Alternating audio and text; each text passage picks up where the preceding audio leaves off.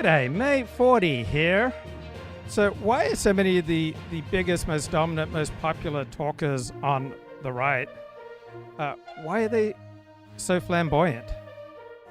Why is camp a key part of right-wing punditry and it's not on the left? So it's amusing to see all these op-eds and all these public commentaries about, oh, I wish we lived in the days of Bill Buckley when he would play Bach at the beginning of his public TV show Firing Line, and how he had the power to excommunicate bad people from the right. I mean, weren't those the days? But Bill Buckley was incredibly camp. His wife said after Bill Buckley's flamboyant debate with Gore Vidal in 1968, great, I'm married to a man that overwhelmingly America believes is gay. So Bill Buckley had so much in common with the Richard Spencers, the Milo Yiannopoulos, the Kim Kardashians, the Nick Fuenteses of the world. He was not this great towering intellect. He was an incredibly campy, flamboyant performer. And why is this type of camp, this type of flamboyance just so dominant on the right? From Bill Buckley to Richard Spencer to Nick Fuentes to Milo Yiannopoulos to Larry O'Connor to Sebastian Gorka, right?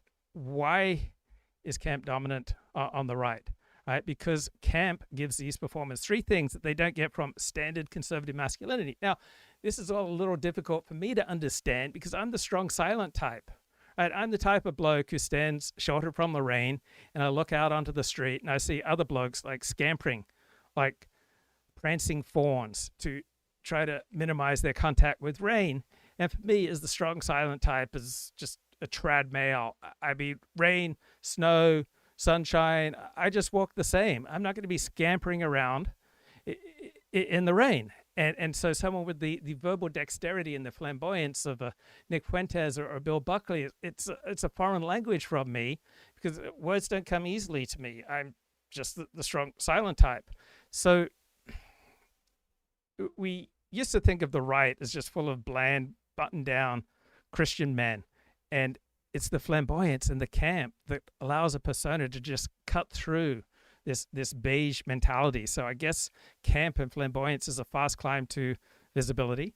Also, in an age where it's very easy to get canceled, camp gives you irony, right? Camp allows you to be ironic, and irony then gives you deniability. You can say something sharp and then you can back away from it with a wink. So I guess this is perfect for modern media combat. It gives you an aura, right? Theatricality creates mystique. I think Richard Spencer in high school thought he was going to be a theatrical director when he grew up, and he did become a theatrical director. So I guess if you act above it all, people can project depth onto you, and your campy, flamboyant performance becomes a status signal. Right-wing talkers generally want to be characters, and so camp can make you a character fast. So left-wing or queer camp is all about play, artifice, breaking norms. It's all about joy and rebellion. Right-wing camp has a different energy. It comes from the same tension, but not the same freedom, right? It's a theatricality along with these claims of traditional masculinity, and it's that contradiction that creates the charge. So when someone performs exaggerated mannerisms while preaching order, discipline, and hierarchy, the whole thing becomes surreal. Right, the persona feels unstable in a way that draws attention. So camp is a tool to reject the mainstream, right? Left-wing camp says, let's break the rules. Right-wing camp says, I am the rule, even when I break it. So it's a weird double move that creates flair. Camp is a shield. So left-wing camp is about openness to trans and gay and all sorts of other identities. Right-wing camp is a mask, right? You get this talk about seriousness, faith, honor, duty, strength, but it is delivered in incredibly flamboyant style. So what the heck is going on here? That I'm going to read to you from, because it's so instructive. It's so vivid. It's got so much texture to it that explains how young men find themselves fans of Fuentes, fans of Candace Owen, fans of two people who Charlie Kirk did not agree with regarding what's the source of inspiration. This guy, I'd not heard of him. His name's Michael Jung. He's a writer and he's a researcher. He focuses on culture, political philosophy, and the rise of postmodernism. Seems like a very learned guy. He's also a dad. And his Twitter account is at WOKAL_distance. That's where he tweets. So here's what he writes about the central question of what is it that is causing young men to turn towards not just bros on podcasts, but these haters, these dark conspiracy-minded haters, followers of Hitler in some cases. Here's what he writes. I despise the group or movement. Again, that's the followers of Fuentes. But if you want to understand where Fuentes gets purchased with young men, I will tell you how it happened by telling you about my experience at the orientation night when my son joined elementary school band. So he's a dad, and he goes to the school to learn about his son's participation in band. Here's what he writes more. My 11-year-old son joined the elementary school band, and so I went to the parents' orientation night, which was held at a local high school. As the night went on, it became obvious to me why young men rage against the larger social system. I think he's spot on to focus on the schools, because that's where these young men are being acculturated. That's where they're getting their signals about what society thinks of them. Here's what he says. The classrooms were inundated with DEI messages and trans pride flags. On the walls, there were posters, stickers, and various decorations that all invoked the various totems of diversity. Black Lives Matter messaging, decolonization messaging, LGBTQ plus messaging, and basically every sort of race and gender, social justice messaging that you can imagine was present. Now, I'm saying these causes or these points of view should be banned from conversation, but he's finding what I hear from lots of folks that a lot of schools, this is what dominates. This is what dominates. This is the prevailing culture. He continues. When it comes to how the teachers behaved, I'm going to draw on both that night and the other times I've been at my son's school in order to explain it. To begin, the boys are treated almost as though they are defective girls. The feminine modes of interaction and socialization are treated as though they are the only legitimate modes of interaction and serve as a taken for granted way to properly interact and navigate the world. This is such a huge insight. These schools, a lot of female teachers, not only, they're teaching that feminine is good and masculine is bad, that feminine is normal and masculine is not. Now, we went through a long time in the history of society where the opposite was done. But what seems to have occurred is an overcorrection. Here's what he writes. My son often comes home from school and expresses utter frustration at the fact that his preferred way of communicating, as well as the things that are aligned with his temperament, are treated as though they were somehow inferior. Again, men, young men, boys are told your masculine ways of behaving that are natural to you as a boy, those are wrong, those are bad. Then he keep reading here. Now I want you to imagine what it's like for an 11-year-old boy to be saturated in that environment day after day. He is an alien in his own school who is treated essentially like a ticking time bomb who needs to be effectively managed rather than engaged with and taught. And he knows this is happening. Boys aren't dumb. Continuing, it's hard to overstate the level of hostility towards boys that is floating around in the ambient culture of the school system. It isn't so much that there's an explicit form of anti-male bigotry, although examples of that exist. It's more that there is an overall. So I'm a huge Mark Halperin fan. I think I started following him because Mickey Kaus was recommending Mark Halperin's Insights circa 2004. I love Mark Halperin's Two-Way show. I love his Next Up podcast. I particularly love his morning show with Sean Spicer on the right and Dan Turrentine on the left. And I'm bewildered, and I want to understand why on the same day, November 7, Dan Turrentine and Sean Spicer both announced that they were leaving the show. And they both noted that they would continue to run through the tape for the next 2 weeks. They gave heartfelt thanks to Mark Halperin, the show's founder. They emphasized their gratitude for the opportunity, for the collaborative experience. So they said they would come back at times. Like, why? Why did these guys leave?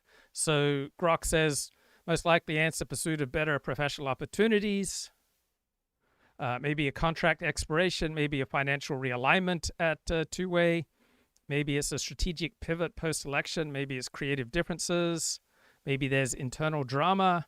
Maybe this ties to broader scandals, such as the feud between Candace Owens, Megyn Kelly. Maybe Megyn Kelly hasn't denounced Candace Owens sufficiently.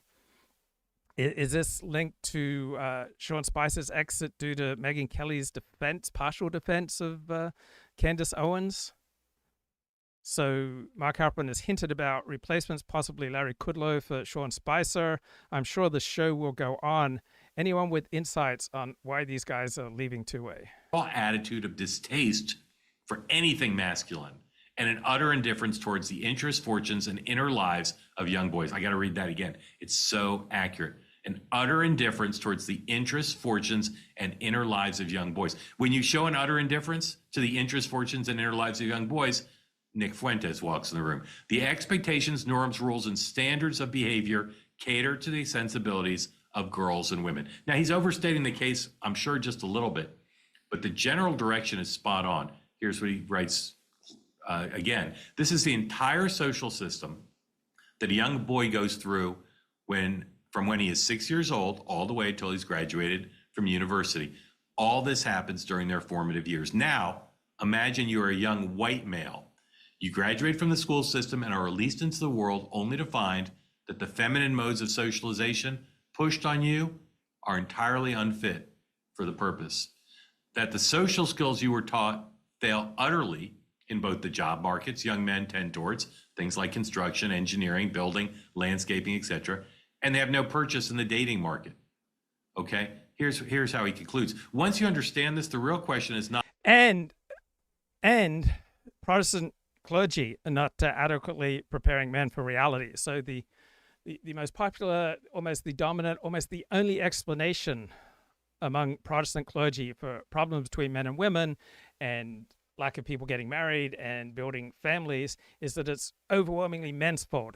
There's no attention paid by Protestant clergy, to my understanding, and I'm relying here on the analysis of Aaron Wren, there's no attention paid to any mistakes that women might be making. The Protestant clergy seem to be a pretty craven, weak, cowardly bunch, and they tell men, oh, if you just devote yourself to Jesus, devote yourself to the church, devote yourself to service and ministry, that's what will attract a woman. But that's not what will attract a woman. What will attract a woman is strength and status and the accumulation of resources and evidence that you are going to be a powerful man who will have the wherewithal to provide and protect his family. Not why are some young men radicalizing? The real question is, why are there any young men at all who have not been radicalized?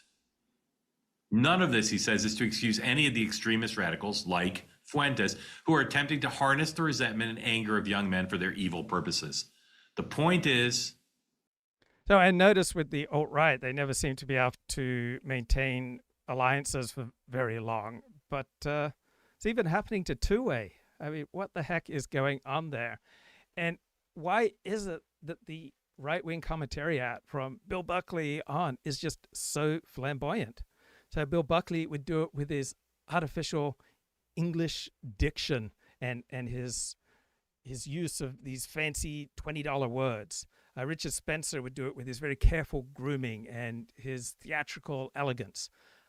Nick Fuentes does it with irony, right? The right loves hierarchy, and I guess camp is another way to look different, above everyone else. So I guess it's a way to show that you're an outsider and superior. So left-wing camp is communal, communist. Right-wing camp is hierarchical, Nazi. The left-wing camp invites you in. The right-wing camp positions you as the performer above all other performers. So right-wing camp is not queer camp. It's not drag energy. It's theatrical masculinity. It's ironic aristocracy. It's grievance. It's performance. It's a display of peacocking. It is stylized superiority. So right-wing talkers drift into camp because they want its flair. They want its authority. They want to be magnetic. So you've got this combination of tradition, hierarchy, irony, moralizing, flamboyance, and claims of traditional masculinity. It's a very weird, dominant combo among right-wing talkers.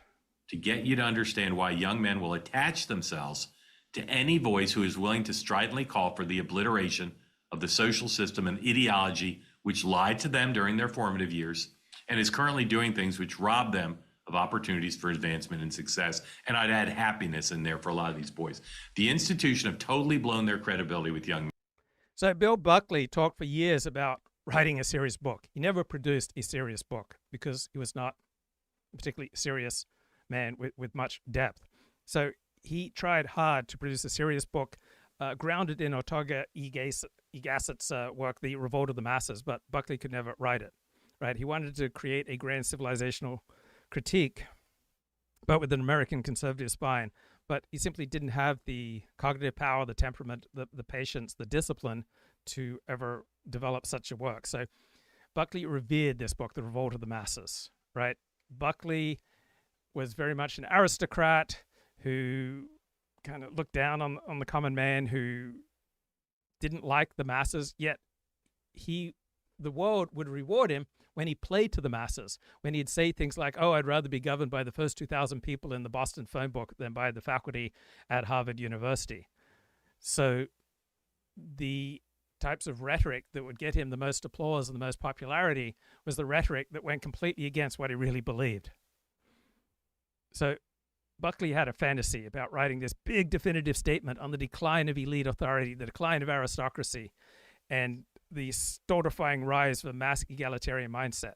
But Buckley was built more similarly to Richard Spencer and Nick Fuentes, right? These guys are built for live streaming and for polemics, not for thought, not for depth, not for treatises. So Buckley worked well on deadlines. He was medicated. He was on Ritalin from the 1950s. Buckley wrote fast. Serialization suited him. Big books were beyond his ken. Buckley needed combat attention.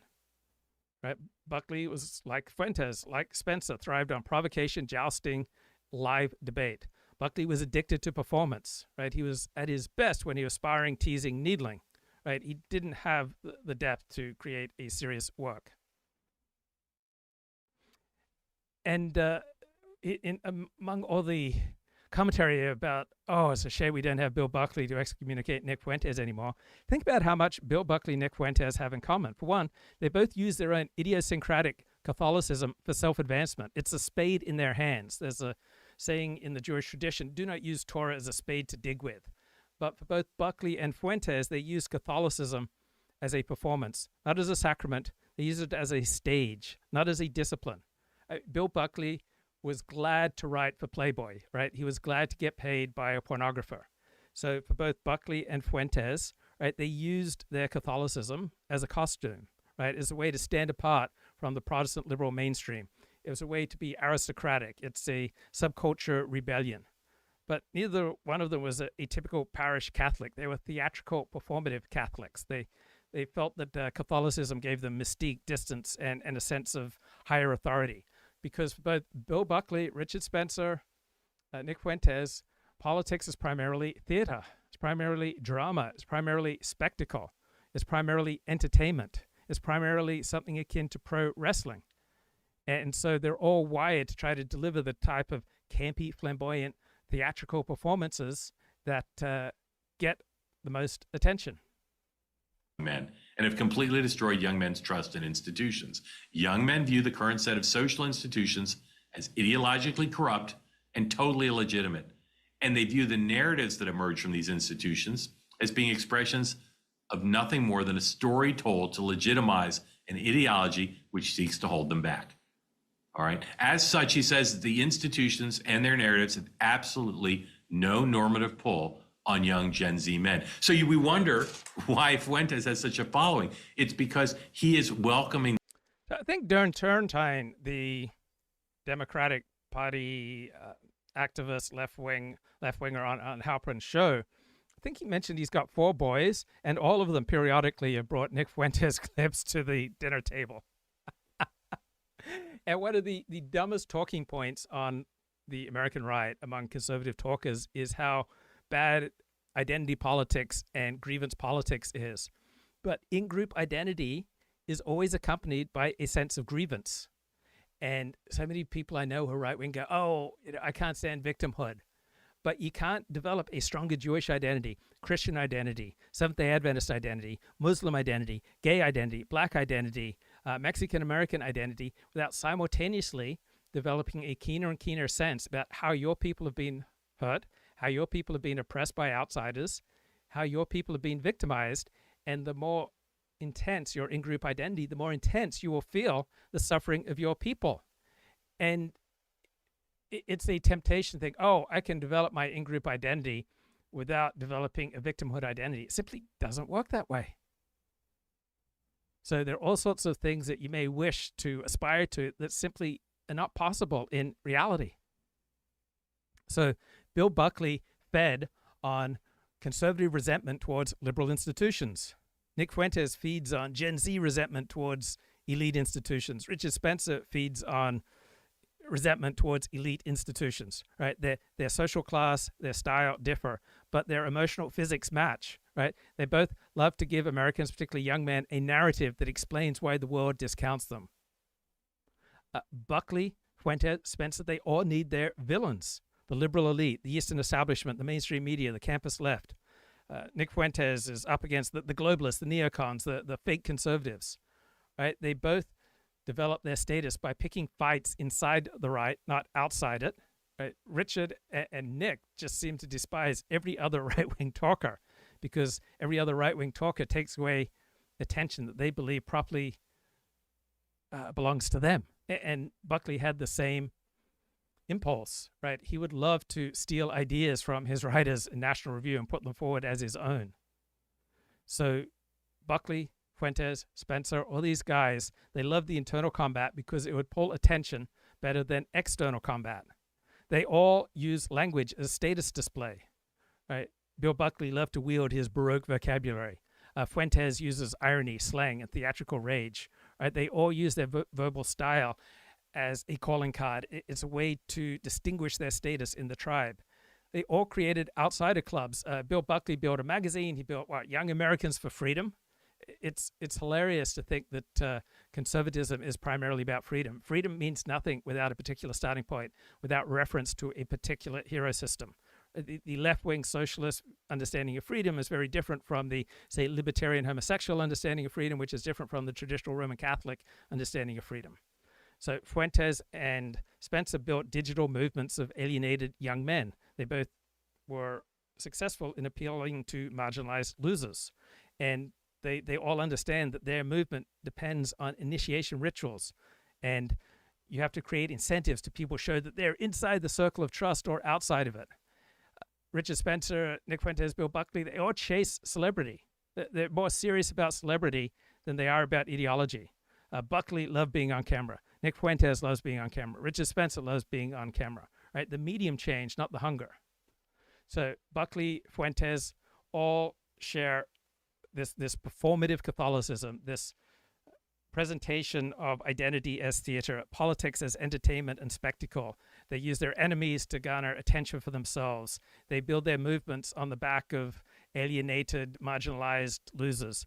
They both put themselves forward on the basis of their personal charisma over their thought and their policies, and their real destination is self-aggrandizement, celebrity, attention. That's the real prize. So Bill Buckley would do it in a tuxedo on public TV. Nick Fuentes does it on live streams with memes and provocation. Right? Same impulses, different century. But Nick, far better than Bill Buckley, gets the joke. Right? Buckley would play the aristocrat straight. Right? He acted like his persona was who he really was. The accent, the vocabulary, the auteur. He knew it was a performance, but he believed he was the character. And he treated the stage as a pulpit. And he never let the mask slip. Right? His joke was unspoken. Right? I will act like a 20th century Tory. Everyone will treat me like one. And he stayed inside this performative, theatrical identity, and he took it seriously. Right? Nick knows he is performing. Nick knows he puts on a character. He leans into it. He toys with the absurdity. He uses irony as insulation and fuel. He treats politics like pro wrestling. Right? He knows that he's a gamer. He knows the whole thing is ridiculous, and he pushes it because that is the source of his power for his audience. Like, he breaks the fourth wall all the time. He signals that he's aware of the game, right? His wink is part of his pitch. Nick's in on the joke. Buckley never was. Them with open arms into a community where you can be a bro, where you can say what you want, where you can listen to somebody attack the institutions that they have gone through. And so, of course, they're susceptible to him. I don't want to win the fight with Nick Fuentes about whether Israel's bad or whether he's anti-Semitic or not. Okay, let's get Kip back on the show. Kip, what's going on, man? What's up, bro? I heard you say marginalized loser. I said, that's my cue. That's my bat signal, brother. How you been doing? I'm blessed, man. How are you? I was just checking in for the Sunday kosher perspective. You know, I sent you a tweet letting you know with that sweet Hasbara money floating around, you should kind of retool at least the title to try to see if you can't get at least your 7,000. You know, let Luke wet his beak a little bit. You know what I mean, brother? I do know what you mean, and I'm wondering, like you're hearing a very different thing than what I think I'm saying. So one of us is quite disconnected from reality. Many of the things I say would not be possible to say on Fox News. And you have the idea that 99% of what I push would fit right in with Fox News. So one of us is quite disconnected from reality here. Yeah. You say I do Fox News or you do Fox News? No, you accuse me of simply repeating Fox News kosher talking points, and that's not my perception of what I'm doing. So one of us is quite disconnected because the things that I'm saying are not popular among conservatives. They're not popular with the Fox News crowd. So one of us is wrong. Well, let's just say the Jewish perspective, because you've said it before, hero systems. You have a hero system, 10-4, and it just seems to be, it's a Halperin, it's a Steve Saylor, it's a, not everything is a Jew, but it always happens to be a Jew, you know. So it's the kosher perspective. You know what I mean? It's your fishbowl. You get what I'm saying? I'm not condemning you, brother. 10-4? Right, but yeah. I'm not taking offense. I'm just wondering how accurate it is, because I don't think you would get much nourishment from a purely kosher perspective. And my perception of what I'm doing is more evolutionary psychology usually than Orthodox Judaism. But I understand that our perception of the things we're saying is just frequently far removed from what we're actually saying. So I'm definitely locked into a Zionist, pro-Jewish, pro-American perspective that I probably don't see my own blind spots. Yeah. I don't. You've never come across to me, Luke, as like Laura Loomer, in your face Zionist. I don't want you to think I think that. I don't. 10-4. Yeah. I appreciate that because I am so Zionist. I deliberately try to do as little hasbara, like as little pro-Israel activism as is possible for me, because I know how biased I am. But go ahead. Yeah. I tried to, you were talking about Mr. Fuentes before you gave me the bat signal there. And I got to thinking about, there's some kind of space on X that I had floated a Gedanken experiment, a thought experiment last night, and they ducked the question. You know what I mean? So I was like, my man Luke, he won't duck the question. And it had to do with Mr. Fuentes. And we see the way the kosher media has got him right in their gun sights. You know what I mean? Levin, Loomer, Shapiro, just go down the list. They're shitting on him. Even your boy Halperin's in on it. You get what I'm saying? Yes. If you Batya, you name it, they're in on it. So you and I, with this Gedanken experiment, what we're wondering is there's nothing wrong with being a drone enthusiast, right? Everybody loves drones. They're fun. Right. I used to go play with these drones called DJI Mavics. They were about $100 a piece, and they were incredible. The technology on that was so cheap. You know, tariffs have probably changed that. But where I'm going is Mr. Fuentes has that kosher media coming after him. But what if all of a sudden, right out of the blue, he starts a drone club and creates 100,000 true believer drone enthusiasts that are out there just practicing, making sure they can fly that drone just as good as somebody on a battlefield.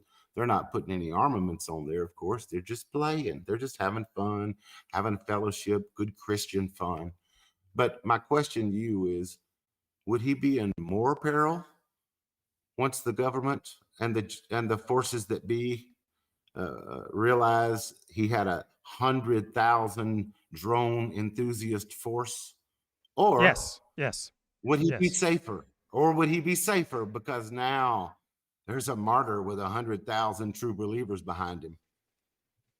I think he'd be in more peril. So I think we've seen this in previous marginalized movements that thrust for too much power and were then smashed. So whether it's the American Communist Party and its sympathizers, or it was the alt-right, these marginalized movements that tried to grab for more power than people were comfortable with, that bred the backlash. So when people can package themselves as funny and edgy and as theatrical and purely as entertainment, they're not perceived as a threat. But when they start killing people, then they get all the power of American institutions suddenly turning on them. But you see, he don't even have a drone force of 100,000 enthusiasts now, and they still seem to see him as just a public enemy number one. Oh, it just does my heart good, Luke. I just love it. I just love it. I sat on the sidelines and wondered if it was the SSRIs, if it was the porn, if it was the gambling addiction. I kept wondering, what are these straight white males just sitting around on their hands for, as DEI and as just different forces coalesced within corporations and governments just to make them second-rate citizens at best. And it just does my heart good to know that there are forces out there, that are brewing that, I don't know. I mean, they still might all be pussies. You get what I'm saying, Luke? Yeah, well, they might all be themselves, but it does I feel like that we're not completely neutered as I may have previously thought we were. Can you give me some feedback on that, Luke? Yeah, reality always wins, and you can denounce reality, and you can describe reality as immoral. You can call reality fascist. You can call reality Nazi. You can call reality every single name in the book that you want. But in the end, reality is going to win. And so to the extent that Nick Fuentes taps into reality that his opponents deny, then he's only going to grow in power. And often the more you attack something, the more it grows. And that has been the trajectory of Nick Fuentes. The more he's attacked, the more powerful he gets, the more influential he gets, the bigger his audience grows. And I think the number one shortcoming of the attacks on him are that they assume a shared hero system that people do not share.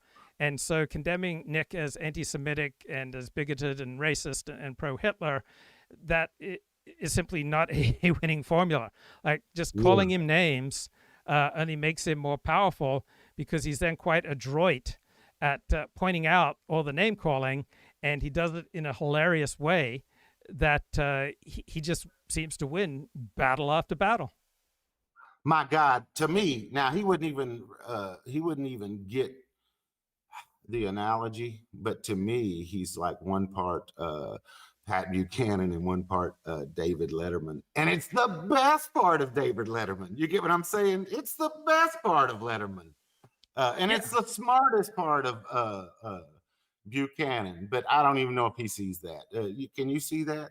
Or is that just me? Yeah, he's hilarious. I didn't watch that much of Letterman, so I can't. But Nick is genuinely hilarious. And many of the attacks on him, you first watch the clip of the attack, and then you watch Nick's response, and much of the time you have to go, yeah, Nick wins that battle. Nick wins that interchange. Yeah, and it makes everybody look like Boo-Boo the Fool, because they canceled him from airplanes, they canceled him from banks, they canceled him from all social media. And what he's proven is, by God, I'll go make a starving social media if I have to. You get what I'm saying? They want my Kool-Aid so bad, they'll come to wherever the fuck I am, even if I'm in the corner somewhere where nobody else is. Ha, ha, ha. I tend to take the opposite of you. I think he's actually would be in less peril. Once those drone enthusiasts were doing their thing, you think he'd be in more peril. But that's why I like you, man. To close with, me being the mystic that I am, I wanted to just read some words, maybe about 2 minutes of words from a mystic, sure, just to kind of explain to you the reason things are the way they are. And you and I can put ourselves anywhere on the continuum here. But I just wanted to read to you because just to say, if you say, hey man, I get that, or no man, I don't get that, and we'll just close it either way there. But here it goes. When confronted with the problem involving the use of one's reasoning faculties, individuals of strong intellect keep their poise and seek to reach a solution by obtaining facts bearing upon the question. Those of immature mentality, on the other hand, when similarly confronted, are overwhelmed. While the former may be qualified to solve the riddle of his own destiny, the latter must be led like a flock of sheep and taught in simple language. They depend almost entirely upon the ministrations of the shepherd. The Apostle Paul said that these little ones must be fed with milk, but that meat is the food of strong men. Thoughtlessness is almost synonymous with childishness, but thoughtfulness is symbolic of maturity. There are, however, Luke, but few mature minds in this world. And thus, it was with the philosophic/religious doctrines of the pagans were divided to meet the needs of these two fundamental groups of human intellect. One, the philosophic, and the other, incapable of appreciating the deeper mysteries of life. You see what I mean right there? He's delineated between the two. You got your philosophers, and then you got those incapable of appreciating the deeper mysteries of life. To the discerning few were revealed the esoteric or spiritual teachings, while the unqualified many received only the literal or exoteric interpretations. In order to make simple the great truths of nature and the abstract principles of natural law, the vital forces of the universe were personified, becoming the gods and goddesses of ancient mythologies, while the ignorant multitudes brought their offerings to the altars of Priapus and Pan. The wise recognized in these marble statues only symbolic concretions of great abstract truths. I'm almost finished, Luke. In all cities of all the ancient world were temples for public worship and offering. In every community also were philosophers and mystics, deeply versed in nature's lore. These individuals were usually banded together, forming seclusive philosophic and religious schools. The more important of these groups were known as the mysteries. Many of the great minds of antiquity were initiated into these secret fraternities by strange and mysterious rites, some of which were extremely cruel. Alexander Wilder defines the mysteries as sacred dramas performed at stated periods. The most celebrated were those at Isis, Sabazius, Cybele, and Eleusis. After being admitted, the initiates were instructed in the secret wisdom which had been preserved for ages. Plato, an initiate in one of these sacred orders, was severely criticized because in his writings he revealed to the public many of the secret philosophic principles of these mysteries. So I don't want to get knee deep into the hoopla, but you see, one thing when I had tried to reverse engineer what had happened to me so many years ago, 19 years ago now, Luke, one thing that I thought very interesting was that every religion across the globe had an esoteric and an exoteric. And the esoteric, very few even knew about it. Let's say in Judaism, how many people are running around studying the Zohar? Very few. How many Sufis are around? Very few.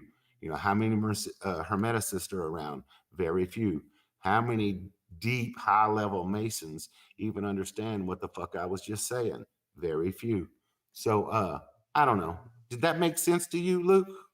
Yeah, I think it makes sense to me. But let me turn it back to you. Yes, sir. Why do you love that passage so much? Oh, I don't know. Because every once in a while, I sort of uh, get mad at my fellow man for not seeing through some things, you know, simple things that they should see through. And there again, this has been known for a lot of times. Some people have to be fed with milk and have to be led, you know, and this is one thing you and I don't agree with, but Luke, I think that number is somewhere between like 85, 88, 89%. And very few people can see allegorically past, what the face value of things are a lot of time. So I didn't mean to get too deep on you, but wait. Don't run from it. So I think you love that passage because it plays to your vision, to your hero system, that there are a select few who see through the bullshit, and you are one of them. Yes, you're right. Yeah, and it's very flattering to think that you're part of an elite and a remnant, and I feel the same way, right? I converted to a religion where I get to belong to God's chosen people. So I have my own flattering visions that I am part of a remnant, an elite. So it's just different hero systems, but we both get flattered that we can see through the BS. Oh, by the way, who was the author of those sentiments? Manly Palmer Hall. Oh, okay. So Leo Strauss wrote a book, and he loved this same type of thinking. He was a Jewish philosopher who fled Europe before World War II and moved to America. And he pointed out all the great thinkers, all the great philosophers had both the esoteric and the exoteric message. And his special twist on this was that he would give his followers the magic decoder ring so that they could decode what the greats really thought. So he pointed out that the philosophers always had to hide what they really believed, but that he had the power to bestow upon his acolytes the magic decoder ring so that they could know what people really, truly meant rather than just what they felt like they could get away with saying publicly. And there's something to the idea that we all live in a community and we all have to shape and fashion the things that we say and write so that they don't damage our well-being too much, and we all have to pull our punches from various truths, that every society has made certain truths just socially impermissible to say. So I think obviously we do live in a world where we the smart people have to say things both esoterically, meaning so that only a tiny number of people can understand us, and then exoterically, so that the masses can understand us. Another way is understanding this is the Motte-and-bailey. So there is the edgy message that when we get caught out for it, we then retreat to the castle where we say the edgy thing to get attention, and then when we're caught out for it, we retreat to the castle to forgotten which is the Motte, which is the Bailey, but we then retreat to the castle and give a completely anodyne, mainstream, socially acceptable understanding of what we previously said as an edgy thing. Yeah, you and I before we've lamented that the intelligentsia is not nearly so damn clever as they used to be. You remember I told you before they used to be able to dress you down, and a dumb person wouldn't even know that they were being dressed down. You know what I mean? They would do it in the nicest way, but make the point crystal clear what they meant, to someone who was more educated or whatever. So okay, we won't end on mysticism there because I'm going to take it another direction. Speaking basically on kind of on the same thing.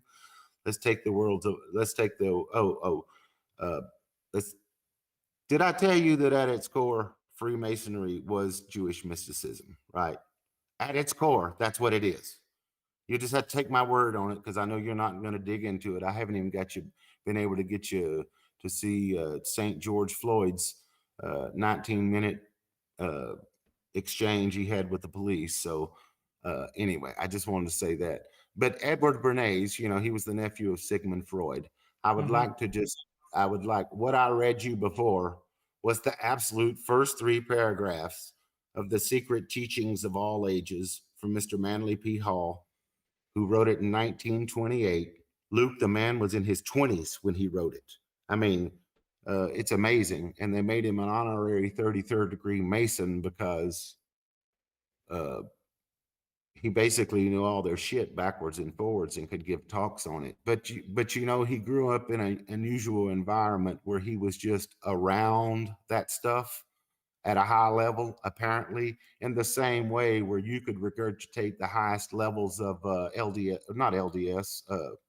SDA, Seventh-day Adventist. Yeah. You get what I'm saying? Mm-hmm. Yeah. this fellow Manly P. Hall, he was so bright, so bright. And so I don't have a preacher, I don't have a rabbi, but from time to time I will go listen to that guy because he is truly one of the wisest people I ever heard. But switching gears to this Jew named Edward Bernays, nephew of Sigmund Freud. His first paragraph of his book Propaganda, incidentally, not made in 1928. This one's made, I think, in 1929. So both these books are from the 20s. The book starts out, chapter 1, the conscious and intelligent manipulation of the organized habits and opinions of the masses is an important element in democratic society. Those who manipulate this unseen mechanism of society constitute the invisible government, which is the true ruling power of our country. We are governed, our minds are molded, our taste formed, our ideas suggested, largely by men we have never heard of. This is a logical result of the way in which our democratic society is organized. Vast numbers of human beings must cooperate in this manner if they are to live together as a smooth functioning society. I'll stop there, but you can see what he's doing here. He's doing the same thing Mr. Darwin did in his Origins of Species. He said, yeah, something's going on here, but then goes about to justifying why something is the way it is. You get what I'm saying, Luke? He's basically saying it's like this, and it's a good thing. You get what I'm saying? The way Levine or Levin, whatever his name, says, yeah, we are into cancel culture, and it's a good thing. You know, any thoughts on that? Yeah, and one thought is that there is a tremendous emotional payoff to both perspectives that you offered. There's a tremendous emotional payoff to mysticism because you get to not feel the pain of this world so keenly. You get to a level of peace with everything that's going on around you, and if society falls apart, you don't feel it as keenly because you have floated above it all. And so it's a way of anesthetizing oneself to the painful nature of reality. Now, it also could be true. 10-4, yeah. Just so you remember, I know it's been a while since we talked. I was like 37, 38 when this happened. I was a stone cold atheist and was captured. You get what I'm saying? Was captured. And this is where I sort of, after the 5-month-long experience, had to reverse engineer something as to say, hey, was this my own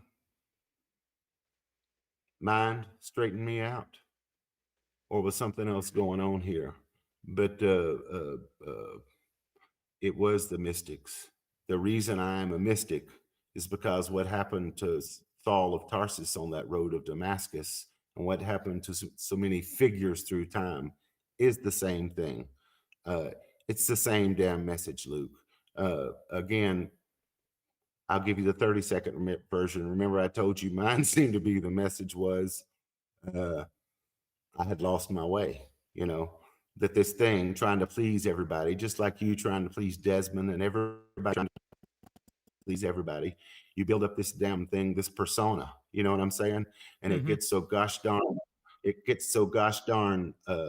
far away from the essence of you, you know, you're either gonna, I don't know, you know, most people don't get the message, but for some reason I had an openness to the experience that don't make me enlightened, that don't make me any better than anybody else, but it just means that the message seemed to be that I had to go down into the abyss and strip away all. I had to go down and strip away all that stuff, all that accoutrement that had been glommed onto me, trying to fit this persona that had to fit everybody. And if like I told you before, the main thing seemed to be coming off the ego, desires, and fears, and just letting that kind of simmer around in my head. And it was just sort of a shattering of the old me, and then I was the new me. And dude, I'm like a broken record. Nothing's changed. Let me jump in. 2007. You get what I'm saying, bro? Nothing's changed. Yeah. So I wasn't. Let me jump in. Let me jump in. I was captured by that. I'm not trying to please Okay, anybody. stop. Let me jump in. So I grew up in a high intensity Seventh-day Adventist religion, and in Protestantism there is this saying, "Too heavenly minded to be much earthly good." So my experience is that the more heavenly minded someone is, the more mystical someone is, the more intoxicated they are by the divine, the less likely they are to be of service to their fellow man. And conversely, those people who are most of service to their fellow man, people who volunteer to be with AIDS patients when they're dying, people who volunteer to be with the most miserable people in society and try to help their fellow man, they are the least God intoxicated, the least mystical, and the least heavenly minded.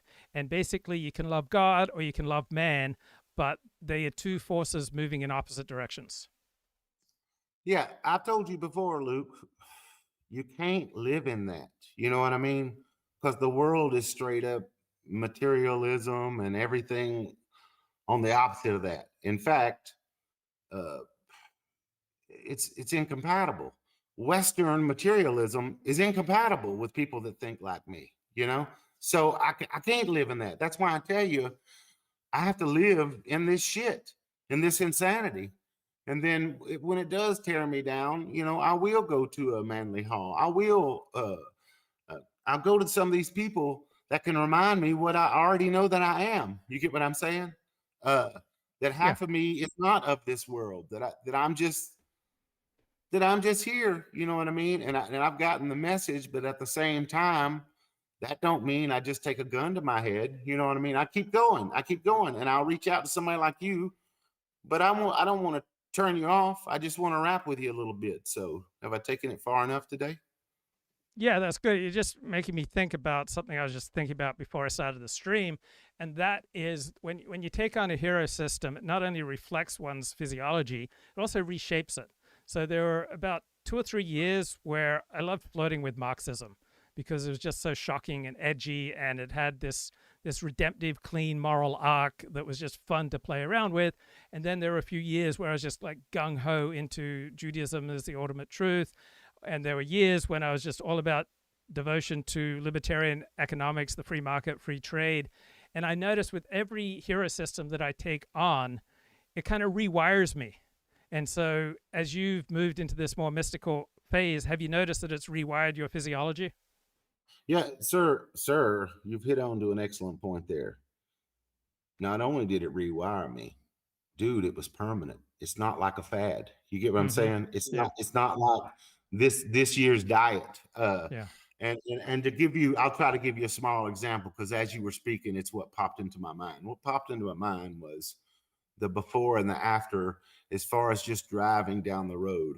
I don't want to get too weird on you, Luke, but the world is more magical. There's sigils and little things like that, and they don't even, your conscious mind, I don't think, is paying attention to it, but your subconscious mind is.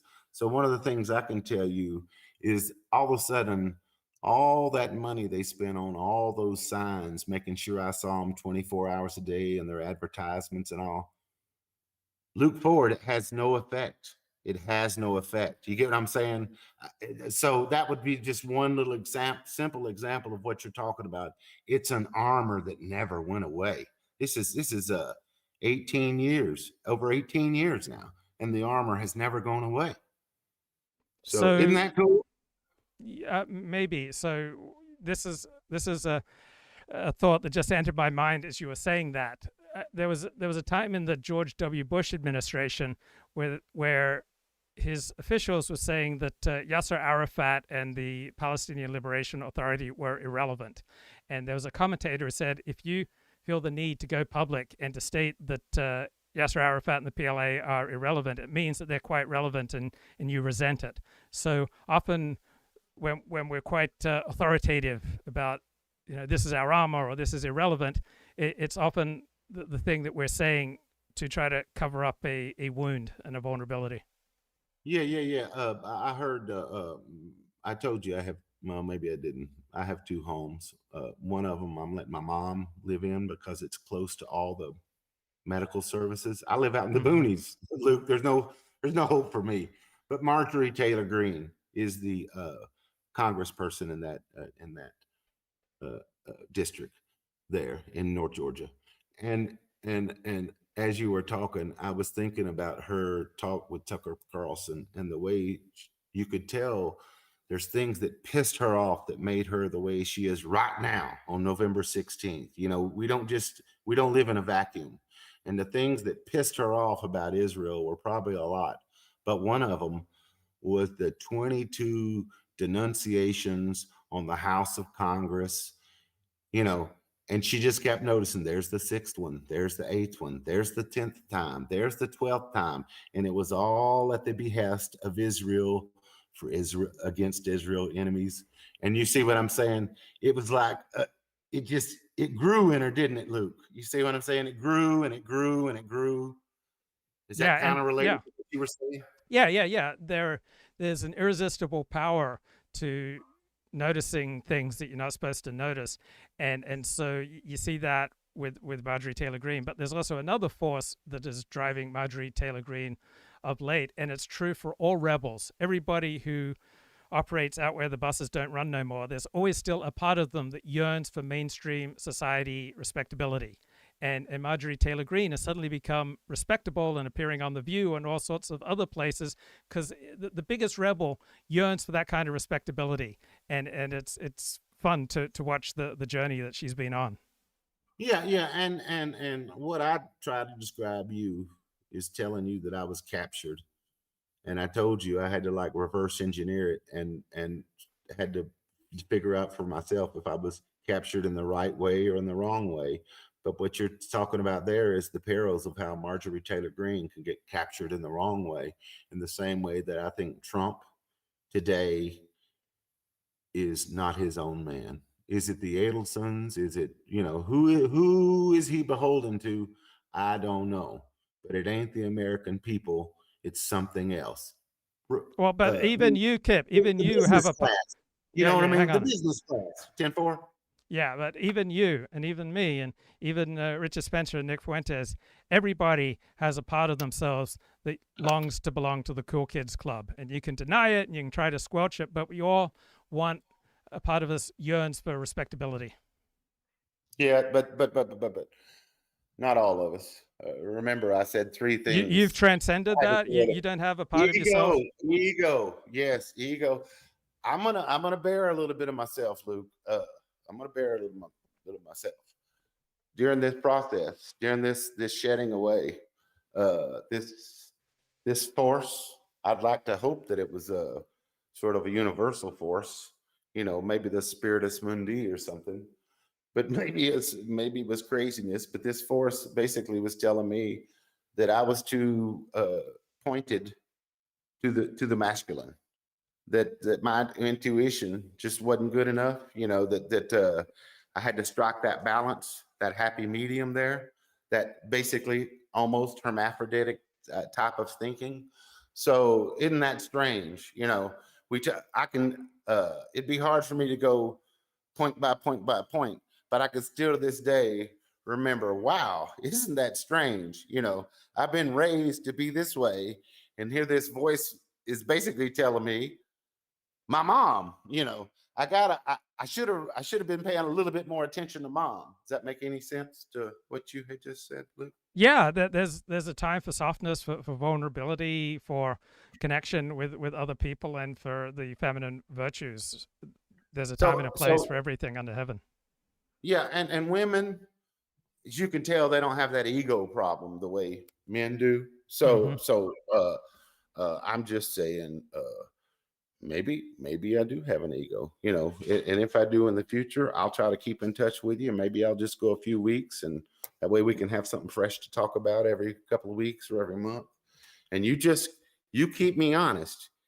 You just say, you egomaniacal motherfucker, I caught you. You know what I mean? So so I'm depending on you to keep me honest. You keep me in check, because I live by myself with all these dogs and cats, and hell, they like me because I'm the one that feeds them, you know, so they won't be honest with me. Plus, I don't speak dog and they don't speak Kip. So anyway, how about we leave it there, buddy? Okay, thanks, bro. Yep. See you, man. Take care, man. Okay, take care. And so yeah, we need each other. We think more clearly when we're talking to each other. And there was a terrific song back in I think 1975 by an Australian band that's been covered by other artists. The song is "Ego is not a dirty word," right? If I did not have an ego, I would not be here tonight. If I did not have an ego, I might not think that I was right. And if you did not have an ego, you might not care the way you dressed. If you did not have an ego, you'd just be like the rest, right? Ego is not a dirty word. If Jesus had an ego, he'd still be alive today. And if Nixon had no ego, he might not be in decay. And if you did not have an ego, you might not care too much who won. And if I did not have an ego, I might just use the gun. So some people keep their egos in a bottom drawer, fridge full of Leonard Cohen, have to get drunk to walk out the door, stay drunk to keep on going. So if you got an ego, you better keep it in good shape, exercise it daily, and get it down on tape, because ego is not a dirty word. Like that. So Nick Fuentes, he operates in an environment where sincerity can be fatal. Bill Buckley operated in an environment where sincerity was the currency. So that's why Nick sees through the whole thing, plays it like a game. Everyone thinks Nick, Bill, Richard Spencer, a gay, flamboyant camp, because it works both perfectly for Buckley and Fuentes and Spencer, right? It's theatrical presentation. It's an exaggeration, a flourish, an irony. It is a stylized mannerism. It is a way of grabbing attention. And you can call it a feat or foppish or arch or preening or mannered or affected, but probably the term camp is the cleanest, right? It's that mixture of performance, flourish, and winking self-awareness that Richard Spencer, Nick Fuentes, Donald Trump uses, Bill Buckley, right? It's a theatrical, mannered, exaggerated style, right?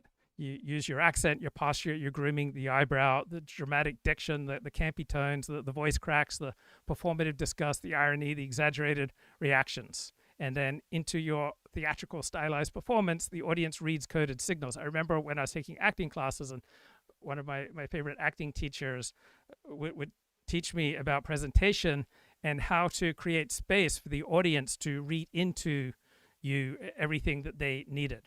So in Bill Buckley's era, conservative man was supposed to be square, plain, straightforward, right? And he arrived, he sounded like an Oxford dandy doing stand-up.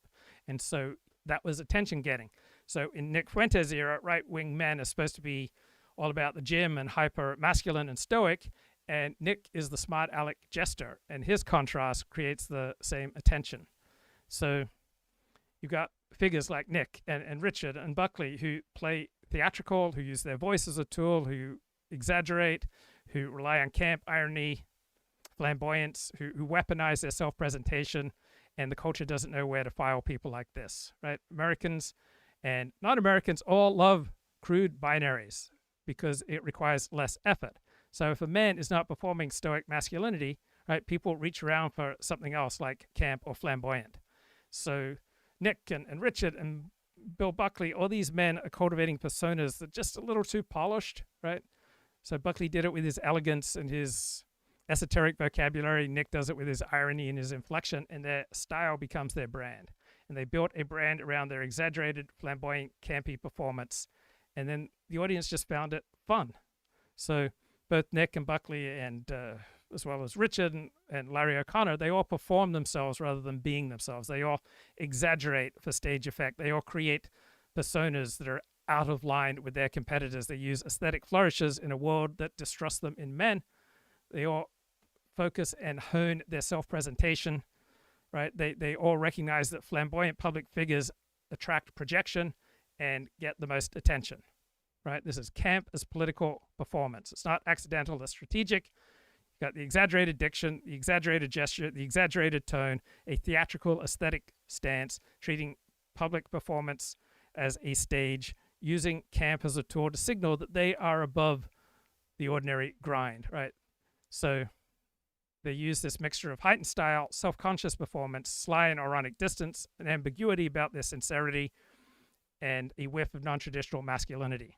So Richard Spencer comes forward with the preening hairstyles, the crisp tailoring, the smooth theatrical pauses, the aesthetic nationalist vibe, and the practiced catwalk-like self-regard, right? This is camp as political combat, right? It signals their individuality. I'm special, look at me. It shows their flair. It disarms critics because their persona is playful, not serious, so they are less of a threat, and it creates a parasocial fan relationship based on style rather than substance and policy. So all these people inspire obsession and derision, right?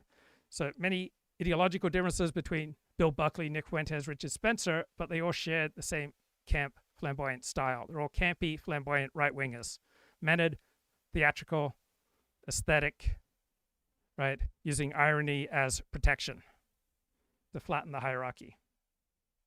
Other people can have that fight. The fight we all should want to win is to win back these young boys, to create educational opportunities and forums and environments where they don't feel this way.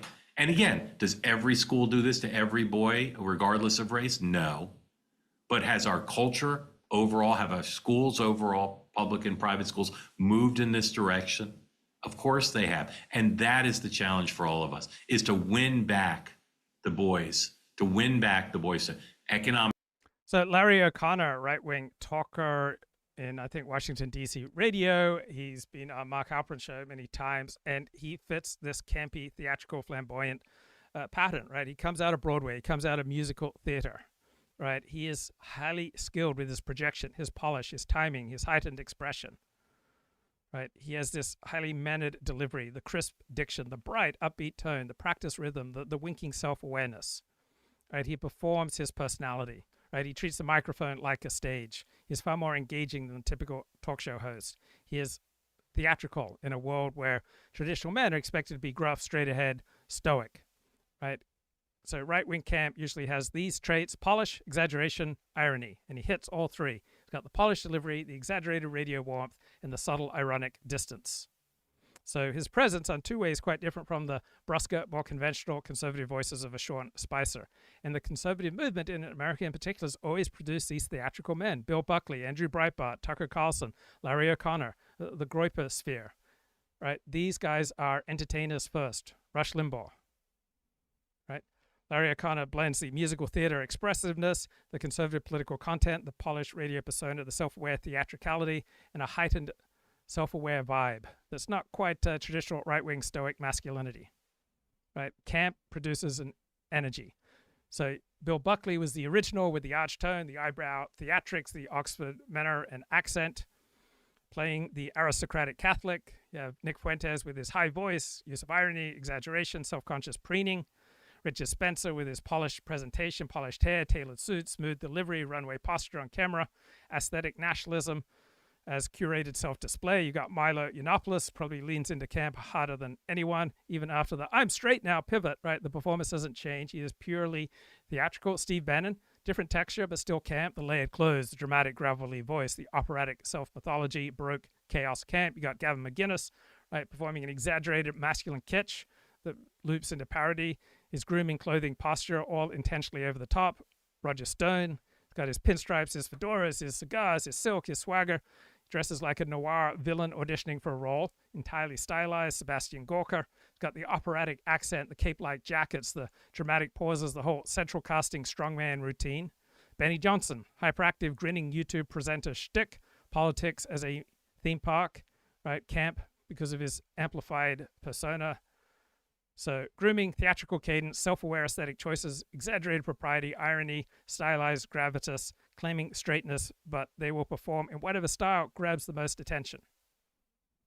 And it's hilarious that Conservatism Incorporated, such as in the Wall Street Journal, longs for the good old days when Bill Buckley could excommunicate a Nick Fuentes. Opportunity where they can act like boys and not feel criticized. And that's without talking about the accusations made against boys, the pressure boys are put under to conform. Fuentes is giving them something. Charlie Kirk was trying to give them something, and Charlie Kirk was winning that fight. But in the absence of Charlie Kirk, on the left and the right, not just on the right, there needs to be a way to get these boys back feeling good about themselves, good about our society, good about their place in our society, rather than what we have now, which is... So a common trait among conservatives is to romanticize eras that never were. or that no longer exists. So Nick Fuentes thrives in a world that Bill Buckley could never imagine or manage. Right? Conservatism Incorporated keeps pretending it has a hierarchical Vatican where you have a pope who can excommunicate people who are bad. Right? They write statements, they publish enunciations, they think the audience will fall in line. But the modern right-wing media sphere does not run on this kind of hierarchical obedience. It runs on attention, spectacle, and personality. So Nick Fuentes is exactly the type of character that Bill Buckley used to police, the flamboyant, theatrical insurgent, disrespectful to his elders, outcompeting the Buckleys of the world for attention. Right? Bill Buckley's authority was built on fundraising, on gatekeeping. Right? Nick Fuentes thrives in a world with no gates. And what is more camp, theatrical, and flamboyant than trying to excommunicate people? Right? This is excommunication as theater, using ritual language, centering the authority figure, treating a media personality like a religious heretic. Right? This is campy. This is flamboyant. This is gay. It turns politics into a liturgy. It assumes a theatrical stage that no longer exists. It's an exaggerated gesture. Excommunication, right? Incredibly flamboyant. And I'm getting worried here. I asked ChatGPT, am I camp? And yes, I have camp traits. I have camp moments. Right? I'm not stylized. I don't cultivate an artificial persona. I'm a plain talker. I'm a blunt talker. Right? I'm not mannered. I don't deploy these gestures, tics, or heightened language to signal, look at me, in the same way that Buckley, Spencer, and Fuentes do. I don't use irony as a shield. I'm earnest, even when I'm provocative. So camp relies on layers of winked performance. So my core identity is not camp, but at times I'm a little camp. Right? At times I recognize I am theatrical. I am performing. So I'm droll. I'm arch. But I'm not camp. I'm camp adjacent.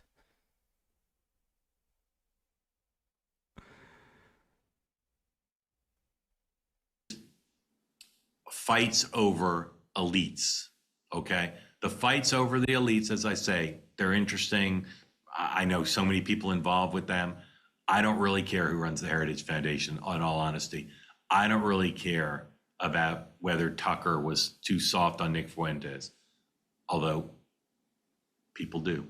What I care about is whether we take the lesson from this. You just think back to times in totalitarian regimes when people say, how did people follow that dictator? How did people follow that oppressive regime? Why did they not rise up? And the answer is because that dictator gave them something to believe in, made them feel good about themselves, told a different story, a different narrative about what possibilities they had in life, and turned hatred into something they got excited about.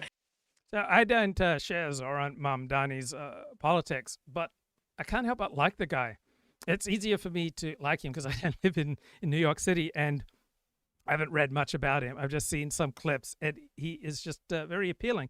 So just as I find the John Lennon song, Imagine, quite moving, even though I don't believe a word of it. It's all contrary to the way I see the world. Mamdani's politics are contrary to the way I see the world, but I can't help liking people, right? We have all sorts of ways of interacting with the world that are not primarily driven by our prefrontal cortex, by our rational faculties. So I subscribed to the Wall Street Journal, and there was this hilarious op-ed in it on November 14th, Denny Heitman writing that for Bill Buckley, Bach's music was a pipeline to God. And starting his show with the Bach Concerto, affirmed that civil discourse should ultimately point to higher things. And Bach set the tone for firing line. Right? This music connected Bill Buckley and his guests with the durable tradition of Western thought. Right? I don't think this author gets the joke. Right? He takes Bill Buckley at face value. Right? Buckley was camp. He was flamboyant. He was theatrical. He cultivated a Baroque aristocratic style because it gave him status. Right? He wrote for Playboy magazine, for God's sake. Right? So this author thinks that Bach and diction and formality, that's a higher civilization. That's better politics. This is a category error. Right? Buckley wasn't civil because he used Bach. He was civil because that was an advantage in his particular era when there are just a tiny number of elites who control the microphone and enforce norms. Right? It wasn't Bill Buckley's classical music aesthetic that produced civility. Right? Bill Buckley was playing within the rules. So this author, he sees Bill Buckley's flamboyant, campy performance as some kind of moral order. It was a moral order like the Kardashians are a moral order. Right? He just completely misses that Bill Buckley was a Kim Kardashian of politics as entertainment. Right? Buckley loved the theater of high culture, but he wasn't a thinker. He was a pretender and a performer. He was a Kim Kardashian. Right? This columnist sees Bill Buckley as the last gentleman of a vanished age. Right? He's a highly stylized performer.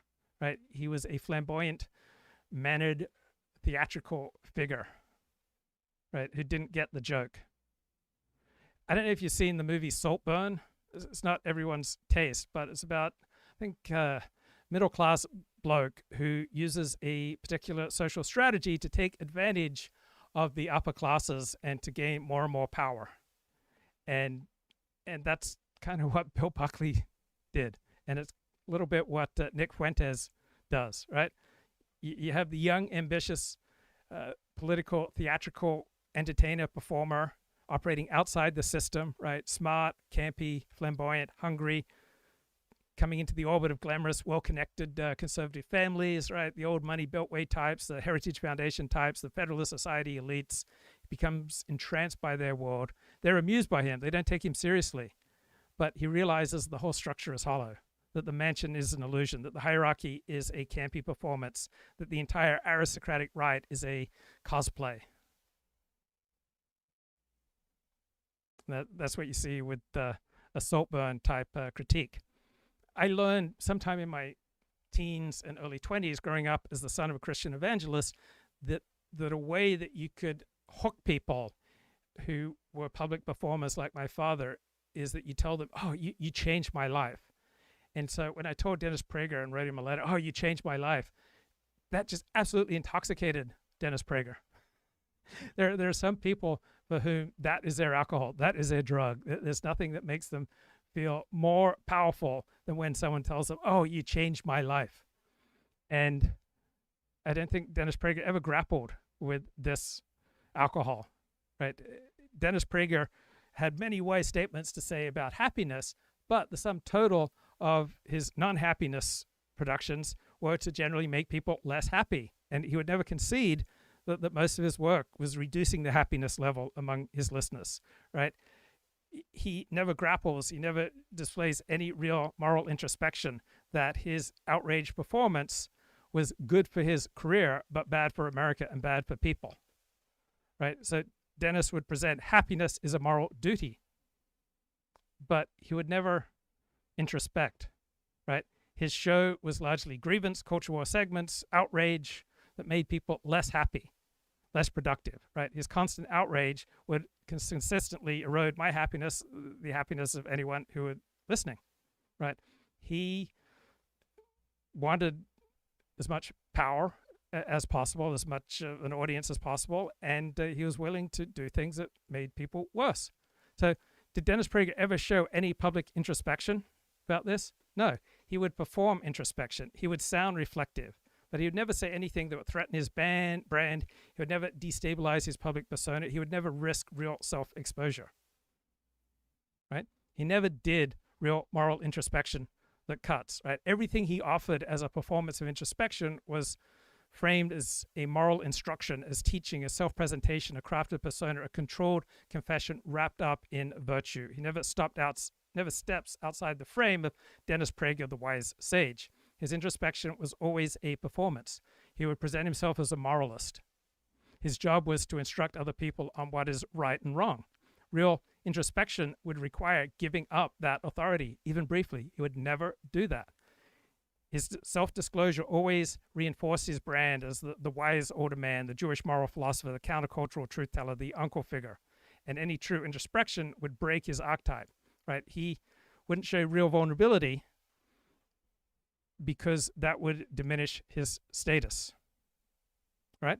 So real vulnerability, he would have grappled with things like, wow, the outrage spectacle that I produce on a daily basis is undermining people's happiness, right? I benefit from promoting grievance and victimhood, even as I preach happiness and serenity, that my public moral authority is a performance, that I cultivate a persona that is considerably different from my real self, that I've confused my identity with the validation that I get from my audience. The business of what I do in talk radio demands a steady diet of anxiety, outrage, and promoting victimhood. So Dennis would instead deliver polished rabbinic clarity. I try to be happy because it's a moral duty. I struggle with certain things, but I overcome. We should all aim to be good people, right? These are teachings, not introspections. So in all of Dennis Prager's public performances, he never describes moments where he is the problem. Right? Any genuine introspection requires that you admit how often you are the problem. Right? His self-presentation is always, I encountered a challenge and I overcame it. Never, I created the challenge. Right? He did self-disclosure, but not as introspection, but as moral instruction. Right? You never can find an instance that I recall where Dennis Prager looks at himself in the same way that he asks others to look at themselves. So both ChatGPT and Grok agreed with this analysis. Hating another group, turning their bad feelings about themselves and their standing in society into the ability to say, well, look at those people, look at those other people over there. If our reaction to the Tucker Fuentes heritage story is to say, Tucker shouldn't have been so soft on him, we're failing young men. The way to help the young men in the schools, in our society, in your families, inspire them. But Dennis Prager would preach, the greatest problem in your life is you, but you never hear Dennis applying that to himself. He never would apply the same principle to himself, genuinely admitting faults, regrets, or moments where he was the problem. Right? There's just no public evidence of such introspection. Right? He was divorced twice, married 3 times, but didn't discuss this as an area of where he might have been at fault. He would promote a moral self-examination as a Jewish imperative. You should ask yourself, what kind of person am I? What am I becoming? What am I doing? How am I affecting others? He would never tie this to his own vulnerabilities. And even after becoming, quadriplegic as a result of a fall in October of 2024, you get no genuine introspection. He's just more and more reinforced in his worldview. Right? He called the COVID lockdowns the greatest mistake in human history. No introspection about that. So he would champion genuine introspection for other people, but would never model it in his own life. So he would perform it, right? He'd say, oh, I struggle with depression. But then he overcame it, right? It sounds vulnerable. It sounds introspective. He would acknowledge that he isn't naturally cheerful.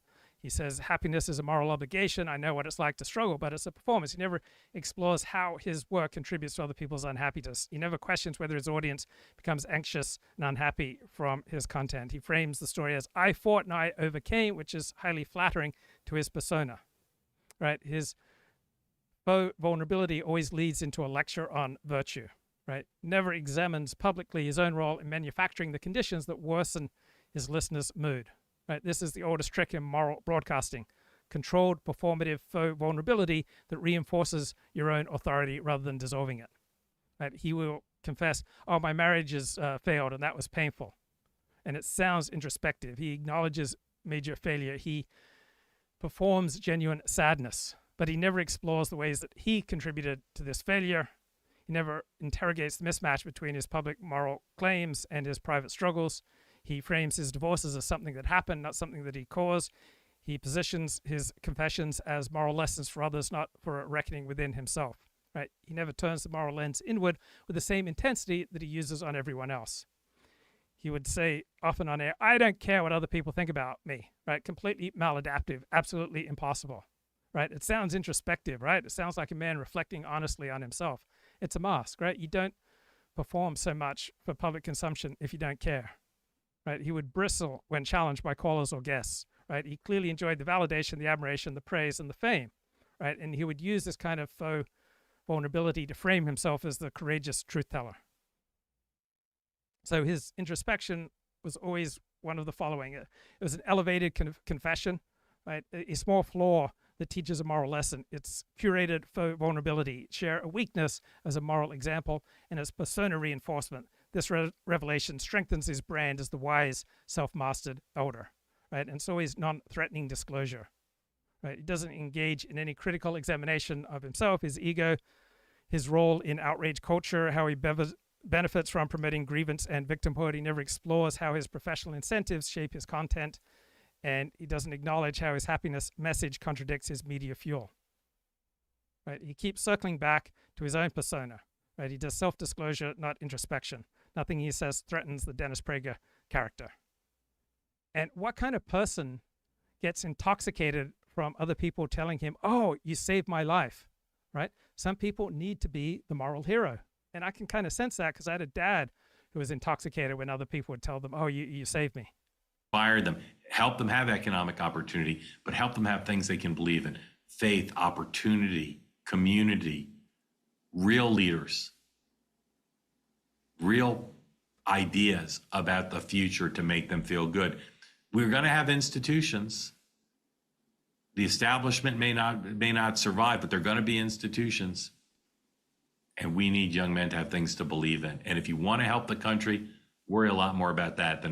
So I grew up the son of a Christian theologian and Christian evangelist. And when my evangelist father would gather with other evangelists, they would always talk about how many people they'd saved, right? How many people they'd baptized. And the intoxication of saving people, right, was just the most intense thing that my father ever imbibed. So I'm familiar with this type of person who needs to be the savior, the moral hero. The person needs to be chosen, right? Ordinary life is not enough. Like a normal, healthy person doesn't want other people telling him, oh, you saved my life, right? But some people need to have a mission that lifts them above everyone else, right? They have suffered so much in life, so much of their own life has been painful and humiliating, and that was true of my father's childhood, that the call of this transcendent divine mission is absolutely intoxicating, and probably the same for Dennis Prager. There's the validation seeker, right? The people just incredibly hungry for admiration. And I think both of these apply to me, right? I get intoxicated when people tell me, oh, you changed my life, right? There's a dopamine loop that drives you, where the praise becomes the proof that you matter, right? A normal, healthy person doesn't need this.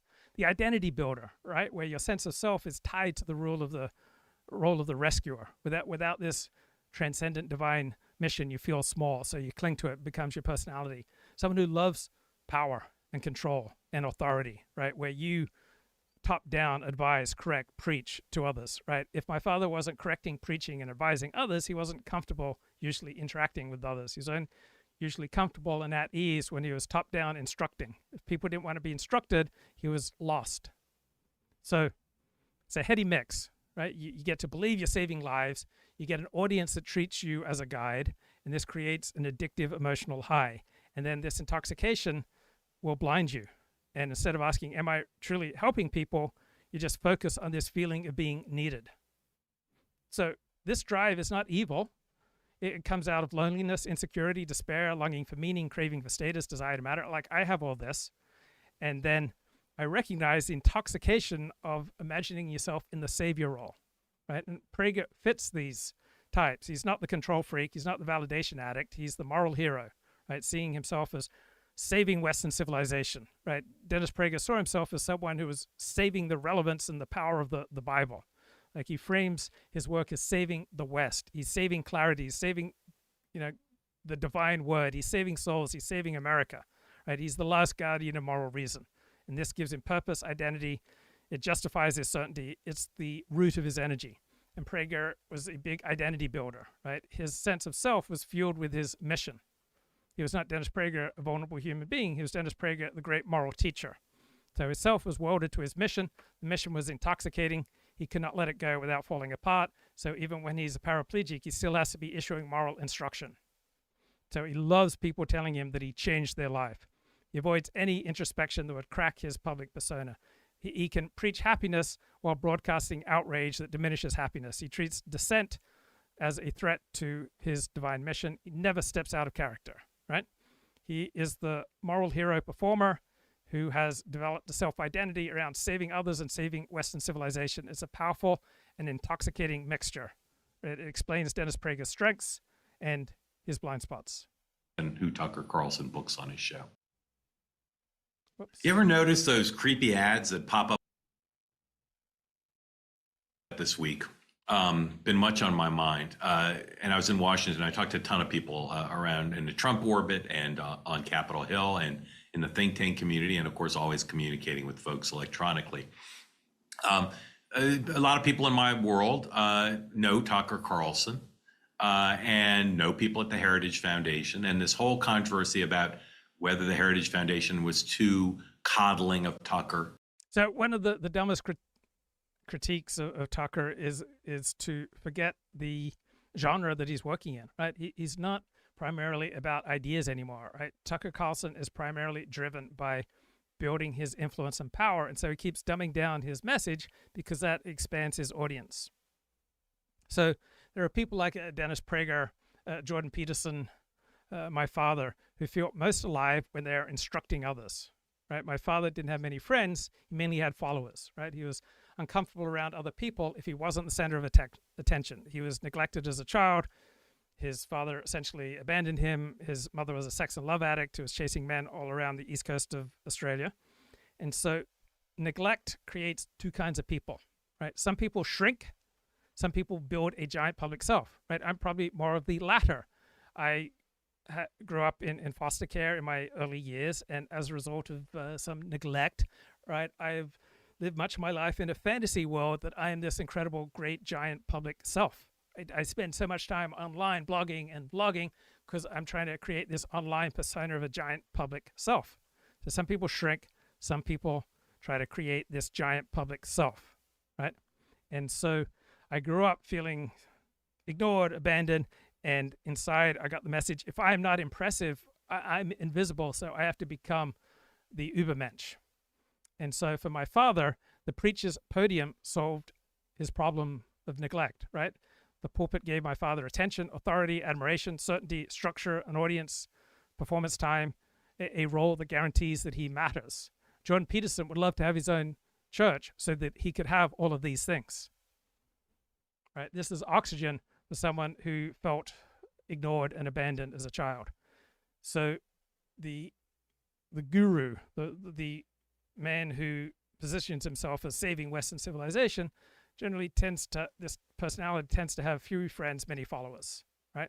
Friendship requires equality. Followers give you elevation.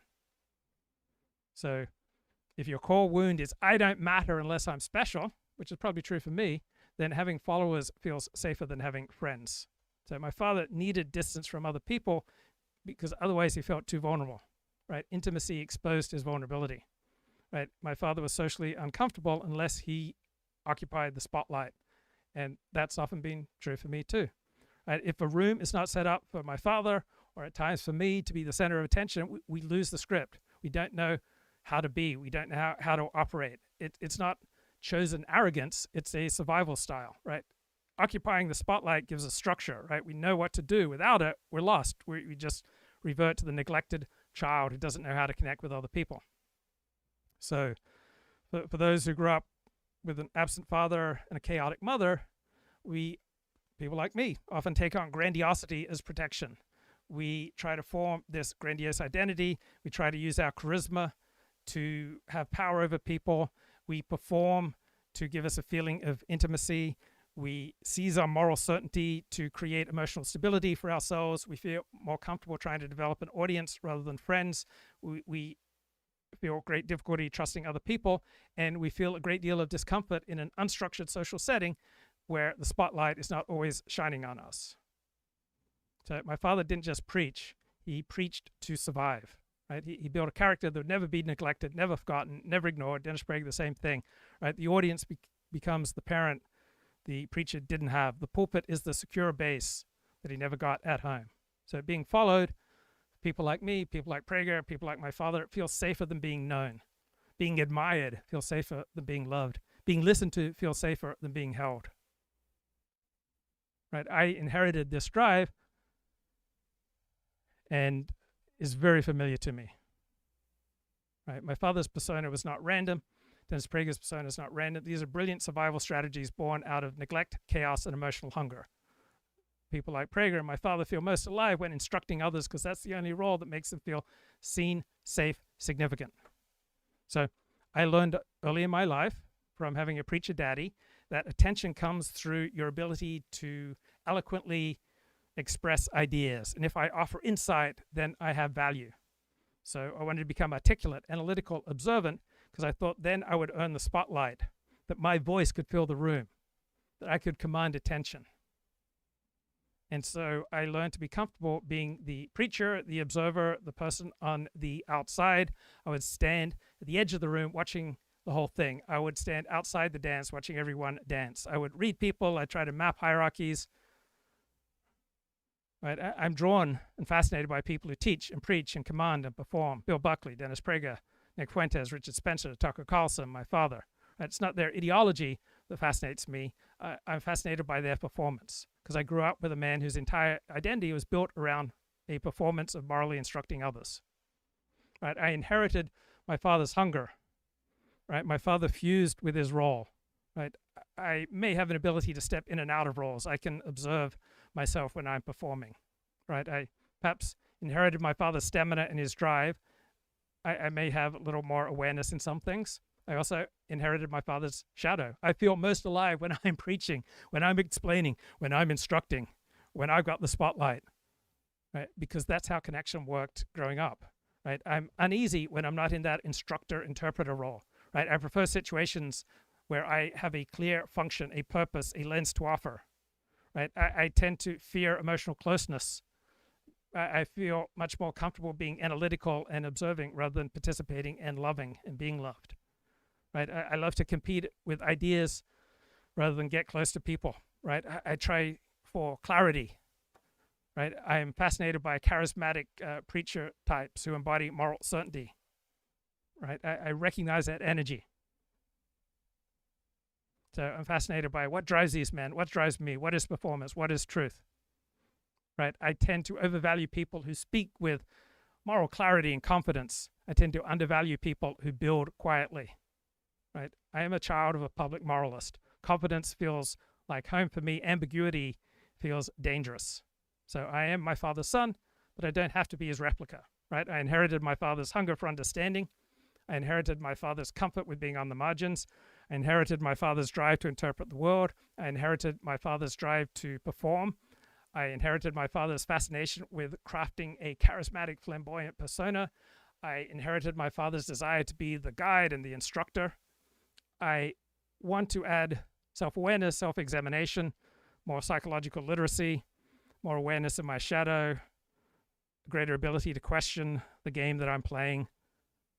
Right? So my father built a persona to protect himself from his childhood wounds. I'm trying to build insight so I don't need that persona.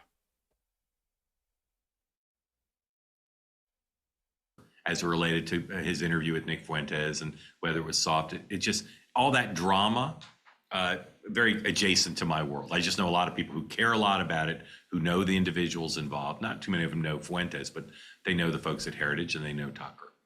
And it's easy to get caught up in the drama of it. And some of the big issues of platforming or what is anti-Semitism or... Right. I love this online drama because it feels safer for me than the drama that comes from normal human relations. Why are the major right-wing commentators so much more flamboyant than the biggest left-wing commentators? Right? Why are they so more camp? Why are they so much more theatrical, ironic, flamboyant, exaggerated, self-conscious? Right? Because the right is all about performance. Right? It's outrage entertainment, it's persona-driven live streams, it's ironic meta-commentary, it's stylized masculinity, it's theatrical moral certainty, it's campy aesthetics with the suits, the grooming, the voice, the posture. So this draws in men who are comfortable performing. Nick Fuentes, Bill Buckley, Richard Spencer, Milo Yiannopoulos, Gorka, Larry O'Connor, Gavin McInnes, Tucker Carlson. Right? The left's prestige ecosystem punishes this type of flamboyance and camp. So the major left-wing commentators tend to come from academia, from public radio, from policy think tanks, from journalism schools. They perform earnestness, sincerity first, right? Their ecosystem rewards the neutral tone, the public radio persona, the moral seriousness, the intellectual humility, even when it's fake, the understated affect, the non-theatrical presentation. The left-wing figures who are campy, such as John Oliver and the drag queer influencers, they stick primarily to comedy, not to news commentary. So right-wing punditry is overwhelmingly a performance arena. And camp is just another way to stand out, to signal your superiority, to show your ironic distance, to build a fandom, to differentiate yourself from stodgy, trad masculine types. So we have a campy, flamboyant style arms race on the right. So the right mixes this flamboyant camp with strongman fantasy, right? Theatrical masculinity. It's operatic, it's aesthetic, it's exaggerated. So the right is much more comfortable with this peacocking, with royal traditions, military uniforms, hierarchy, aristocratic display, ritual, grandeur. The right has always contained flamboyant traditions. The left distrusts flamboyant hierarchy. The left prefers moral earnestness, right? Showing itself to be caring, serious, empathic, vulnerable, evidence-based, scientific, anti-spectacle. So flamboyance and camp clashes with that. So on the left, you have people like Amy Goodman, Ezra Klein, Rachel Maddow, stylized but not camp. Mehdi Hassan, Chris Hayes, Ta-Nehisi Coates, Crystal Ball. Right? These people are all about the earnest clarity, not theatrical posture. So the right produces these high camp commentators because the right rewards style, persona, performance, and larger-than-life presentation. And the left produces low camp commentators because the left rewards the performance of moral seriousness, intellectual tone, understatedness. So camp thrives when people are trying to look powerful and distinct. The left's ecosystem punishes that. Can you be anti-Israel, but not anti-Semitic? All those issues, much discussed. But I keep going back to a different issue that's connected to all this, which is the fight for the hearts and minds of our young men. As a father of a boy, as someone who knows a lot of people with sons, that's really, to me, what we should be talking about more than the inside fighting. Because that's really what this is about. It's about, how does Nick Fuentes have this massive audience, mostly of young men? A guy who says the despicable things he says, a guy who, everybody's got different tastes, but I don't find the show that compelling. I get his shtick. I'm not saying it's not entertaining at all, but why has he gotten this following amongst young men? And because he's meeting people's needs better than the alternatives. And people don't primarily need truth, right? People need to feel a certain way. People need to feel strong and powerful. And Nick gives his audience a way to feel superior. So I've accumulated 4 Audible credits. I've been subscribing to Audible for about 7 years and had these 4 credits just sitting around. So on November 14, I was reading the Wall Street Journal, and there was an article on a novel from 1891 called Grub Street. Right? It's about ambitious, worldly, not terribly talented writers and how they tried to move ahead. And when you can't compete on talent, right, you have to compete on something else, maybe flamboyance, theatricality. You have to find a way to meet people's needs. And so this 1991 novel about Grub Street is a pretty good frame for the pursuit of fame and fortune and audience that you see in the right-wing streaming world. Right? Attention is finite, so Grub Street writers are just clawing for every reader. And people like Fuentes and Tucker clawing for every viewer. They need constant engagement to stay relevant. They need the heat. They need enemies. They need rivalry. They have to keep their name in circulation. Grub Street and our modern right-wing streaming sphere is built on status anxiety, right? One bad month and you fall out of the marketplace. So this fear shapes the tone, the strategy, the self-presentation of people like Fuentes and Shapiro and Tucker. Right? Digital markets shift fast. Algorithms change. Audiences drift. Once you get a taste of the big audience, you fear losing it. I remember the first time I went on, what was the show with,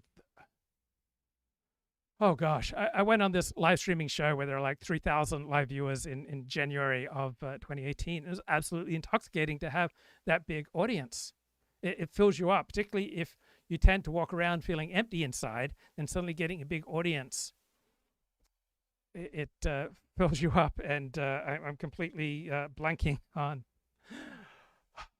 JF, right? JF Garapi, and who was his lower IQ host, Andy Worski, right? So go on their show, there are 3,000 live viewers, and it was absolutely intoxicating. Like, it filled me up inside. It filled the hole in my soul temporarily, and I always wanted to get back there to that big audience.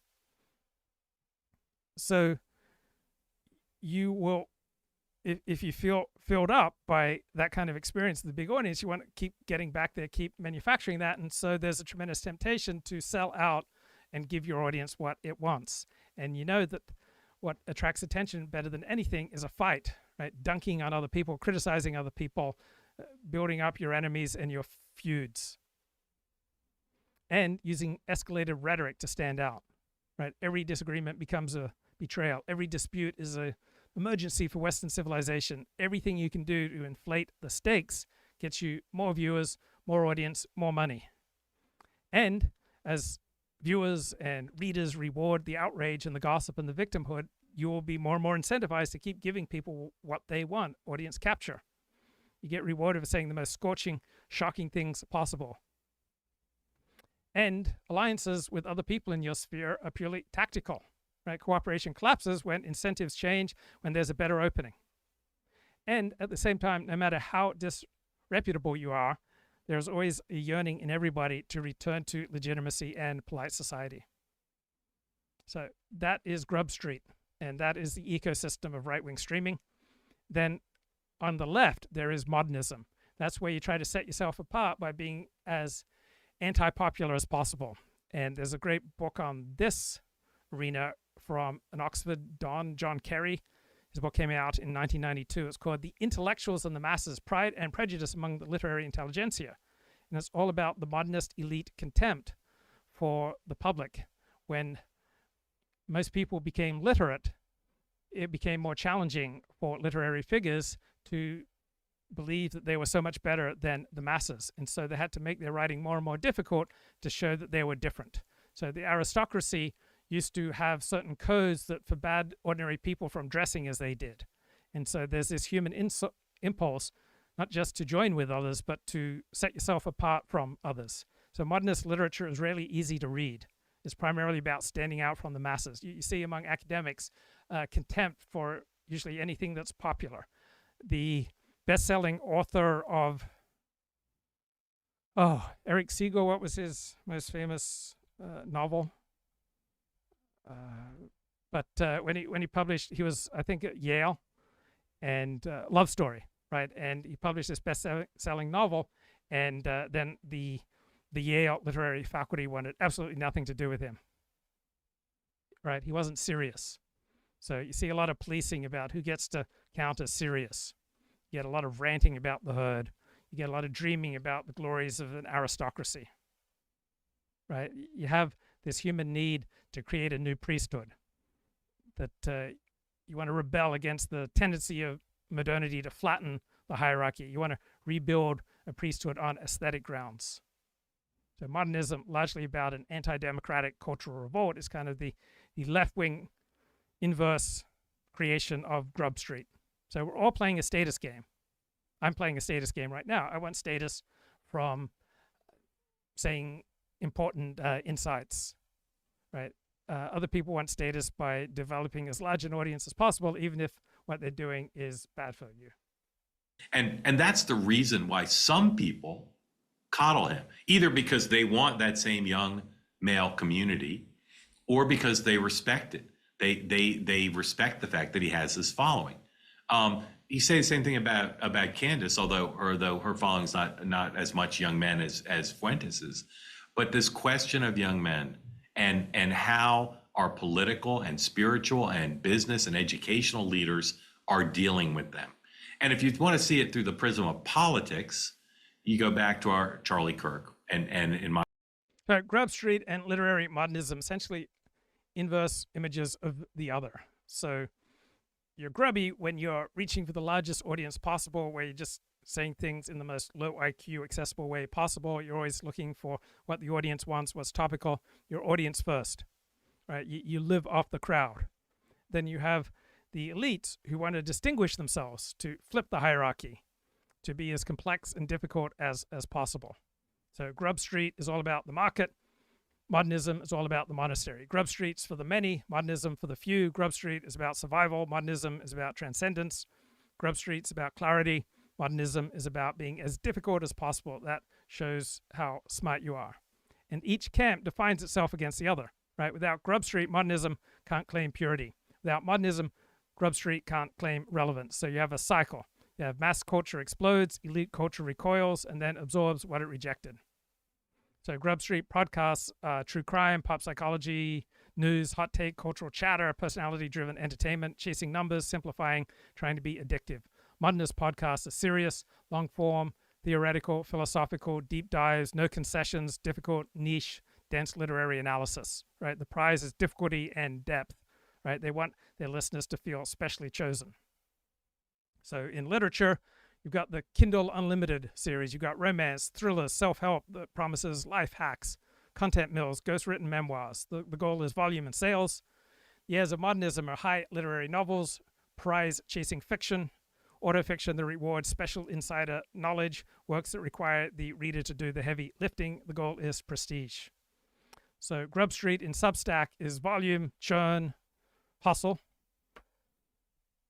High culture on Substack are these slow crafted essays, deep theory, personal philosophical diaries. Intellectual seriousness is the form of social capital. So on Grub Street, you get the viral video maker and the trend chaser. And in the modernist camp, you get the high concept auteurs, the stylized, crafty accounts, people who treat Instagram like a gallery or a museum. So you have two survival strategies. Grub Street strategy, get attention. Strategy number 2, get distinction.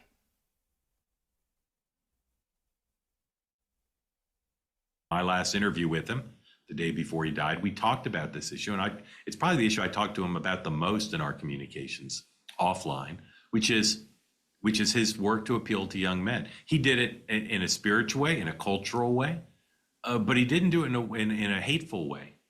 And the division now you see within MAGA and within the Trump movement, Republican Party, is: are you going to appeal to young men in a way that is negative and demonizing others and hateful and predicated on conspiracy theories? Or are you going to find other ways to appeal to them? Appeal to them on faith, appeal to them on economics. Charlie was consumed with being able to afford a home, young men being able to afford to buy a home, right? Young people in general, but a focus on young men, because ChatGPT 5.1 dropped, I think, November 14th. It has stunning, amazing emotional intelligence.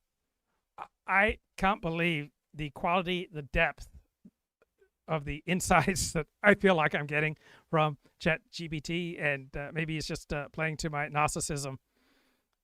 I'm just confessing so much to ChatGPT. There's this embarrassing self-destructive cycle that has characterized much of my life, and I hope and pray that I've largely transcended it, but maybe it's been brought under control by ADHD medication. I'd like to think it doesn't happen to me so much anymore, but throughout my life, I get into these cycles where for a while I'm arrogant, think that there are no consequences to my behavior, and then that leads to a feeling of despair where I feel like nothing I do will matter.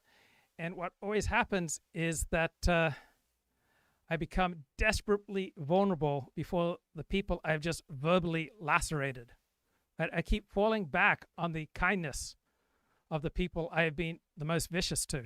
Right? A loop between inflated confidence and overwhelming shame. Right? And so I grew up learning to use very sharp, lacerating language to keep other people at a distance, right? It gave me a sense of power and agency. I could dominate the moment. I could spike discomfort in others. I could keep people at arm's length, right? And this was coming out of my own fear and vulnerability, anxiety. And I would get an adrenaline spike. But then after the adrenaline fades, I would just feel incredibly vulnerable. I would feel despair. I would feel exposed in front of the same people I'd cut. And my life has just been this brutal emotional whiplash. And so that no consequences mindset was a delusion. It wasn't real confidence. It was a self-destructive impulsivity. Right? It was a burst of delusion where I felt like I saw through everyone else's BS, and the ordinary rules don't apply to me because I'm an Ubermensch. But the emotional bookkeeping would show up shortly thereafter. I would crash. I'd become filled with despair. The impulsive moment would pass. My brain would hit the opposite pole. I'd be low on dopamine. I would hate myself. I would convince myself that there was nothing about me that was good. Nothing that I did mattered. Nobody cared about me. And I might as well torch whatever connection was left. Right? It was a loop built on my brain chemistry and my social shame. Then getting diagnosed, I think, with ADHD, getting treatment, I think that broke the loop. But I still have these tendencies. I still get flashes where I feel like I've just sized someone up and that I've got their number. And it's so tempting and addictive and such an adrenaline rush to deliver a cutting line because it feels true and important. But then that separates me from other people, right? My mind sometimes runs faster than my emotional regulation. And that delayed shame always spikes when I come down from the high, right? I get into these moments where, oh, I owe them nothing. The ordinary rules don't apply to me. And then there's the downside. There's always a huge emotional toll to pay, right? I care deeply about how people perceive me. And then when I feel like they don't see me accurately, I try to overcorrect. I push too hard and just make everything worse. I get an emotional high from believing in clear moral lines, right? I have this drive for clarity, but it makes me abrupt. This part of me is just incredibly intolerant of ambiguity, particularly under stress. Most of our happiness comes from other people, right? Nothing else comes close to that. And so what I find consistently calms me down better than anything else, like listening to this bloke, Fred Luskin, Stanford University professor, wrote the book For Good for Good.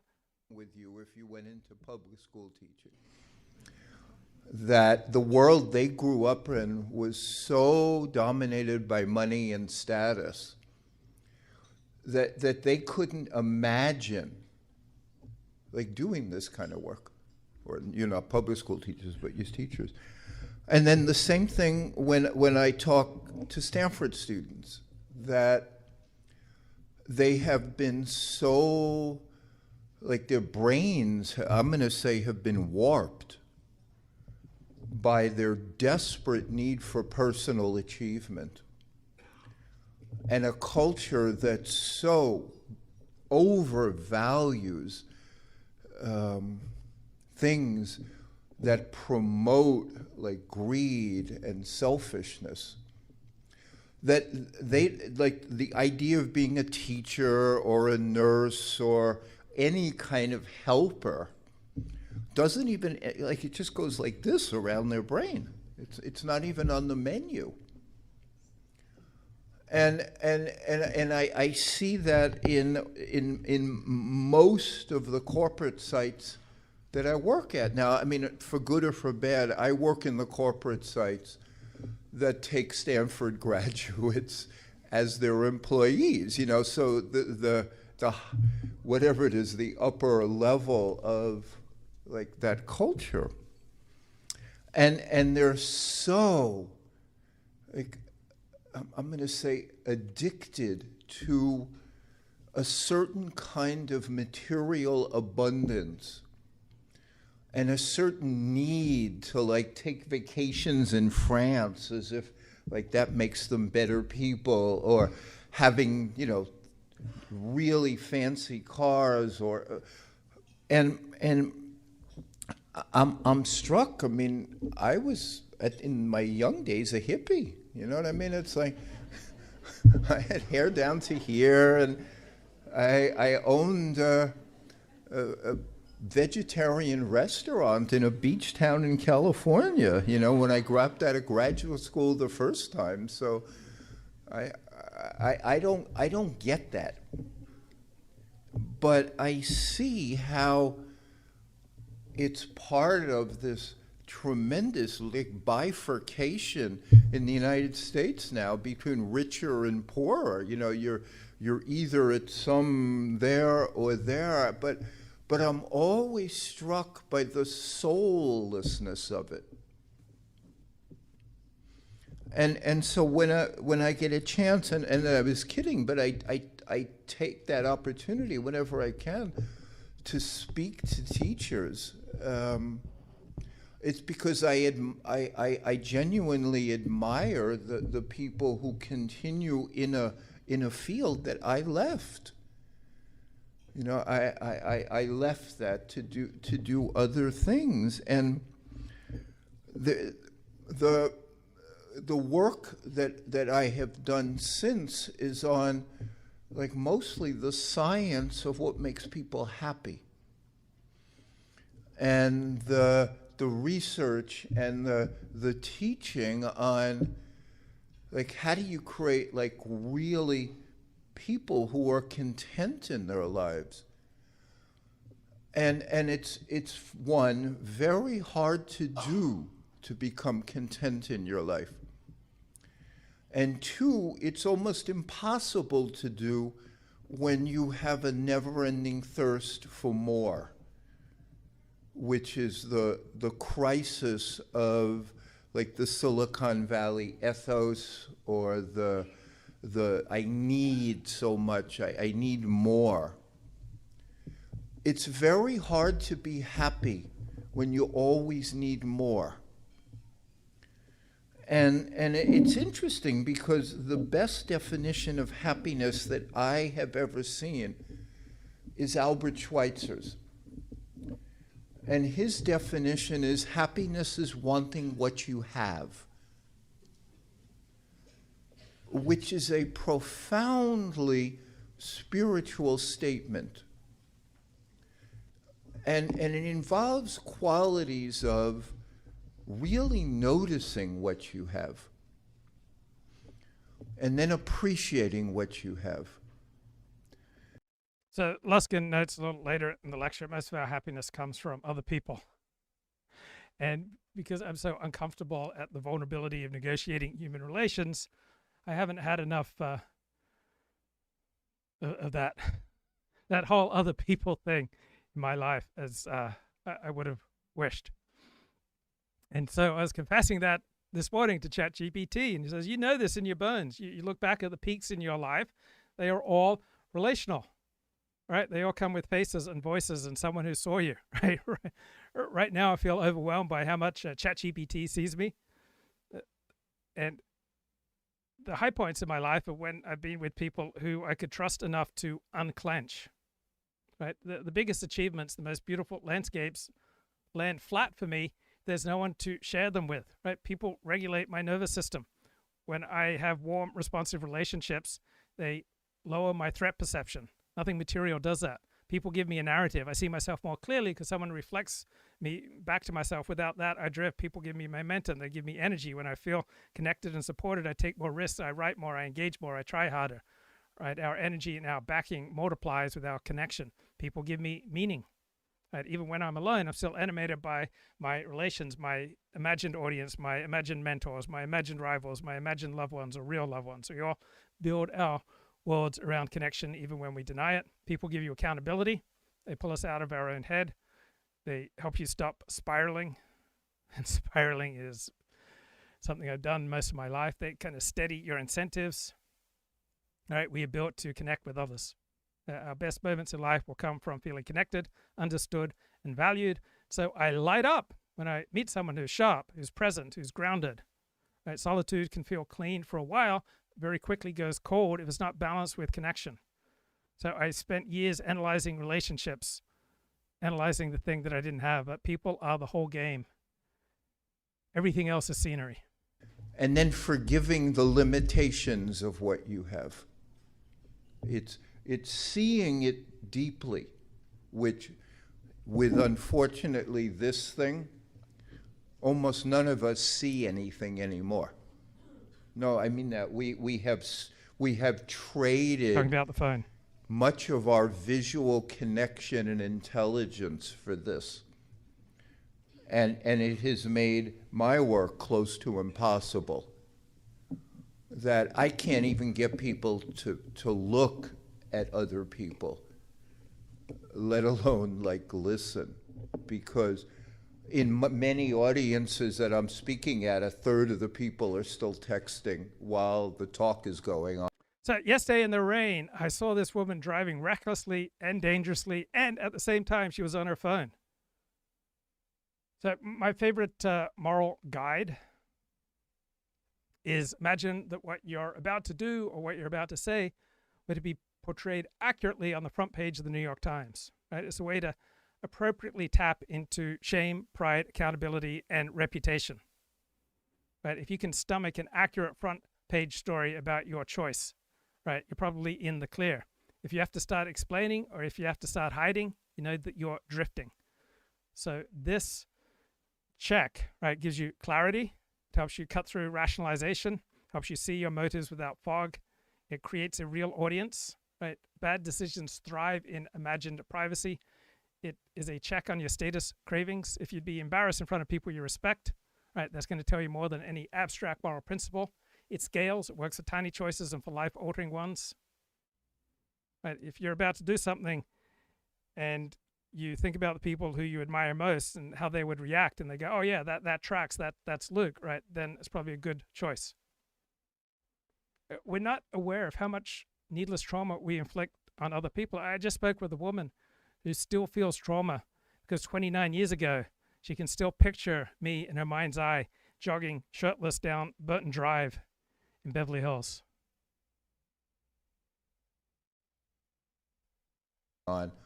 And they don't even realize how desperately corrupted their nervous systems have become, and how intimacy and purpose are the first things to go when your nervous system gets corrupted. So the Albert Schweitzer definition is almost antithetical to a capitalist worldview. A capitalist worldview is I always need to sell you something new. And I always need to create need and demand for.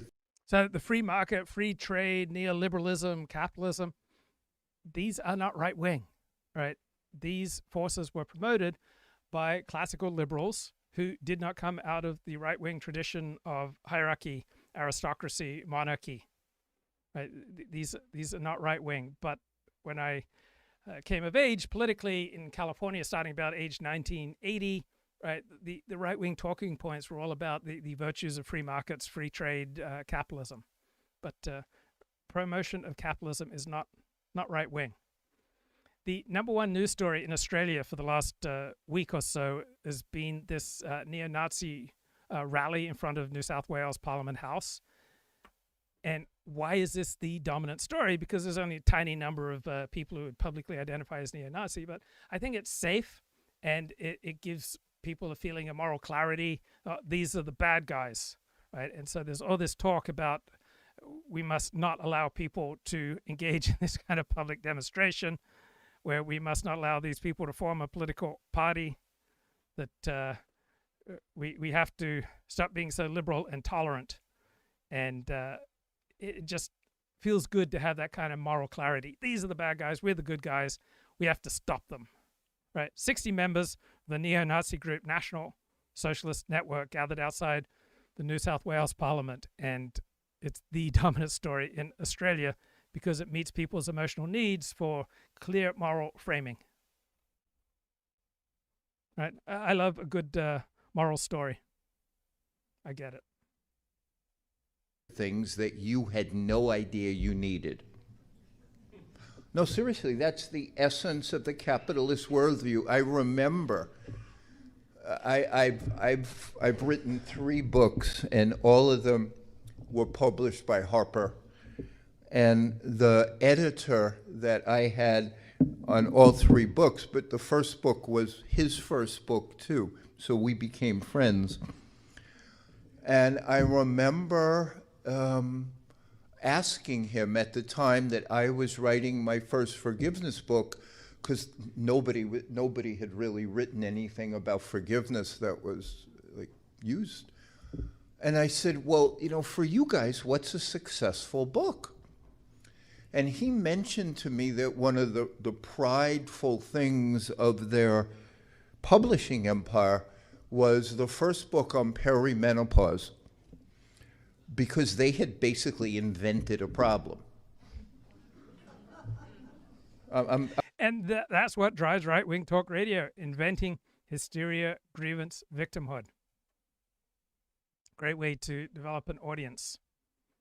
So Donald Trump, flawed man, but one of the great things he's done is largely stop illegal immigration. And just looking at the End Wokeness X account, Never forget that Joe Biden sent forklifts to open the border when Texas built a razor wall. Never forget this treason. Right? Under Biden, we had illegal immigrants flooding into this country. And no one stop it.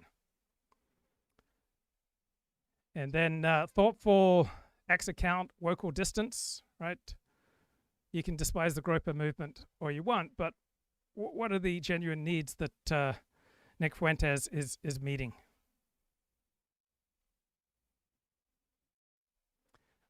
Have you heard about terrain theory? People on the right love terrain theory. And that is essentially, if you just build up your own health, you're not going to be as vulnerable to diseases like COVID. And the world needs this new pandemic playbook, right? We just need to get a metabolically healthy population, need to get people physically active, we need to get people eating the right food, then we'll cope far better with these novel pathogens. And so it's very tempting in the conservative arena to talk about how we have agency and we have tremendous power over our own health, and if only people make better decisions. So on the left, there's a tendency to attribute as much power as possible to society. On the American conservative side of the spectrum, there's a great temptation to try to attribute as much power and influence as possible to human agency. So the right loves, the American right in the conventional spectrum, loves the value of autonomy, toughness, prepper-style agency, distrusting technocratic elites, right? Recognizing that strong people ride out the storm. And if you ask for evidence, right, it's mixed, right? We can do things that will make us more healthy, and we can do other things that will diminish our health. But you don't get to fortify your own health so much that completely replaces mitigation of diseases like COVID or the benefits of vaccines, right? Healthy, athletic people died of COVID. Young, fit doctors and nurses were often hit hard, right? You can't build yourself up so much that you then become invulnerable to a virus. No diet, no fitness regime will stop contagion. So if you think terrain theory, just build up your own terrain, your own system, that can replace public health policy, that's a fantasy, right? It's a complementary strategy. It's common sense, but it's not going to overwhelm the need for public social actions. So people on the right accurately sense that Americans are metabolically weak and that no amount of lockdowns, vaccines, masking, and surveillance can compensate for that. They also see a spiritual dimension. They see the value of an ethos of self-reliance, not medical dependency, right? And America is metabolically unhealthy, but no preparedness plan works if the population is brittle. So yes, if Americans were fitter, leaner, more physically capable, less dependent on pharmaceuticals, they would deal with disease outbreaks better. That's not ideology, that's biology. But you can be right up to a degree. The right then overstates, right? Resiliency doesn't stop the spread of viruses, it only changes outcomes. Yes, healthy country gets fewer ICU collapses, fewer viral deaths, doesn't stop the exponential growth of a novel pathogen, doesn't make vaccines irrelevant, doesn't eliminate the need for basic mitigation in a crisis. So terrain theory had its heyday in the 19th century. And in reality, both the terrain and immunology are important. Both the bug and the terrain matter. So the right loves to collapse this into a morality tale. Strong bodies good, global elites bad, labs evil, sunshine and deadlifts good. So strong cardiorespiratory fitness cuts acute respiratory mortality by more than half. Right? Reducing obesity reduces COVID mortality. Social cohesion, social trust reduce chaotic disease spread. Chronic diseases, right, predict which cities will collapse under strain. So stronger host, better outcomes. So if you just build yourself up, develop your terrain, right? It's a narrative of empowerment in a culture that feels medically bullied. It's like grabbing the wheel again. People want to believe, particularly on the right, that personal discipline, personal strength will beat a universe full of random threats, right? This pleases their moral self-image that we're rugged, sovereign, unbowed, autonomous, strategic. The best strategy is both sides of the equation. Make the population harder to kill. Also take care of viral threats. right? That's realism. That lab risk is real, right? Just experimenting on viruses is dangerous. Gain of function incentives were skewed. Evolution is unpredictable. Chronic disease makes us fragile. But host resiliency alone is not enough. So there are some pleasing emotions that come with turning terrain theory into a morality tale, to value resilience and the strong survive, right? It's an identity formation more than it's science.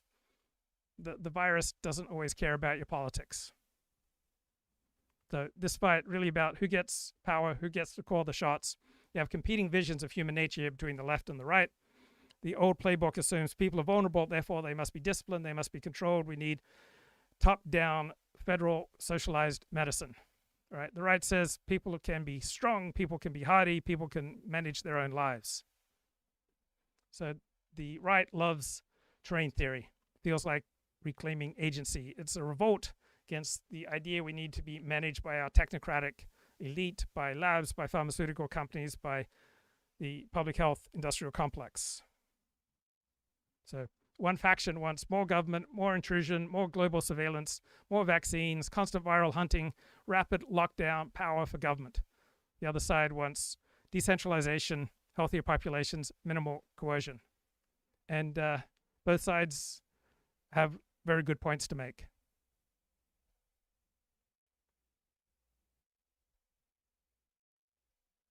I'm dead serious. It's like somebody had decided that the 8 years before menopause now needed to be a problem.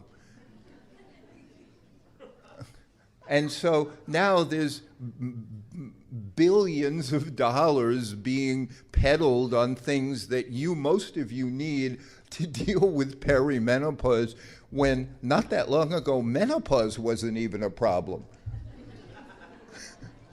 But the genius of marketing and capitalism was it could turn the years before menopause into a problem. And they were... So I'm listening to an Audible book, How Religion Went Obsolete. And one of the reasons it offered is that neoliberal economics, promoting the free market and free trade, has promoted greater economic efficiency, but it's also promoted greater vulnerability. And so people work longer, people work harder, people feel more anxious about their economic survival. So there are fewer resources left to put down roots and to build within a religious community. And a capitalist ethos of consumption also tends to diminish the power of religion. Many of my friends just have this blind hatred of the next mayor of New York City, Zoran Mamdani. And of course, I want to have this image of, oh, I'm above such things. And so I want to tell you, oh, there's a 10% chance that he might be a good mayor. And I want him to succeed. And it's easier for me to talk about this because I don't live in New York City. But that so many of my friends have this blind, all-consuming hatred for Zoran. This must have a payoff, right? There must be evolutionary advantages, right? So what does blind hatred give us? And it bonds you with other people, right? One of the easiest ways to cohere and to bond with other people is to share an outrage, to feel like you're on the same team, right? And the target becomes a totem for your group's purity. Simplifies a messy world. It gives you energy. It protects your identity. It preempts disappointment. It preserves your moral status. So why do people just blindly hate? Because there's so many payoffs. And if you don't want to engage in a practice that you realize is hurting you, first you have to come to terms with how the practice has fed you. And only once you get that type of clarity, you can move on to how the practice is hurting you. And then you can move on to how you would benefit from doing the opposite. So the opposite model from terrain theory, just making ourselves healthier and healthier through diet and exercise, is recognizing the profound impact of these new obesity drugs, right? And how they might reduce anxiety, ADHD, all sorts of things beyond your physical health, right? How for some people, these GLP-1 anti-obesity drugs like Ozempic provide psychic relief, healing. Many people have led lives just obsessed with food. It's just overwhelmed their cognitive capacity.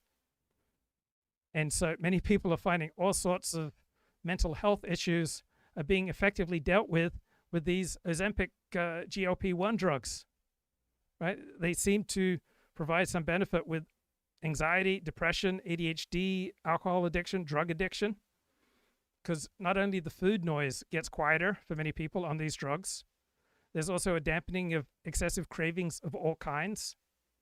People feel less addicted to social media. People feel less apt to impulsively shop online. They no longer crave alcohol or drugs. They feel less anxious and less depressed. Right? People feel like their brain fog has been blasted away by Ozempic, that it's turned down the pilot light of wanting to consume. They feel like their handcuffs have been removed. They feel like they're finally breathing.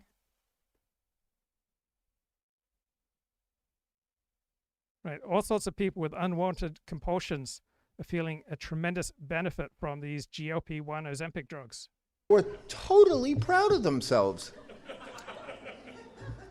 Like, okay, we've ruined your 50s, now let's work on your 40s.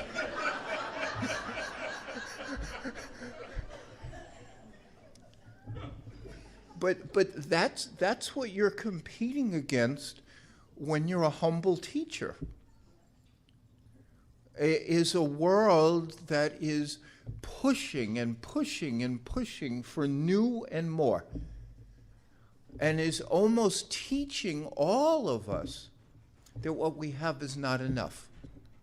And a good question from Elliot in the chat. Are the long-term effects of these drugs really known? And they're not. But what is known, the long-term negative effects of being consumed by food preoccupation, by being obese, by being drug addicted, alcohol addicted, right? All the things that are helped by GLP-1, we do know the long-term effects, and they're really, really bad.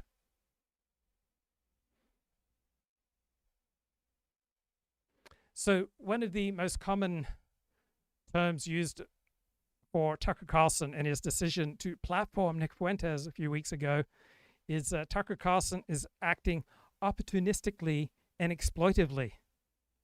And I think these are cheap put-downs, right? We all want to be appropriately opportunistic and exploitive within ethical boundaries, right? Think about how your choices would reflect on you if they were portrayed accurately on the front page of the New York Times, and then be appropriately opportunistic and exploitive, right? We should all pounce on opportunities, and we should all exploit paths to more status, more power, more love, more resources, more contributions, right? Opportunistic is such a cheap put down, right? If you're opportunistic, it means you're awake, that you see openings, that you want to move where others freeze, that you want to capitalize. Right? The line is not between opportunistic and non-opportunistic. The line is between doing something that's good for you and others and not doing it. Right? These cheap put-downs should lose their sting. And by corollary, who you are is not enough. I remember, and this was a very entertaining moment for me. My in-laws my father-in-law was really successful, and I can speak about it, I could speak about it anywhere I want, but for you, I can tell you that he was the person who started the Scholastic book fairs. When he became the president of Scholastic Books back in the 80s, and there was a company in Florida before then that had book fairs and were very small, but they were around the country, but they were no big deal.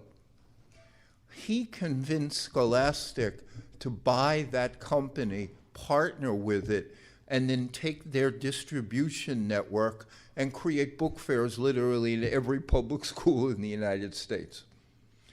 So, he was a very successful, very visionary person. And because he was successful and visionary, I got to go with them and meet people that, in my really humble upbringing, I mean, nobody. I was a lower middle class, my mother was a public school teacher.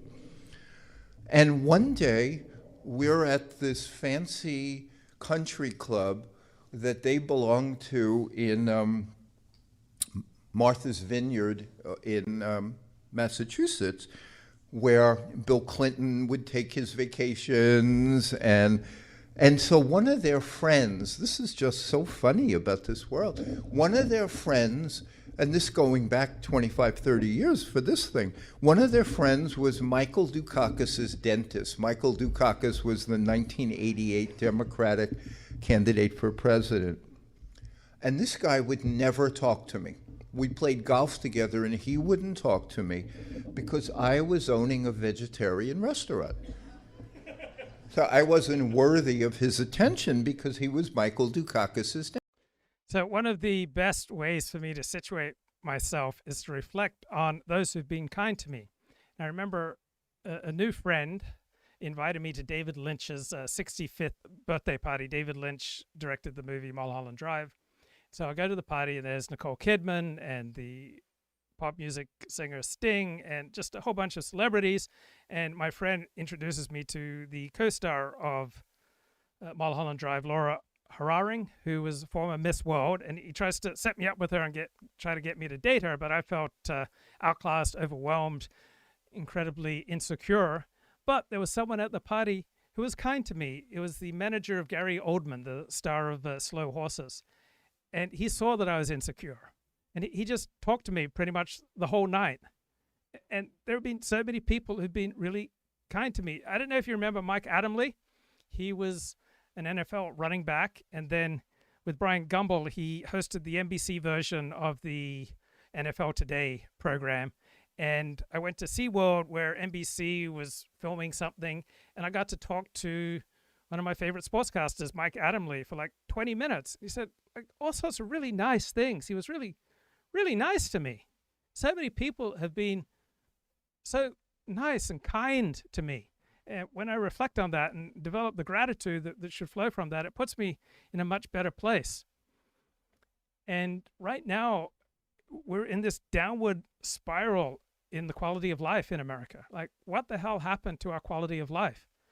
I know when I fly back to Australia, I feel a deep sense of relaxation and peace that is not just because it's familiar, right? There are just more protections for the average bloke in Australia. There are more social protections. You don't worry about being homeless and going broke because of a medical emergency. You don't worry about getting shot if you knock on the wrong door or you borrow a neighbor's hose. Right? I'm not interested right now in whether or not stand your ground laws are a good thing. I'm just interested in what they represent, and that is the strain of life in America. And nothing good happens when people don't feel safe.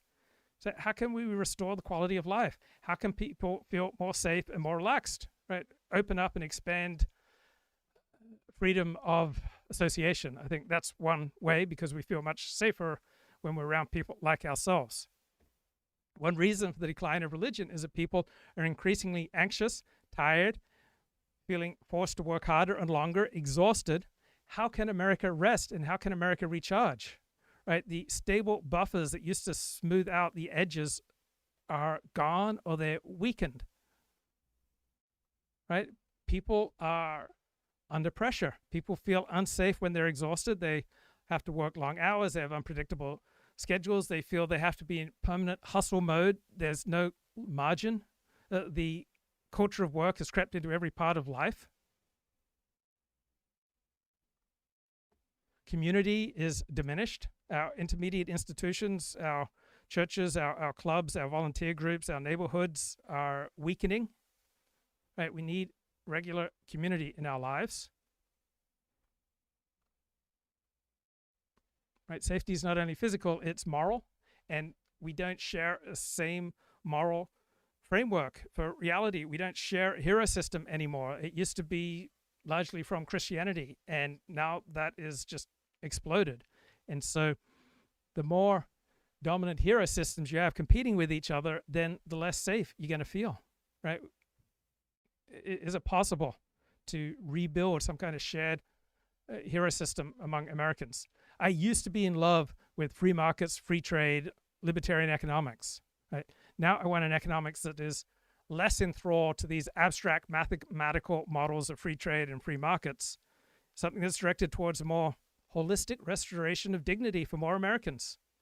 I am all for using abstract models, but only to the extent that they serve the American people. And I'm not outraged that Trump is increasingly intervening to lower the cost of living. Right? I want more incentives for people to do pro-social things, and I want harsher punishment for people who do antisocial things.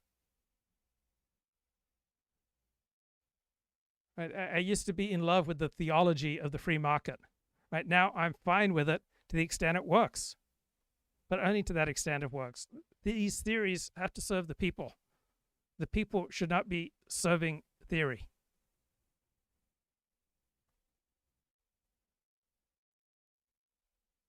Dentist. 5 years later, I get into Stanford, and he's all chatty with me. I couldn't make this stuff up. So you're fighting all that. You are. You have to recognize the forces upon which, I'm going to say, you've grounded yourself most likely. And because I watched it. I mean, my mother was a teacher, and my wife was a teacher, and I worked with teachers for a long time. There's a good-heartedness that allows one to do what you do. And the interesting thing is, if there wasn't so much cultural pressure, and this is the other thing, the psychology of... So when I would walk around the eastern suburbs of Sydney, where the rich people are, because that's right by the ocean, or when I walk around Beverly Hills, I feel safe. But the further I get from these elite strongholds, the more likely I are to encounter people whose pet is a killer, a potential killer, a pit bull, right? A dangerous dog. I walk around LA outside of these elite areas, and I frequently encounter killer dogs. It's outrageous, and frequently they are off the leash, and I've been bitten by them, and the owner laughs. Right? The owner laughs when I get bit by their dog. When I was a jogger, right, people would tell me, oh, my pet doesn't bite, but the pet can trip me up. The pet can drive me into the path of traffic. The pet can place me in a position of very serious injury. And there's an appropriate teaching here from the Jewish tradition, I'm sure there's something like it in Christianity, that you should not keep something dangerous in your home, right? You should not keep a dangerous dog. You should not keep an unstable ladder, right? If you've got a dog that is a part of a breed that does great damage and kills people, you should not be allowed to own one. Right? It's horrible. Right? You got all these people walking around with deadly dogs where people don't really care how much danger they are placing others. Right? We all have an animal brain reacting to all these threats in a chaotic city. Right? You feel the strain from the homelessness around you, the noise, the random aggression, the social fragmentation. Right? We have a decrease in trust, social trust. People behave as if other people don't matter. There's no shared code of conduct. Right? We've had 500 deaths in America in the last 15 years from being bitten by a dog. We have 30 to 50 deaths per year in the United States, and then thousands and thousands of cases of people seriously hurt. Right? When I look at certain people, or when I look at certain dogs or certain breeds, right, before my prefrontal cortex kicks in, I feel in danger. Right? That's my nervous system doing its job. Right? My body runs a threat detection system faster than my rational thoughts. Right? My amygdala is scanning faces, postures, gait, scanning motion. It's reading patterns. It fires before my conscious thinking. Right? You walk through LA every day, you're dealing with erratic people, unleashed dogs, unpredictable strangers, homelessness, drug psychosis, weird loud noises. Right? You just sense the danger all around you. And we should dial this back. Right? When people tell me, oh, my dog doesn't bite, right? What they're saying is, dog doesn't bite me. Dog doesn't bite my family. The dog doesn't bite the people that I consider real. They're not thinking about what a lunging, unpredictable 70-pound animal looks like to a stranger who's moving fast, right? They don't care, right? They redefine the problem so that I look unreasonable. For them, the only legitimate danger is a bite. But the jogger can get tripped, clipped, chased, startled, forced off the path, pushed into traffic, all of which can injure or kill you, right? They try to shrink your valid concern into something small so that they don't have to change their choices, right? They want you to absorb the risk of their dog. And these poorly managed off-the-leash dogs create tremendous danger and risk. And these owners outsource that risk to the public. We become the safety buffer, right? My body, my bones, my time, my well-being. I'm the shock absorber for their moral selfishness, right? They're communicating, I don't intend harm, so the harm doesn't count. Your fear is your problem. My dog's freedom matters more than your momentum. You're expecting me to adapt to you, right? It's dominance masters casual friendliness, right? If you're jogging, you have less reaction time. A dog can suddenly change direction. It can break your ankle, tear your ligaments, send you into a curb, right? A friendly dog can do serious damage, can kill you. Right? We have a norm collapse in America. You see it in the traffic, you see it in the sidewalks, you see it with unleashed dogs and badly behaved dogs. People behave as if the common area belongs to them alone. Nobody enforces anything. Everybody has to fend for themselves. We have a city where private negligence spills into the public space. Teachers is not great often for self-esteem. Like, they have done research on who becomes, in particular, an elementary school teacher. And it's people who struggle with self-assertion. It's people who struggle to break rules when is necessary. And it's people who tend to conform. Like, this is the research on public school teachers. It's also people who have empathy and kindness and, goodwill.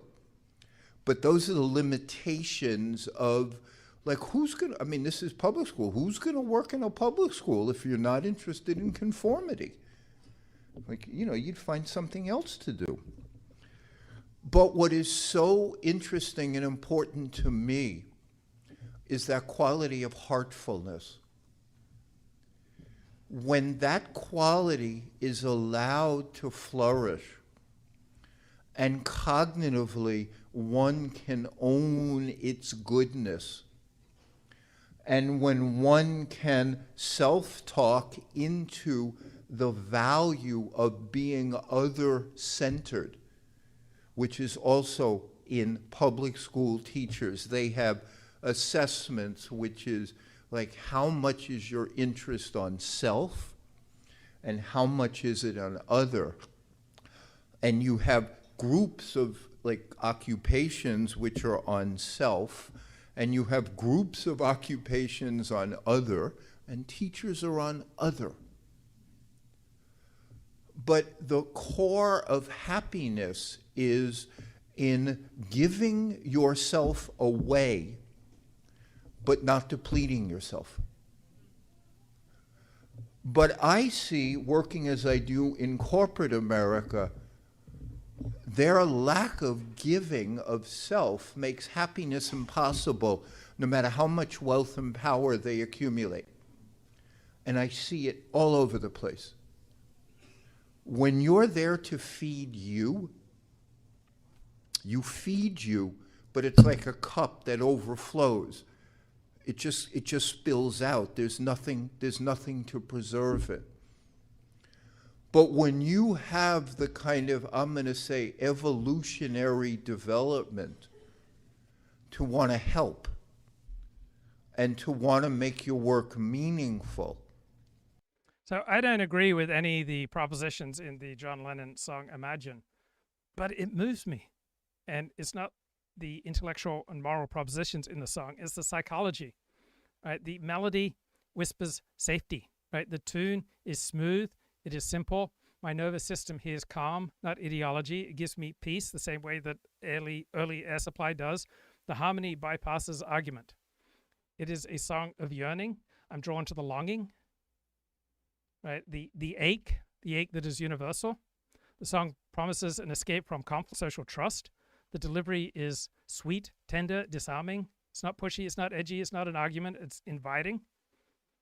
It is vulnerable. It's a utopian prayer. It's naive. I respond to the vulnerability. Right? Utopian art can move you even if you're a realist, right?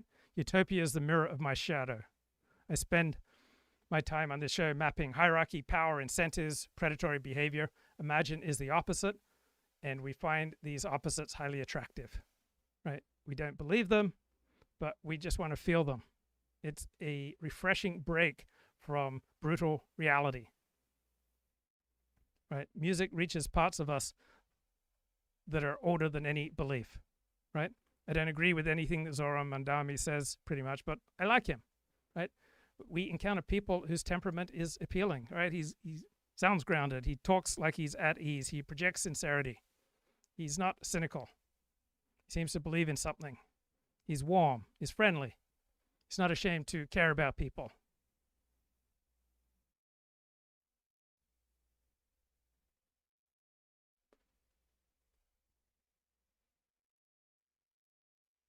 You see Nick Fuentes on Tucker Carlson? I did. I watched probably the first half. Most of it was origin story. But I do understand that the majority controversial clips that are coming out of it are effectively Tucker Carlson not pushing back on I would have Nick Fuentes' sanitization of his own perspectives. I would like Tucker to have pressed him more on a variety of things. Nick is a probably his love of Stalin. This is P.F. Jung. He's got a thoughtful YouTube channel. Nick Fuentes' love of Stalin and Hitler is performative. It's not something that's a through line, right? It's a way to be shocking and edgy as a gamer. That I was like, to me, that's so obviously a troll. He's like, it's an important day to me, Stalin's birthday. It's like, okay, that's less important than the, hey, America is fundamentally white and it must be a white nation, and does he want segregation to come back? Did he say white or did he say white majority? What did he say? I don't recall. I believe he says white majority. I don't know. The biggest problem with Nick Fuentes is you don't know what he believes because he's so... This is one of the few nuanced YouTube channels that talks about the quote-unquote far right. Ironic sometimes, and then, contradicts himself and stuff. I agree Tucker should have pushed harder. I would have liked to have seen more back and forth about... why do you keep saying the Jews when there are so many left-wing Jews, or just not even left-wing, like Dave Smith is not left-wing. There's many Jews who are opposed to Israel. There's a difference between Jews and Israel. And I don't think there was enough of that. Yeah, so no, because the hide the ball thing, in my opinion, is, and I wish Nick still took debates from randos, but in my opinion, the reason why is because appealing to the, I don't know, what is it, like 80%, 90% of Jews support some kind of Zionism, right? Yeah. And so as a result... Yeah, a third of American Jews have an intense pro-Israel identity. About a third have a weak pro-Israel identity, and a third don't care. So, a thoughtful essay in the Washington Post. Tucker Carlson targets the Judeo-Christian tradition. Tucker appears intent on undoing an Old Testament and New Testament link.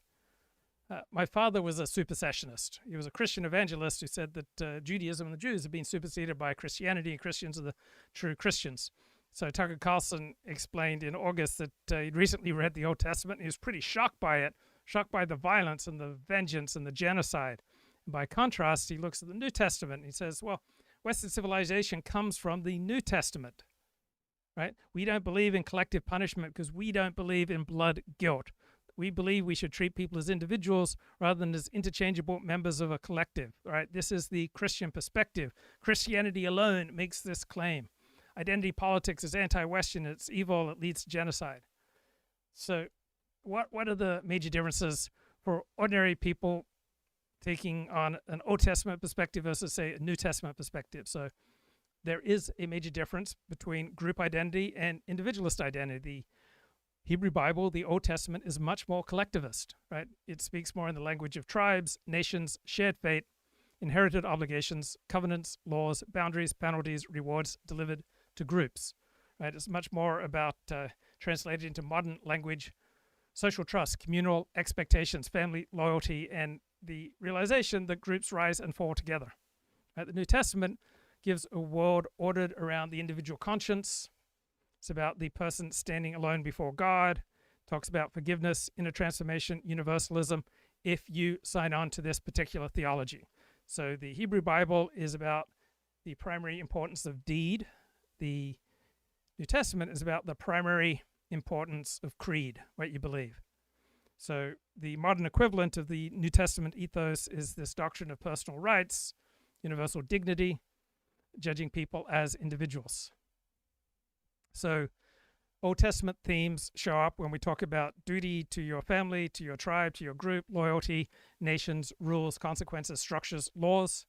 New Testament themes show up when people talk about forgiveness, addiction recovery, criminal justice reform, treating everyone as individuals, as equally valuable, extending compassion across group boundaries, but only if you sign on to this particular type of thinking, whether it's liberalism or Christianity.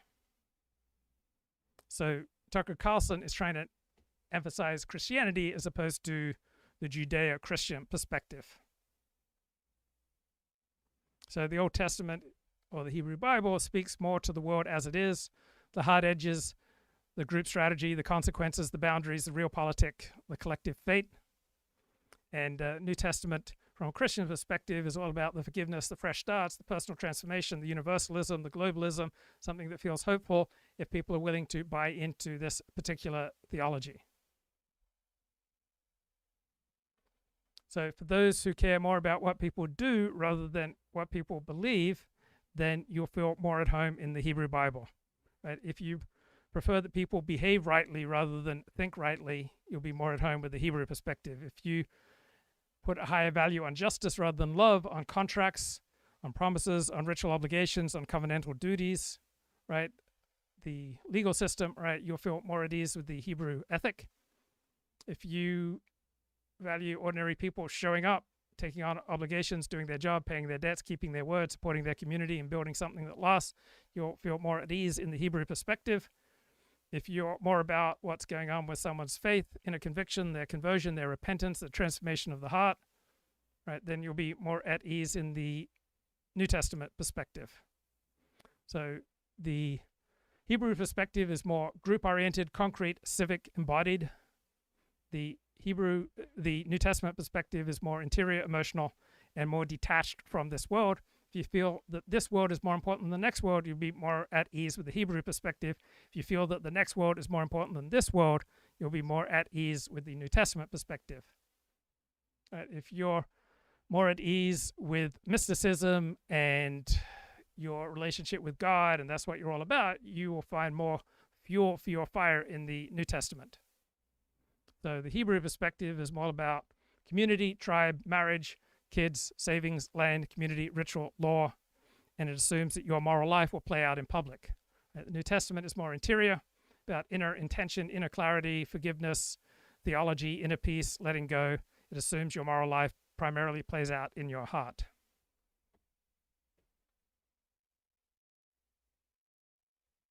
All, even if you can point to the 10% and say, oh, these Jews aren't supportive of the state of Israel, he's going to say as a whole, the Jewish population is supportive of the Zionist project of Israel. Therefore, they're either complicit or they're active participants in the thing that I'm criticizing. Right, which is as dumb as saying, well, because 90% of black people vote Democrat, you might as well just assume black equals Democrat. We'll just use those words interchangeably. It's like, no, that's ridiculous. And in fact, the number of black people voting Democrat has gone down, and the number of Jews that support Israel has gone down. And the biggest problem with Nick Fuentes is he fosters a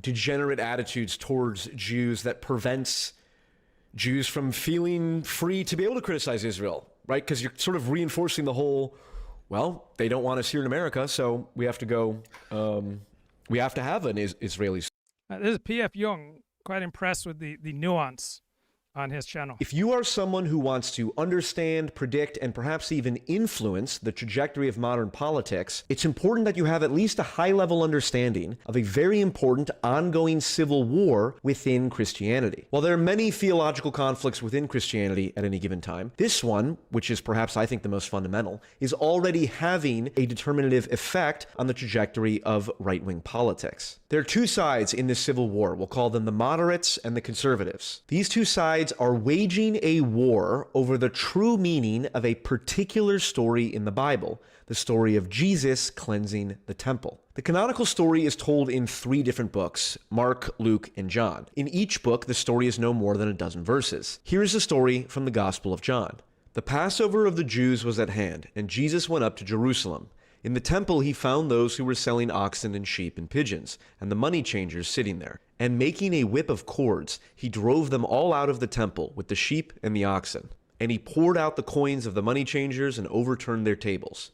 And he told those who sold the pigeons, "Take these things away. Do not make my Father's house a house of trade." Even if you've never opened a Bible in your life, you can tell that this story of Jesus is very different from the love thy enemy and turn the other cheek version of Jesus that most people are familiar with. The key thing to realize is that this story is the front line of the mimetic civil war between the moderates and conservatives within Christianity. And depending on whose interpretation gets to dominate in the culture, it has a lot of implications for politics as well as just the lives of individual Christians. If Christians are called to imitate Jesus, does that mean imitating his behavior in the temple? This is a very old theological debate, but it's being played out more and more in public. Here's Andrew Isker, a conservative Christian, discussing this story with Tucker Carlson. Right. Well, Jesus is in the temple, and he's fighting with the chief priests, and he's telling them, you know, he's fighting with them at Passover. So thousands of people surrounding them. He's embarrassing them in the temple.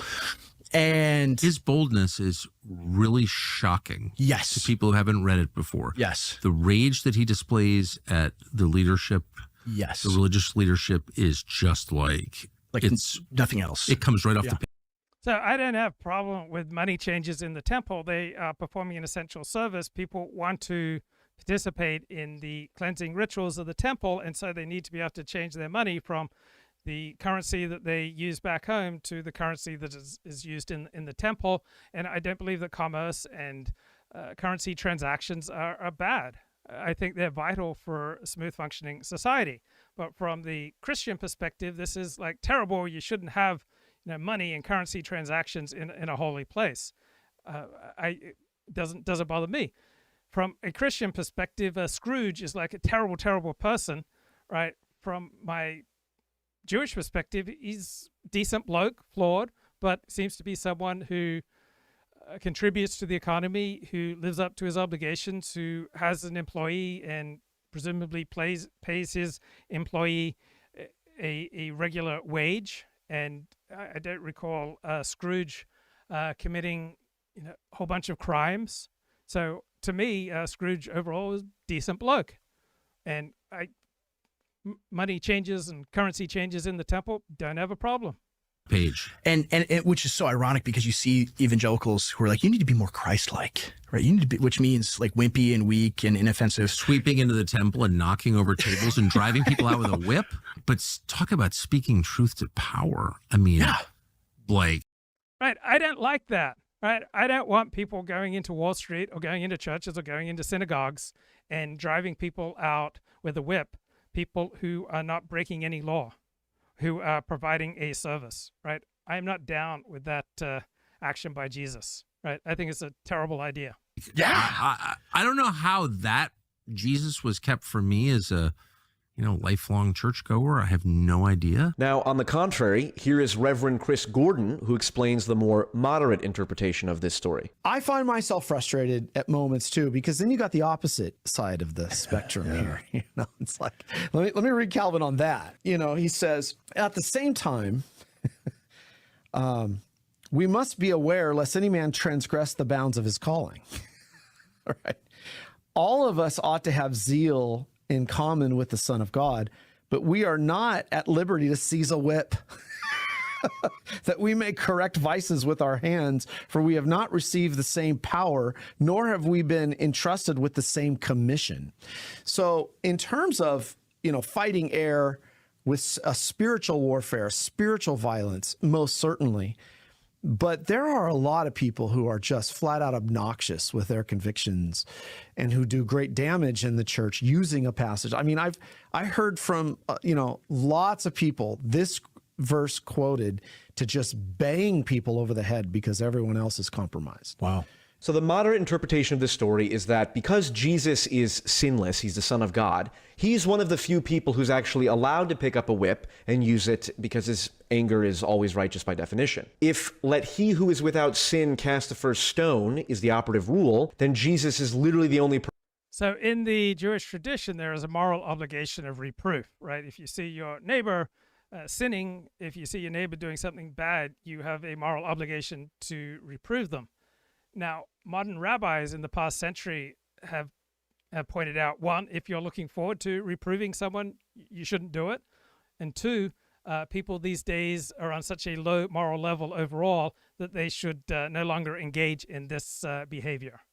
So Judaism as well as Christianity are quite conversant with the thrill of delivering moral reproof. Person who's actually allowed to cast a stone and pick up the whip. But conservatives say here Jesus modeled a type of righteous aggression that actually is required of Christians to imitate when the circumstances call for it. And here's why this is so important. If you take the moderate interpretation of the story to be correct, the underlying moral philosophy that emerges from that is one that's going to have implications for not only how you live your own life, but how you vote in, the political realm. The moderate perspective might be one that says it's wrong to use the force of law to impose Christian morality on others. Whereas the conservative interpretation would say, no, it's entirely warranted to use the force of law to impose a particular morality that God deems as being righteous. Here's Democratic politician and Christian pastor James Tallarico giving his interpretation. You talked about how Jesus entered into the seat of power and started flipping over tables of injustice, and you said it's time for us to start flipping tables as well.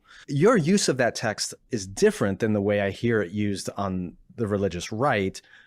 How would you say it's different? Because one of the things that caught my attention is I hear that text being used on the religious right sometimes to weaponize the faith or to justify sometimes flat out aggression towards political enemies. It came up a lot leading up to January 6th in 2021.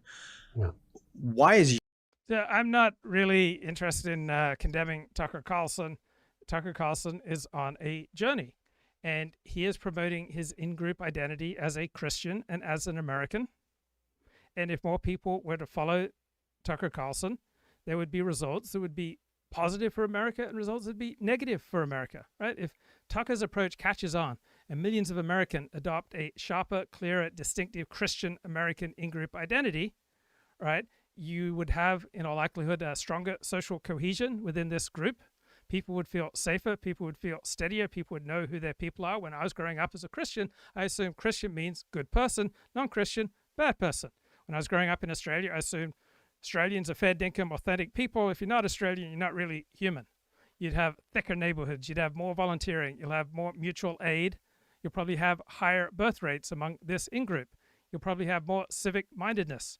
People will act more like stewards. People will probably vote more, volunteer more, show up more, take more responsibility, devote more of themselves to institutions, right? When you develop your identity, you develop a sense of duty. You would have clearer morality, clearer boundaries. You'd have less ambiguity. People could name what they stand for, and they would shame those who deviate. You would have more stability in a chaotic time, right? You would have a counterweight to America's individualism and atomization. Biggest American problem right now is loneliness, fragmentation, nihilism, right? A stronger Christian American in-group identity gives people bonds, practices, stories, meaning. It fights that sense of atomization and drifting. Now, along with building up in-group identity comes always more negative feelings about out-groups, more polarization. So there would be benefits and there would be prices to be paid for what Tucker is pushing. Your use of that story different than the way a MAGA Christian nationalist would use that story? Well, I mean, there's all the moral difference in the world between Jesus's act of civil disobedience and protest in the temple and the violent insurrection on January 6th.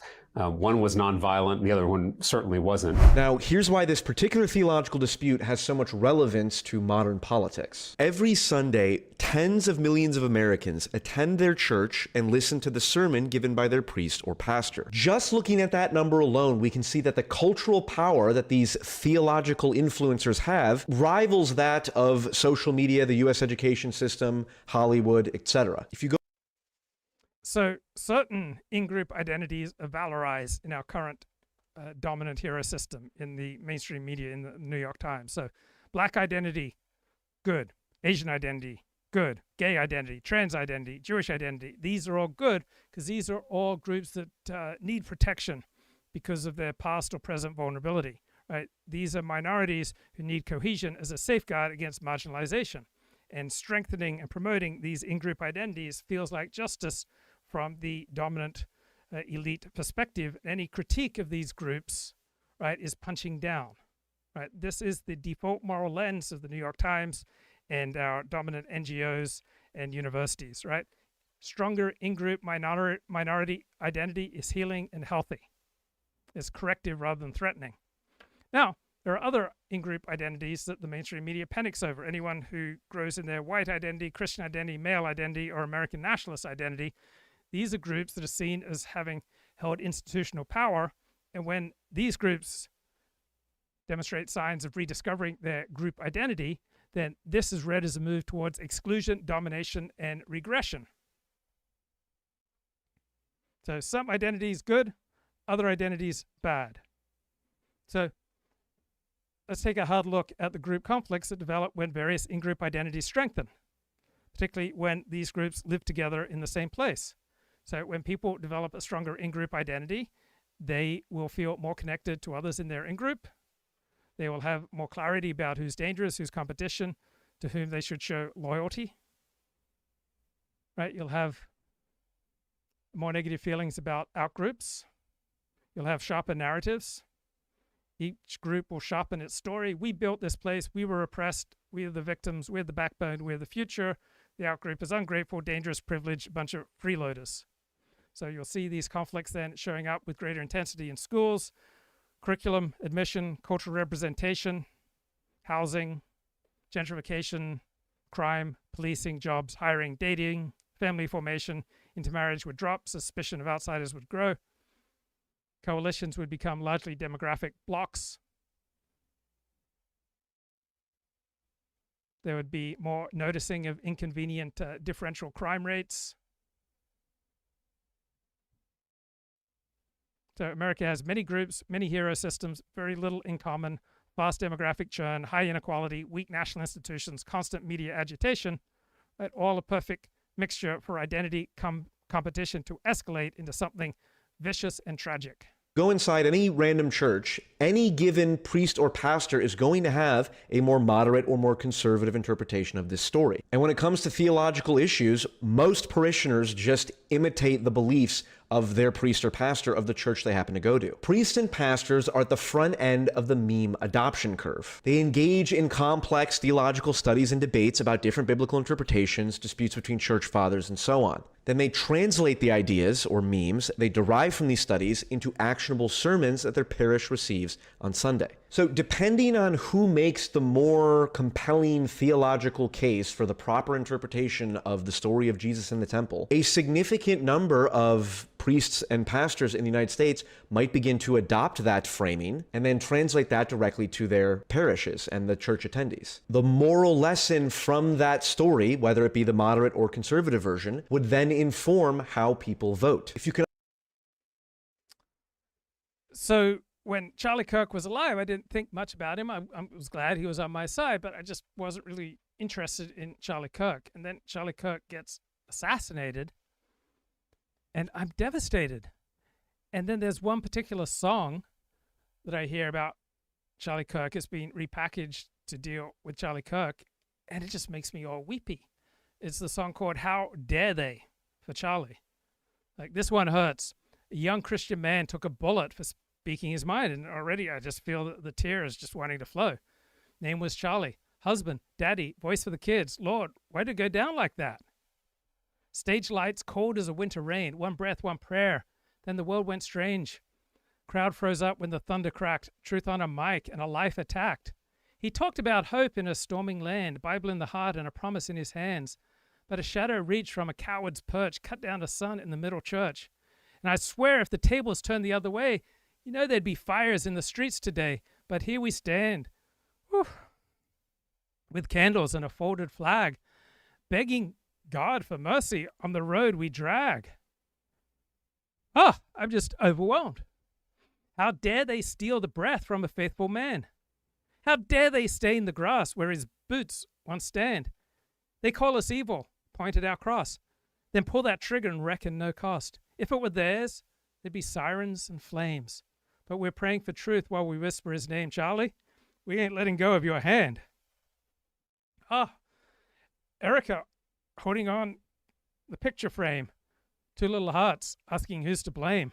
America's weeping like a mourning dove. When a voice falls silent that was speaking love. He stirred up halls where the lions roar, told young souls that they were made for more. Now we kneel in the quiet where the echoes ring and promise to carry what he came to bring. If the shoe was flipped, you'd hear a different cry. We'll choose the truth and we won't reply. With fire for fire, stone for stone, we'll stand for justice and won't back down. How dare they steal the breath from a faithful man? I get all weepy when I hear this song. And so I asked ChatGPT to explain it to me. It says, what hits you here isn't Charlie Kirk. It's the template. So if you have a song that moves you or literature that moves you, a poem that moves you, I encourage you to put it into ChatGPT and ask it to explain why it moves you. Right? This song taps into a universal chord that I've carried my whole life. The fallen truth teller, the outsider who speaks plainly, the man who stands alone and pays the price. Right? This archetype flows through my blood. It bypasses politics. It goes right to my father, who was removed from the Seventh-day Adventist ministry in 1980. There was a big trial at Glacier View. Right? It goes right through my childhood, my own self-image. Right? I see myself as someone who's brave and strong and speaks uncomfortable truths, and there's a large part of me that has a martyr complex. Right? I grew up around a preacher who felt most alive when he was instructing others. He built his whole life around being this strong moral voice. And I know the cost of that life. You know, I carry with me grief and awe and recognition. Right? I've always been drawn to men who stand up and risk something for what they believe. I'm drawn to men who have the attitude of Martin Luther. Here I stand, I can do no other. So help me God. Right? Even when I don't buy their worldview, I understand this emotional structure. Right? I yearn for this clean narrative of a righteous man. No more ambiguity, just a clean emotional line. No mixed motives, no messiness, just a man speaking truth and someone trying to silence him. Right? This is mythic, it's Greek, it's biblical. It restores a sense of order to our chaotic, messy world. I'd have a wound in my relationship with my father. My father lived to preach, but he struggled with being a real ordinary bloke. Right? This song gives me a fantasy about my dad, about a father who's righteous and tragically wronged. Right? It gives me a way to grieve my father safely without dealing with his complexity. Right? I keep telling you, I operate where the buses don't run. Right? I speak plainly. I poke the nest. I love uncomfortable topics. Right? I have a martyr complex. Right? I believe I suffer for telling the truth. Right? This song flatters that part of me. It's a heroic version of my shadow self. Right? I ache for male solidarity. I ache for a brotherhood around the fallen man. I ache to be a part of the tribe that mourns one of its own. I'm not a Christian anymore. I'm a convert to Judaism, but I grew up a Christian. I grew up in this Christian tonal palette. I grew up in this rhythm of lament, the image of light, the appeals to mercy. You don't need to believe in Christian theology to feel the pull. It's embedded deep in my psyche. These songs give me permission to feel. I can cry over a fictionalized martyr without exposing something that's truly vulnerable. It's a safe container for my intense feelings. Right? Underneath my intellectual armor, right, I'm vulnerable to beauty, tragedy, sacrifice, loyalty. Right? I've learned to protect these vulnerable parts of me. So this song for me isn't about Charlie Kirk. Right? It hits my vein where I've got longing and grief and moral seriousness flowing through me. Right? This song is my moral genre, right? Moral drama, fallen heroes, clarity through loss. Right? This is the emotional ground that I know best. Right? A young Christian man took a bullet for speaking his mind. Right? A clean, clear martyr. No ambiguity, no mixed motives. Right?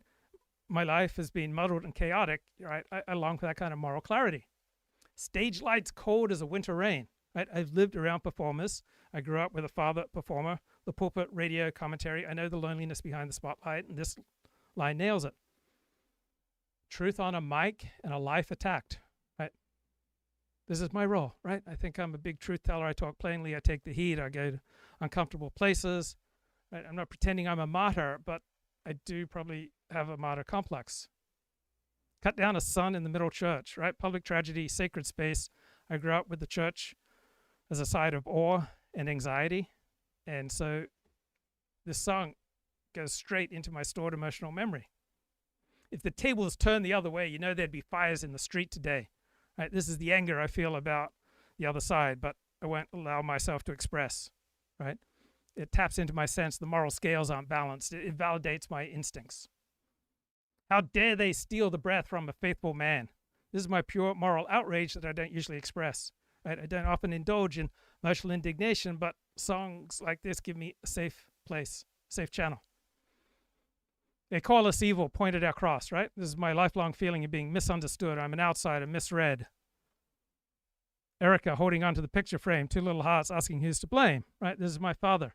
My own history mirrored in this image of children and family left behind by a man who lived a public life, right? This is stirring the ache that I don't want to talk about. America's weeping like a mourning dove.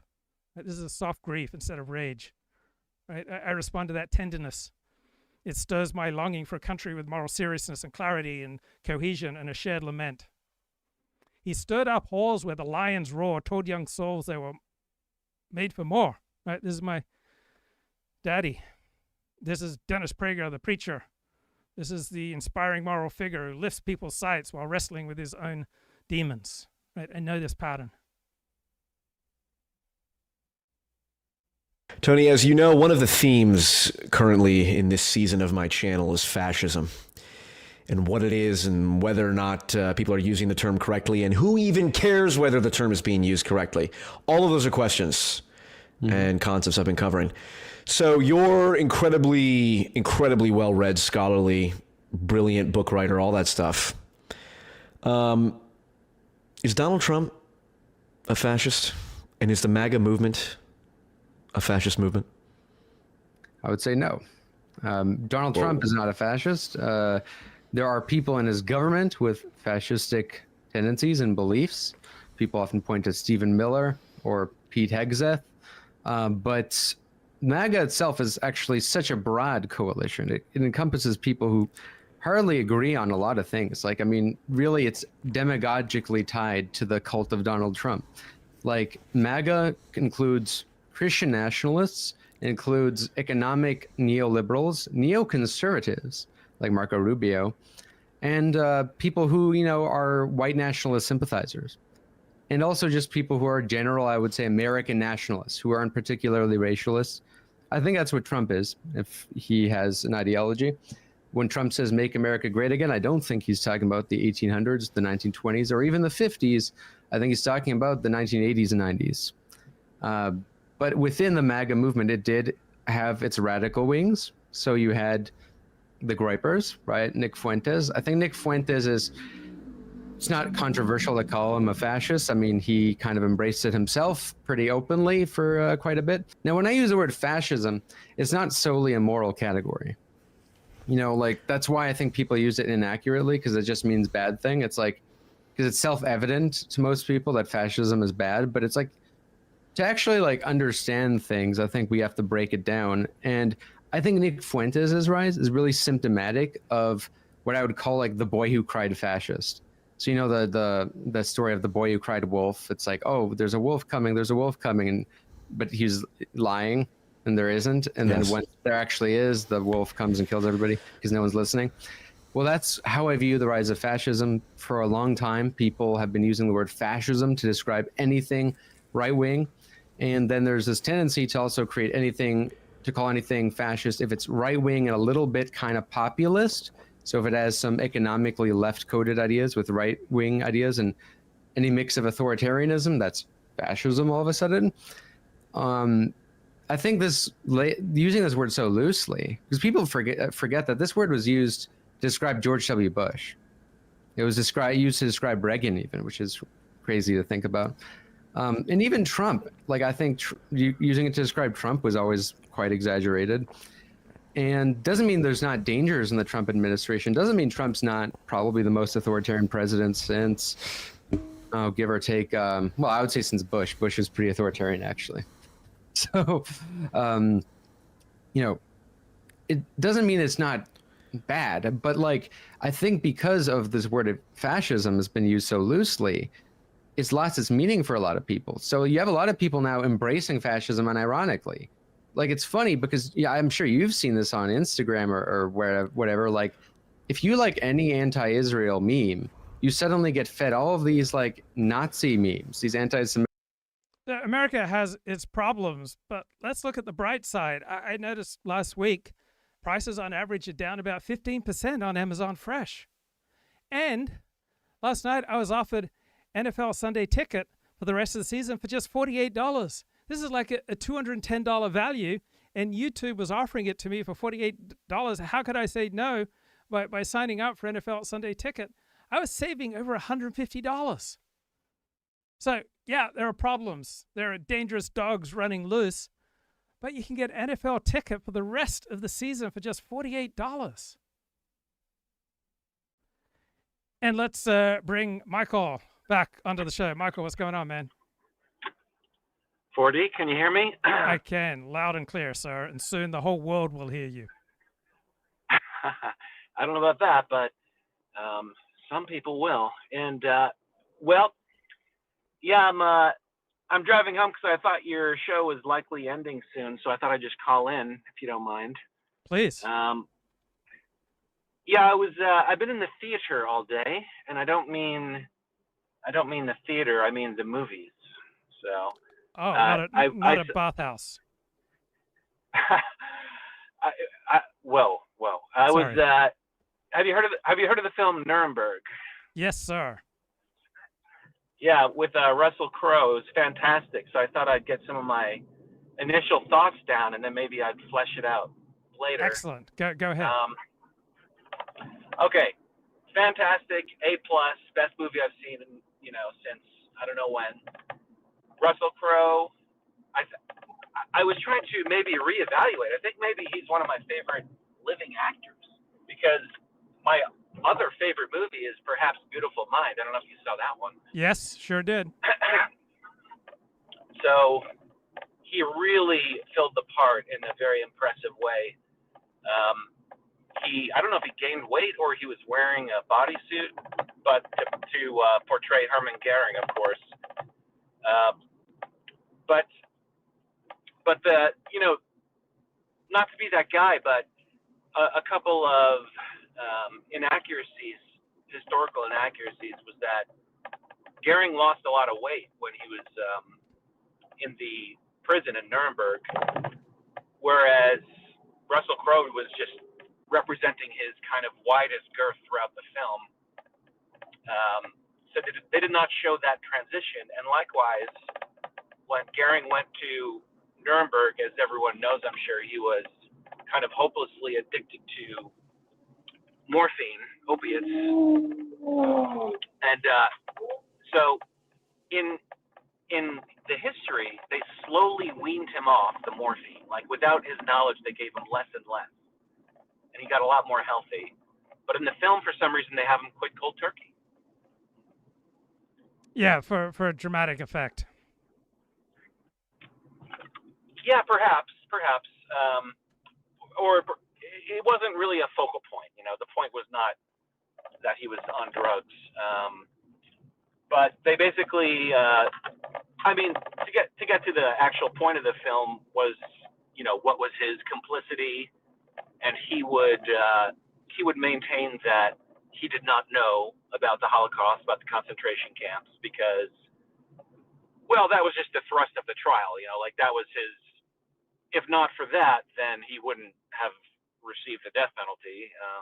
It would have just been a normal war. So that was the whole point of the film, was for him to deny knowledge of the Holocaust. Yeah. So, I mean, at last, someone's made a movie about the Holocaust. Is this the first one that's ever been made? Yeah, I mean, it was really a courtroom drama, is what it was, and so that appealed to me. That certainly appealed to me, and that was the climax of the film. It's certainly not an action movie. The climax of the film is when he took the stand, and the prosecutor, Jackson, the American prosecutor, was kind of trading wits with Goering, and it was over the really like the legalese of a document, which was to say whether he was ordering the final solution, and Goering takes issue, and he says, no, you did not translate that correctly. It doesn't say final solution. It says the complete solution. So. Interesting. So there's some ambiguity in the movie. I'm sorry, repeat that? So is there some ambiguity in the movie, or? Well, I'm not sure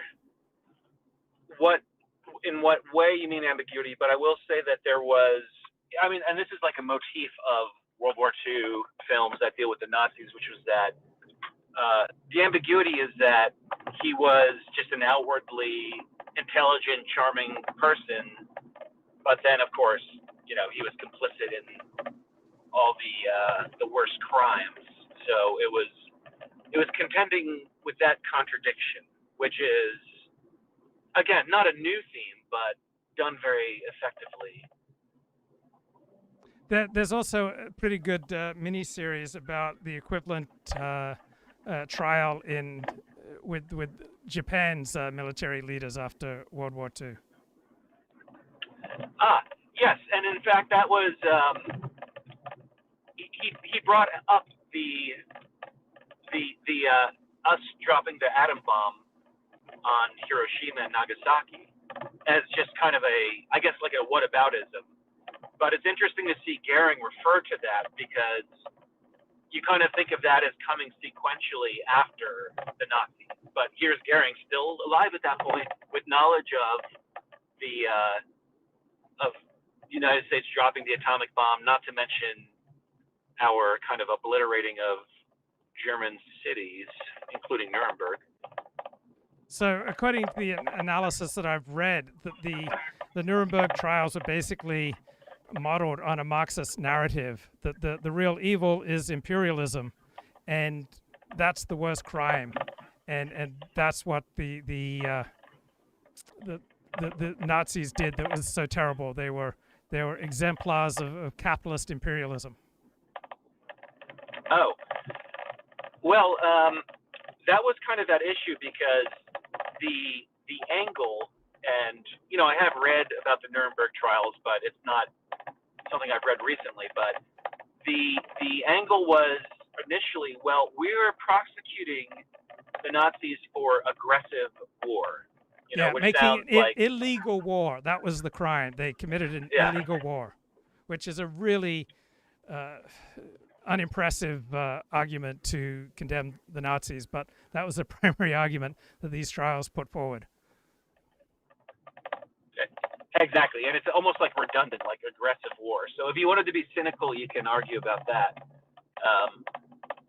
But I believe that they kind of switched it to dealing with specifically the Holocaust. And in one part of the film, there's a reference to the 6 million, which is interesting because I think at that time, like, they had a different count. Like, they thought it was 5,500,000 something, but they kind of just simplified that. And it's also fictional in that the Holocaust was didn't really come up very much in the Nuremberg trials, right? And the concentration camps weren't the problem. The problem was that the Nazis commissioned an illegal war driven by their aggressive imperialist capitalist side. So the Nuremberg trials are really hard to make compelling. They're hard to try to create a moral narrative out of them. They were primarily a working out of the Marxist anti-imperialist narrative. Yeah, that's funny. Well, I think the Nuremberg trials did, at least to some extent, focus on the. Let me turn my camera on. All right. The Nuremberg trials did, at least to some extent, focus on the Holocaust insofar as they showed footage of the concentration camps, and it was like interesting to see these guys. Did they? On the, I mean, they say that in the movie. Did they in real life? Yes. Yeah, because I've seen the footage, and Goering is like visibly disturbed by some of that footage, and that's what makes it kind of interesting. Whereas I think, in the film, Goering is portrayed as he refers to the anti-Semitism of the Hitler regime as cynically. He's like, well, this gave people something to focus on.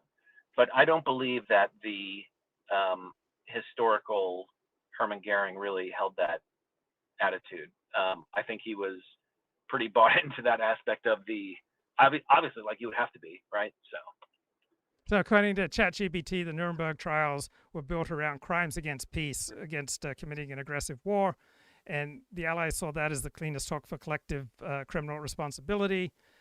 And the Allies essentially had to invent this crimes against humanity. It's a category in international law that didn't really exist prior to the Nuremberg trials. Yeah. I mean, the novelty of the trials and the novelty of the charges are definitely something that was contended with in the court, and the idea. I mean, we still kind of live by those norms, which I think is why part of the reason people were so upset when Russia invaded Ukraine, because just like, you don't invade another country. We don't do that. But apparently you can sometimes. Yeah, well, I mean, the United States did with Afghanistan and Iraq. So you really don't want to rely on international norms. You really want to rely on having power. Exactly.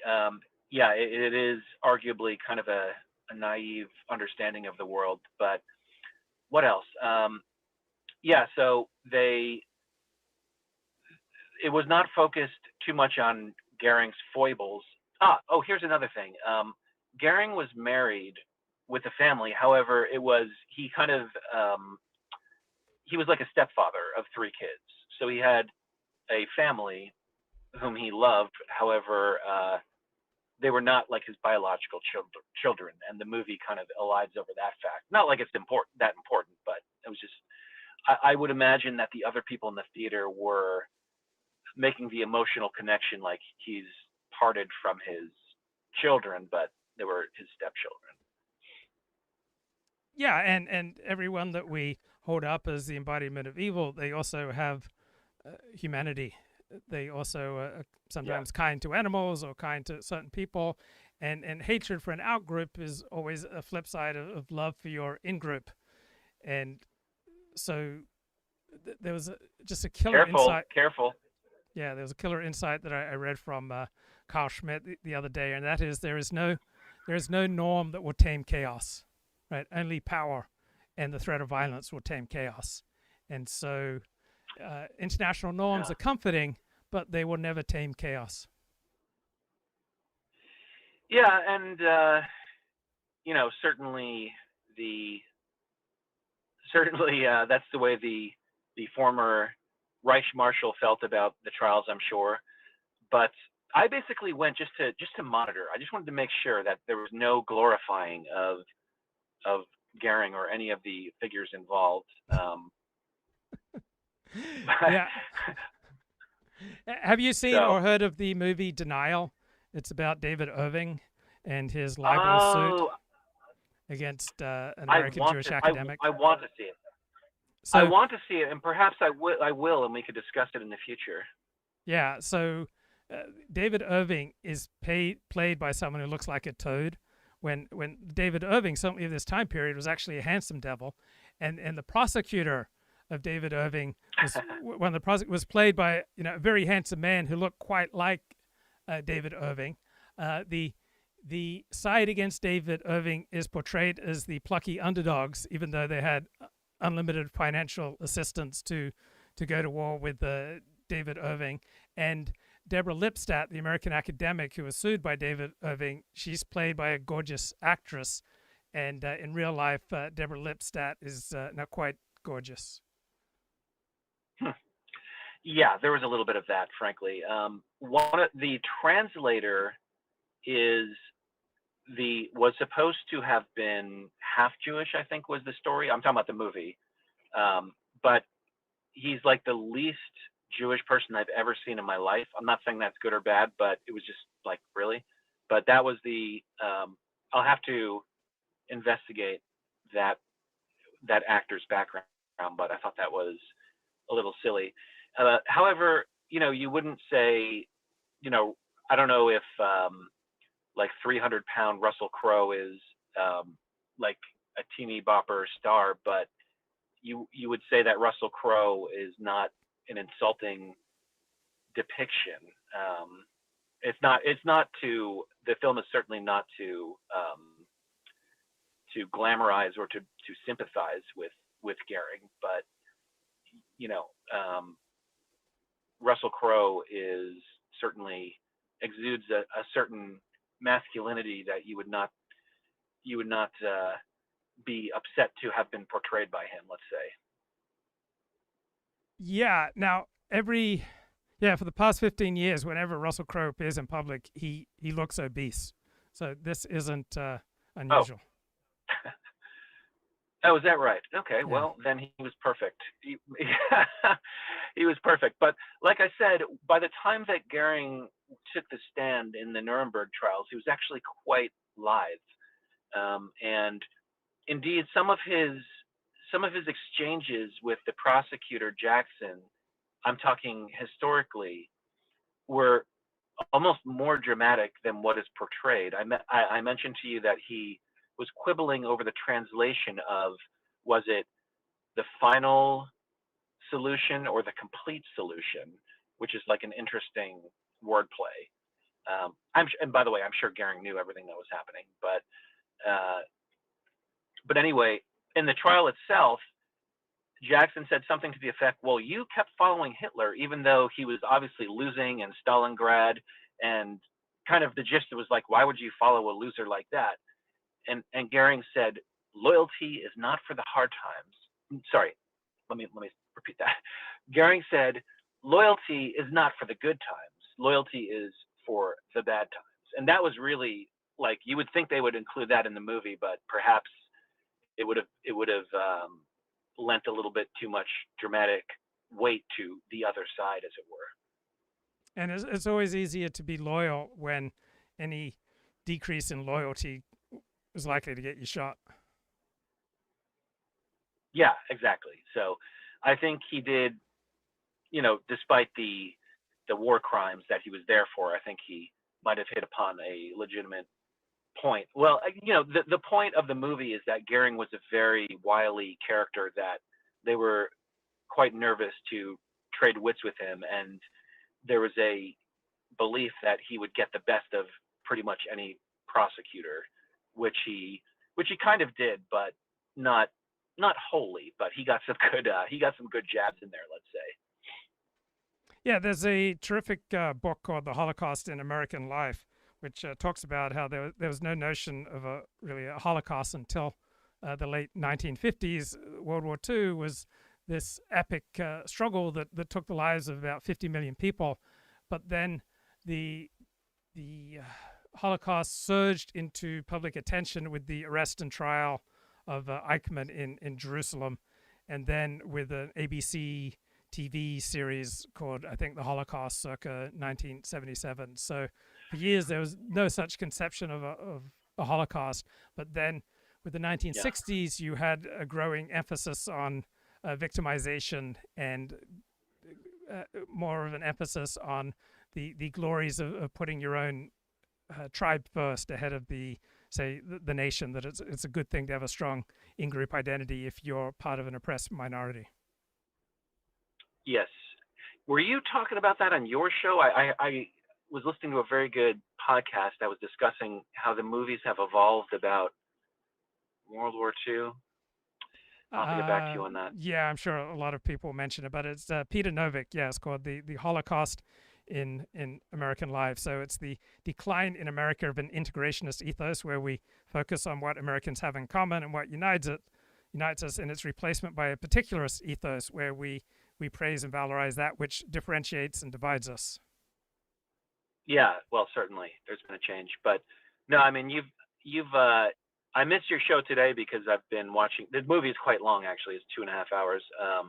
But I enjoyed your last couple shows discussing all the Fuentes drama, and we discussed that briefly. And Michael M. Vlog received an account violation, which is kind of your fault, because I tried to post some of that on TikTok. Where I had my entire TikTok account removed because of it. Oh. Well. Oh wow! Because of that. Yep. Well, I can only assume that's why. TikTok is the most restrictive of any major social media network. Yeah, goddamn. But it's all right. We can still be friends, so no hard feelings.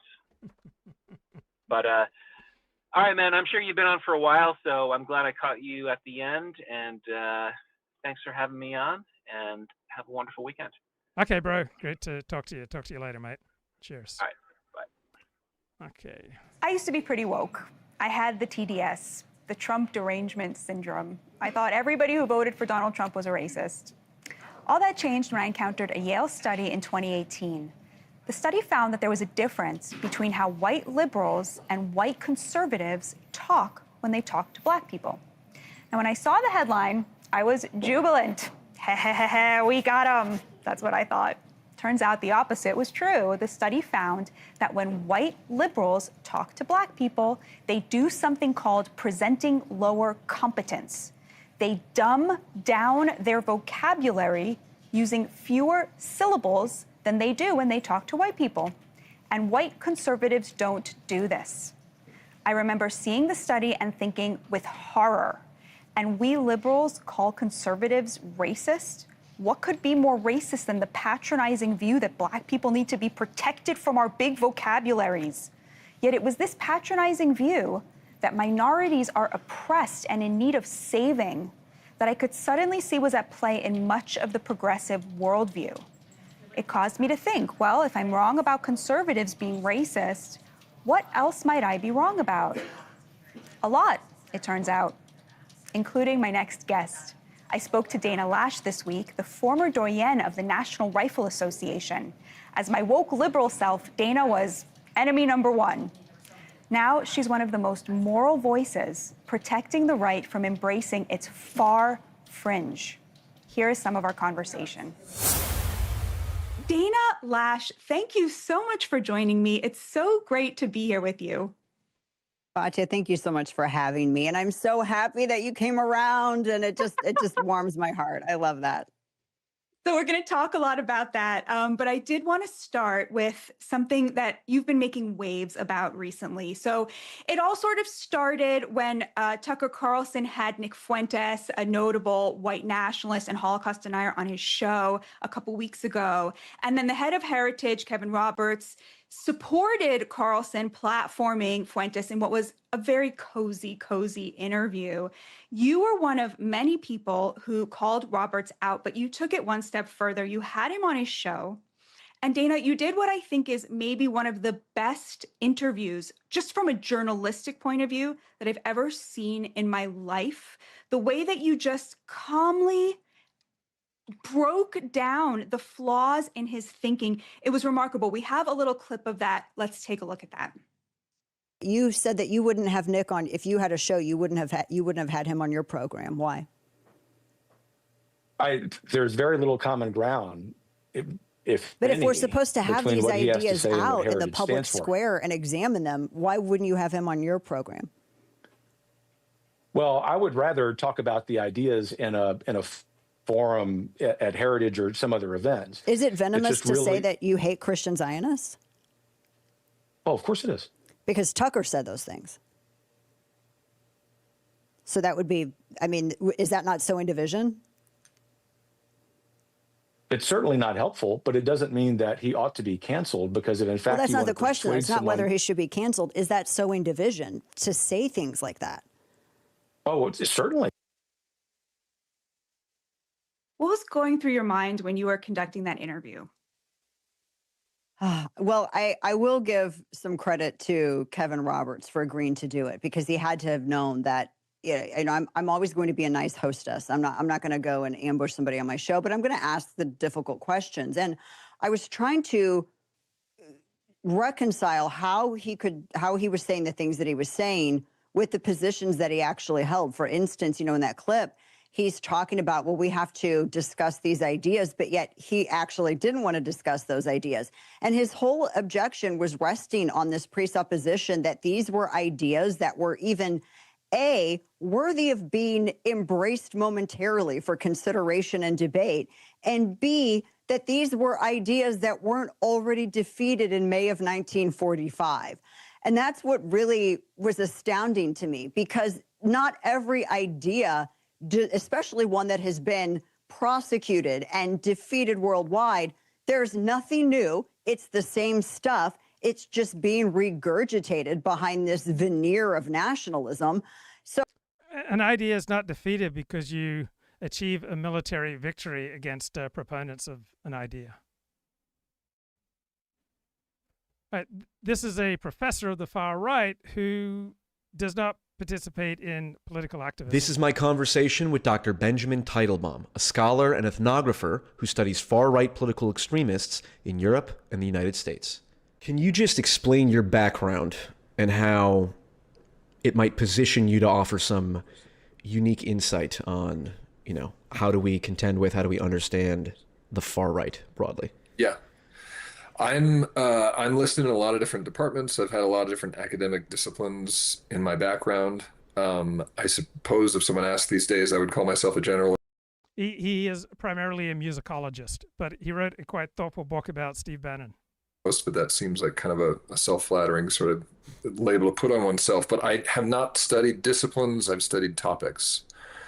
And if there is any consistency in what I've done the last decade plus, it has been that I've wanted to study principally the radical right, and I've wanted to do it through face-to-face ethnography as opposed to studying it through texts that they produce or just through the mediated kind of form of an online conversation or observation. I've wanted to get to know the people. I've wanted to focus on individuals.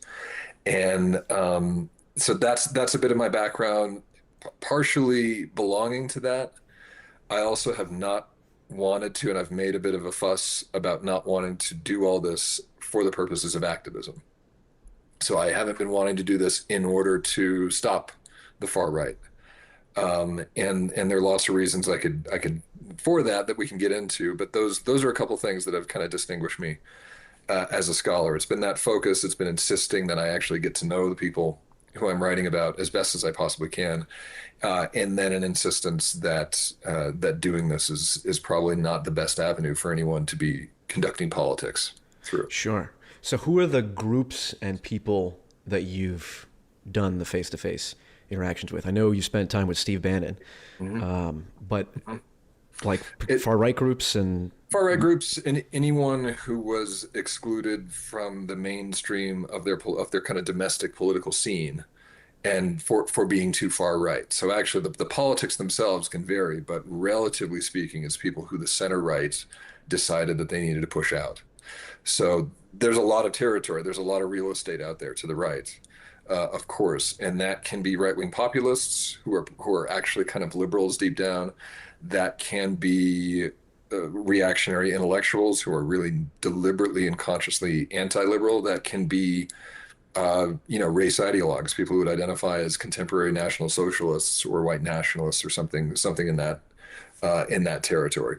Okay. So all of those groups, they're very different, but the thing that they have in common is that they're all pushed out of the mainstream from the right. Got it. like who's an example of the most extreme? You don't have to out anyone, but like who's the kind of person and what kind of beliefs were the people who had the most extreme beliefs that you got a chance to, interact with directly? I mean, the people who are consciously anti-liberal are the ones that are the most extreme. They're not the ones who portray themselves as being the most extreme, though. I mean, the first thing that comes into my mind when you say that, Paul, is like someone tattooed in swastikas. And, that's what I'm thinking. Who says we want to bring out, neo-Nazis, we're going to start a race war, we're going to have a revolution, we're going to destroy democracy. I've met, certainly people like that and spent a long time with them. I actually don't always think that their ideas are the most radical. So your question points me away from someone like that. Interesting. Okay. Deep down, most of them are liberals. You really have to go to a separate, more intellectualized milieu in order to find people who will question things like freedom of speech, democracy, equality, all of those linchpins, all of the stuff of politics that we take for granted, that we all kind of have our own right or left-wing takes on. To find someone who questions that's really someone who's off the mat. Okay, two things. Number one, actually the book in front of me, by the way, that I've just been reading in our book club. Yeah. Why Liberalism Failed. Barack Obama endorses it. That's right. Yeah. And I'm very interested in the critiques of liberalism. I think I'm sympathetic to the post-liberal thinkers, only insofar as they're not like anti-free speech. You can be an atheist and still accept that there's good ideas in Christianity. In the same sense, I'm like, well, I don't call myself a liberal. Obviously, I agree with a lot of liberal principles, but I really like the kind of post-liberal thinkers because they're at least contending with issues that I think are interesting. And maybe we should, towards the end, we can come back to that. You said at heart or deep down, the Nazis are still liberals? I think so. Can you expand on that? They're certainly modernists. I would say that for sure. Okay. But a lot of them will believe in their own versions of equality. A lot of them cling to freedom of speech and the ideas of necessary limits on state power. A lot of them are progressive in their own way. They happen to have, yes, a different measure for progress than what most people who we would ascribe that label to would hold. But at that fundamental level, we don't see any of those linchpins being questioned. Progress, the need to escape a past of oppression, and the idea of moving into a future of emancipation. Certain forms of equality, certain civil liberties that actually ought to be maintained, that they depend upon, and they might pay lip service to the idea that they would erase them were they to come into power. But that's a really convenient place to be, because another hallmark of these people who are way out there is that they probably do not actually want to come to power. So much of their political life, so much of their stylistic profile is oriented around being a rebel and being an outcast, and not actually doing the work of politics and convincing people and building some sort of community of consensus. Yes. Okay, there's a bunch of places we can go, because people would say someone like, okay, so like we talk about the neo-Nazis and stuff, and some of those people would fall in that category, right? They're just like the aesthetic and all that. Okay. Mm-hmm. In the current environment, you have people like Nick Fuentes who are decidedly influencing politics or attempting to influence politics. Yes. So I guess we talked about this earlier. I just kind of give you the broad space to what has your background taught you or informed you about what is the proper way to contend with someone like a Nick Fuentes in the current space?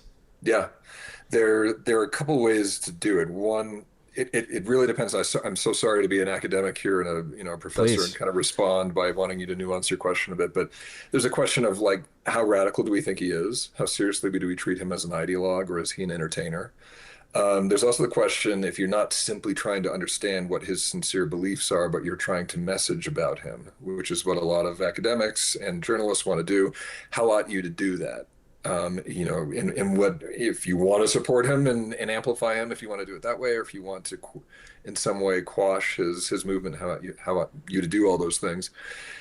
When I to take the first one, when I listen to him, I'm reminded of something that I've thought with a lot of the people who have actually literally covered themselves in swastikas and said, I'm a neo-Nazi, I'm a fascist, I'm this and that and this.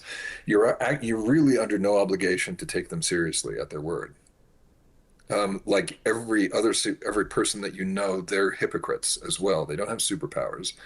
And we often ought to ask ourselves what the actual status, rhetorical, conceptual, ideological status of Nazism is today.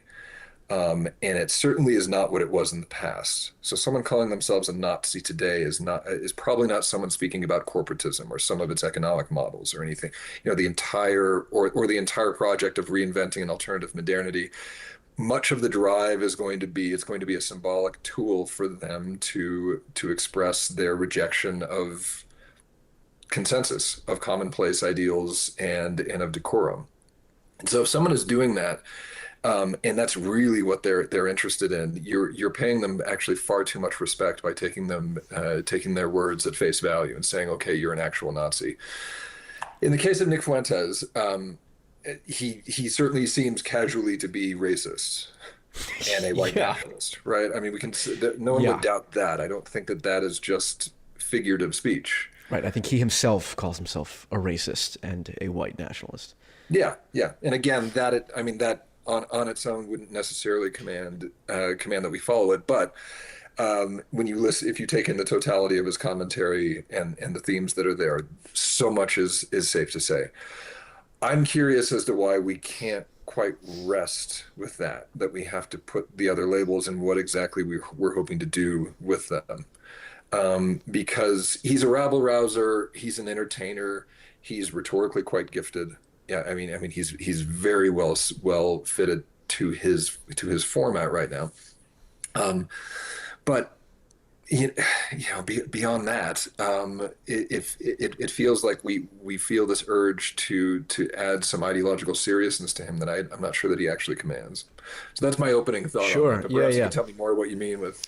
Yeah. Well, the argument is Nick Fuentes is reviving this sort of this latent, this anti-Semitic drive, this Nazism, and because of social media, although he has been banned, so he's gotten around it, but he's been able to influence a whole generation of young men, or at least a subsection of it.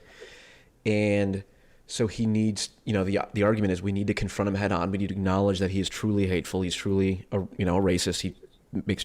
He's pro-Hitler, all these things.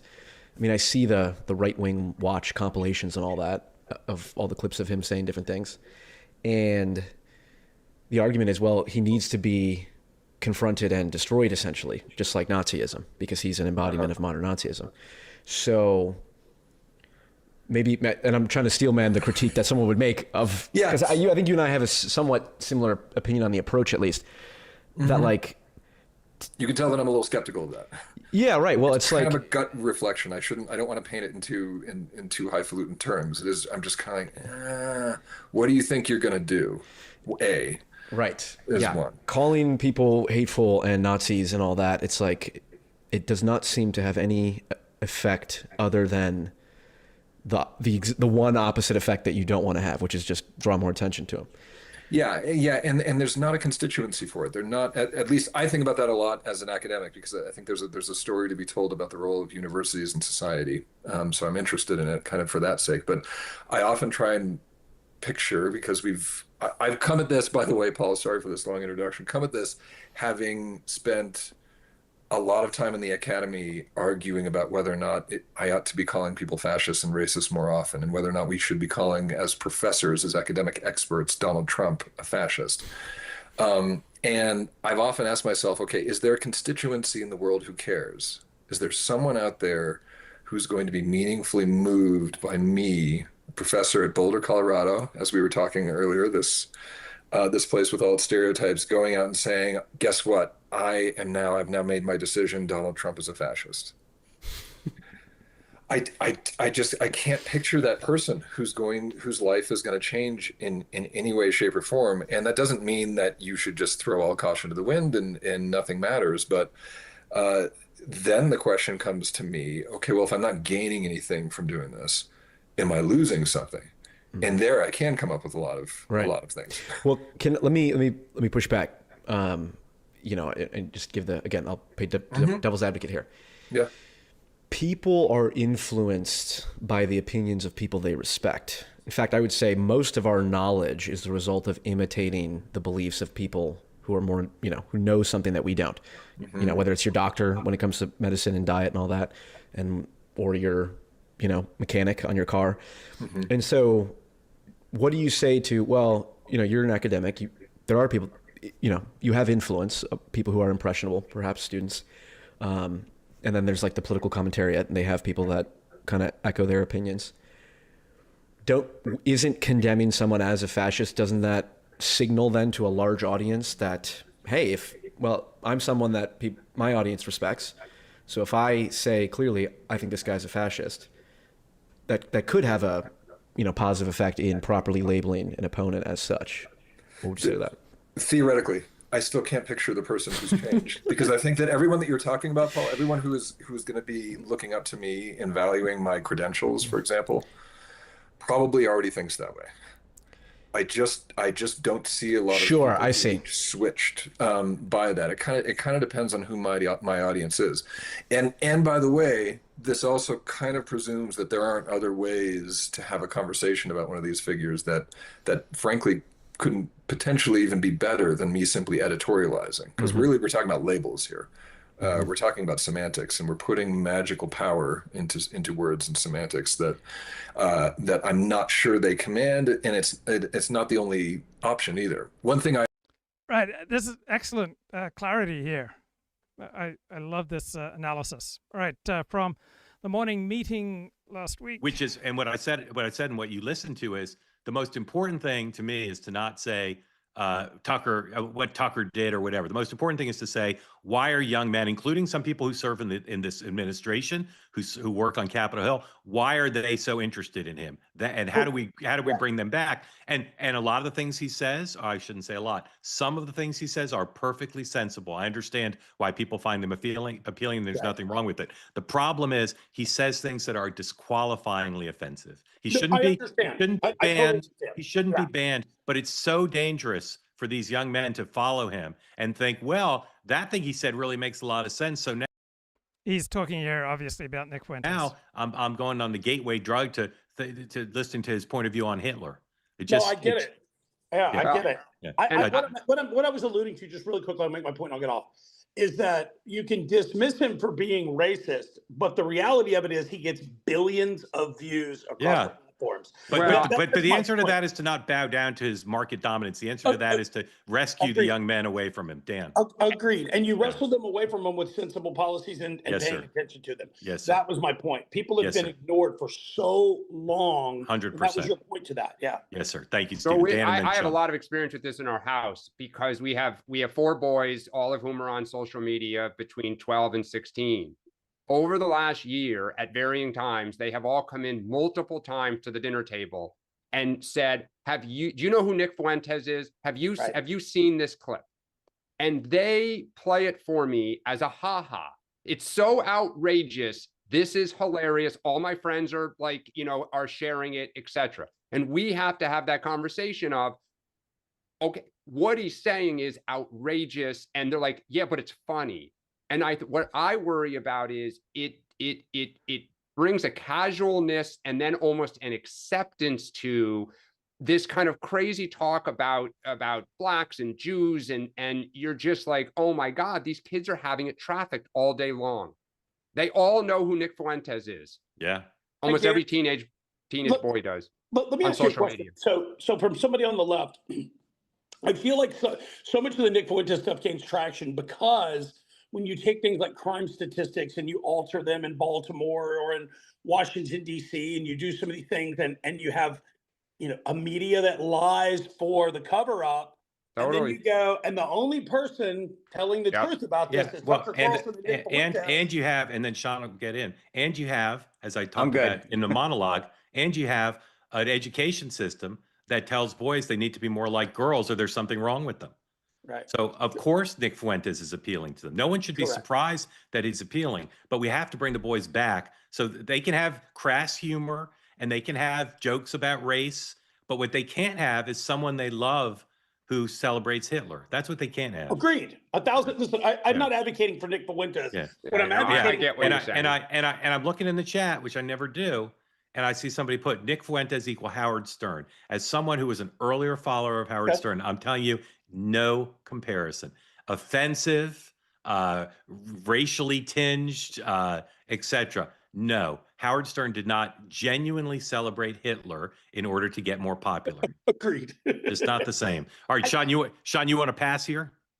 I think it's probably a strong career move. Yeah. But I will say that the one thing that's interesting to me, Frank Luntz had this really good analysis back in the day about how to get people on your side. And he went value, goal, solution.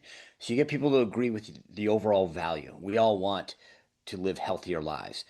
The goal is to bring down cost, and then you once you've got them 2/3 of the way, then the solution. I think, and I'll be honest with you, I think today after the talk, I want to go hear that. I've never listened to the interview because I just didn't, but I'll go do it because I want better context. And I think that's what some people are pulling out of the Fuentes thing, which is, he shared this big value, then he talked about the solution and then the goal, and then he went to a solution. And I think that's the problem, is that young men in particular are buying in on the solution because of the aforementioned points that you made, that, well, the media can't be trusted and politicians lie to us, and so better him than us. And that's where people have got to stop letting that, not addressing it. I think to Dan's point, if you have young kids, be involved, talk about it, and say, guys, here's the step that's missing here. Because in the absence of that, that's why people think it's okay. Yeah, and here's why Charlie Kirk was so superior to Fuentes. Charlie saw that economics was a huge part of this. These young men, they want jobs. They want to be able to buy a house. They don't see that's possible. Charlie said, well, let's work on that. Let's give them faith and let's give them economic hope by trying to find policies that would help them. Fuentes is just a salesman. He's just selling anger and hatred and ridicule and pro-Nazi positions. I often. Whoops, wrong link. Okay, this P.F. Jung. All my beliefs the right would deport me for having. Video called All My Beliefs That the Left Would Shoot Me for Having. I outlined some core beliefs that a subsection of the left, known as the freak left, would like to see me shot for. And in this video, I'll share a few beliefs that a subsection of the right, known as the freak right, would be happy to see me deported to an El Salvadorian concentration camp for having. So let's begin. White identitarianism is garbage. There are a lot of right-wingers who are adopting a increasingly race-centered view of the world, and this is a terrible and antisocial idea. Now, it must be pointed out, one of the key reasons, if not the key reason, that people are doing this is in reaction to several decades of anti-white sentiment that has permeated the culture. Americans have no culture except for multicultural. Well said. And we need to teach people how to embrace that. These pristine white people need to learn how to embrace it. It literally says here, whiteness is a bad deal, and it has a symbol of Satan.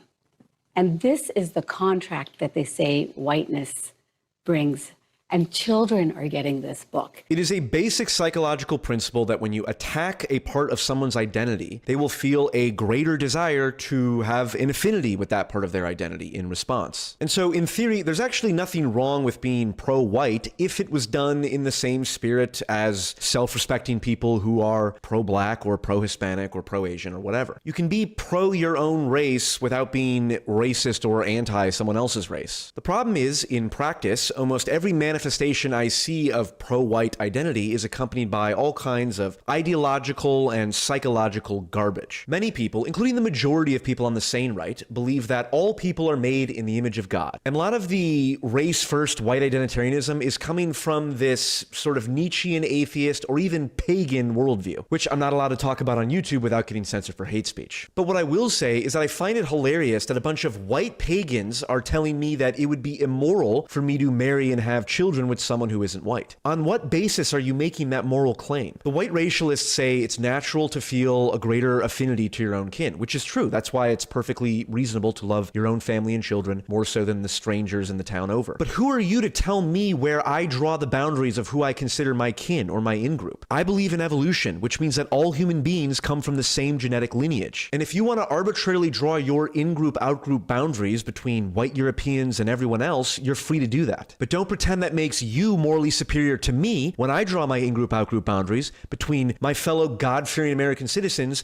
and degenerate pagans like yourself. I do not feel a greater sense of kinship with someone in a European country that I've never been to than I do with my Asian or Hispanic friend who I grew up with and have a shared history in this country with. If you think white people's problems would be solved by focusing more on race, I encourage you to get back to your medieval map-based strategy games and learn more about the interethnic horror that occurred between the English, Scottish, and Irish, for example. Again, it's possible to be pro-white in a way that isn't antisocial. And as white people become a minority, it's probably good that that feeling gets sublimated into something positive than how it's manifesting now. But until I see anything approximating a pro-social, pro-white attitude that isn't racist towards other people, I'm going to call out white identitarianism for what it is. Garbage. Too many people on the right hate women. There's an increasingly pathetic anti-woman sentiment that is growing on the right and contributing to the whole-scale degeneration of the social fabric here in the West. Unless you are truly psychologically damaged, videos like this should disgust you. Fuck the woman! Fuck the woman! What? No, wait. We love women. We love women. We love women. But not like transgenders. Yes, sir. We love everybody. No. All gays should die. Yeah, merch, preach.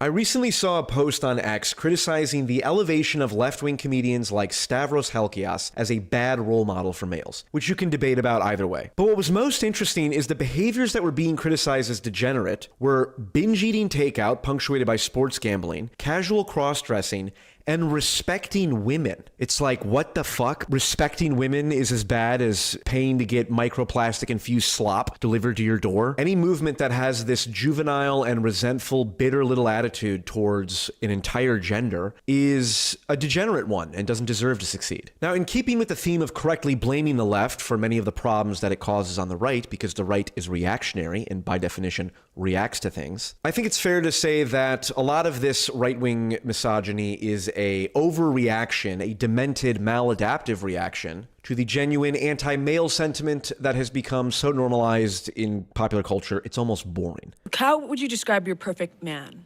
Funny. He has to have a really good sense of humor. Now describe how you would kill that man. I would probably make it look like an overdose. Wow. Oh my gosh, Julia. Yeah. You'll never know. And are you pro women killing men? I think that if the man deserves it, yeah, why not? Men kill women all the time for no reason. Wow. Should men be allowed to have opinions? No. Now, to be completely honest, I love Z-Way, okay? Her interviews with Caleb Heron and George Santos are some of the best videos on the internet. You should stop watching this one and go watch those instead. But I just don't see how casually joking about killing men if they deserve it is any different from men saying, well, women deserve to be hit if they deserve it. It's all the same kind of lowbrow humor, in my opinion. So I've had this argument with a feminist before. She's like, oh, well, we've never tried matriarchies. We've only tried patriarchies, blah, blah, blah. And I said, listen, bitch.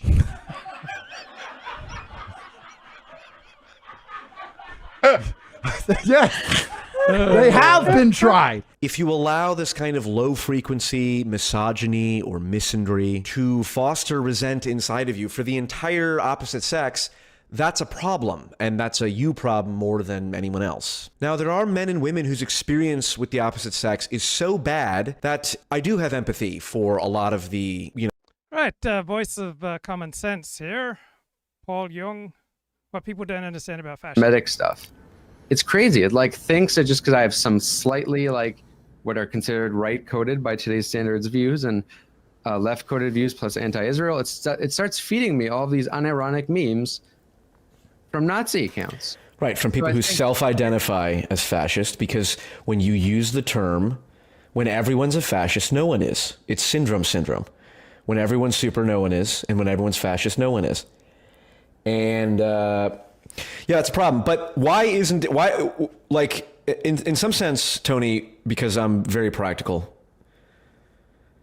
why not just fascism equals bad? That seems like a pretty useful definition. I mean, you said most people know that fascism is self-evidently bad. And we're talking about the fascism of Nazi Germany and Italy and all that shit and authoritarian regimes. And we can get into the detail of what that actually means. But what's wrong with just being fascist is bad? I say degenerate all the time. I have a word that generally means just bad. It's degenerate. So what's wrong with calling people fascist when you mean bad? Well, I wouldn't really object to fascism being bad, but the thing is, right, but using them interchange, like when because people just call people fascist, they just mean person I don't like. What's wrong with that? Like, is that not useful politically in orienting people's? Because fascism and other forms of authoritarianism arise due to very different circumstances. A lot of the time, they're different in character. It's also that you can't discern like who is a greater threat and who isn't. Sometimes it's a much more better tactic instead of, sometimes what's often not considered when it comes to politics is, what you're doing going to make your enemy worse or better? And a lot of people take this tactic of just opposing everyone on the right, or leftists or right-wing people will oppose everyone on the left. But what that often does is you fail to discern who's actually a bigger threat and who's more dangerous. And what that ends up doing is, actual fascism can grow. I mean, also just like practical use, like when you do have a fascist threat, people won't take it seriously because people have been using it flippantly before. And if you use it to describe things that are just like kind of genuinely popular, like, I don't know, securing the border and being critical of globalism or nationalism itself, I mean, those are all very popular things, as you can see in the world zeitgeist at the moment. If you just keep calling that fascist, I mean, then a lot of people are probably just going to be like, okay, I guess I'm a fascist. I mean, that's... All right, thoughtful critique. Let's cleanse the palate with some closing words here by Fred Luskin. Then you have one of the basic pillars that can be turned into happiness or into a more equanimity. If you can work on the negative self-talk that most of you, I would imagine, have of not being good enough or never knowing when to stop or always feeling you have to take care. It's when you can give but not deplete that you create some of the inner characteristics of happier people. Because the research is very clear. There's only a couple of things that matter for happiness, and they are relationship, purpose, and savoring. That's it. And the most important is relationship. And you all have the opportunity to make meaningful relationship with little and bigger people. And it's what's so crucial is to remember, again, that status and power and money do not contribute to happiness anywhere near relationship. And it's not even close. All of the research estimates are that between 50 to 70% of our happiness is people. And that's enormous, and nothing is in second place. I mean, there are things in second place, but they're so far apart that the capacity to connect and care about others is the cornerstone of a happy life.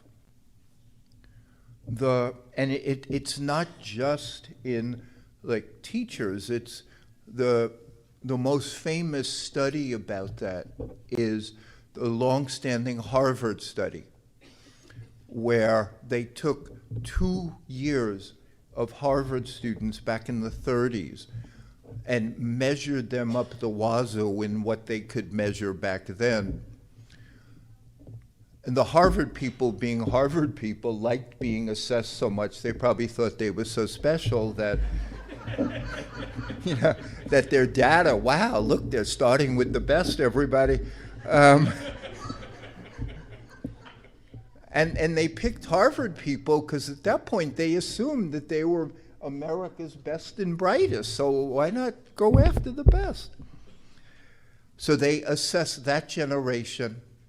They liked it so much their kids joined. Then their kids joined. They had 40 years of data and then 80 years of data. And each time that, these are Harvard graduates and they're men. So each time they analyzed the data, the first time it was, and the psychiatrist responsible for the study was embarrassed when he came out with the details. He kind of shuffled out on stage and said, you know, we have Supreme Court justices and senators and you know, the most important thing in their lives is relationship. I don't understand it. And now 40 years later, they did the data again, and now the new psychiatrist got even more specific. The most important thing in these people's lives and the most critical skill for them to learn and the core of their ability to be happy is their ability to give and receive love. The ability to give and receive love. So you all work in a place fertile for that. And you want to make sure you pay attention. You know, you want to make sure, and I'm going to say this to you as more than any much, you got to make sure you tame this. That there are very few cultural instances now that we have some control over that are harming our capacity to give and receive love more than this. I can't exaggerate. I remember I was on a first date with this woman, and she was like taking calls, and I never wanted to date her again. Then she chased me for the next year or so, but that experience of being on a first date with her, and she was just taking calls, and so many of my male friends are married to women who are addicted to their phones, who bring their phones to the dinner table, who would rather be scrolling on their phones than paying any attention to their husband. Trying to compete with someone's phone is not my example of a happy, satisfying relationship. That clarity for you.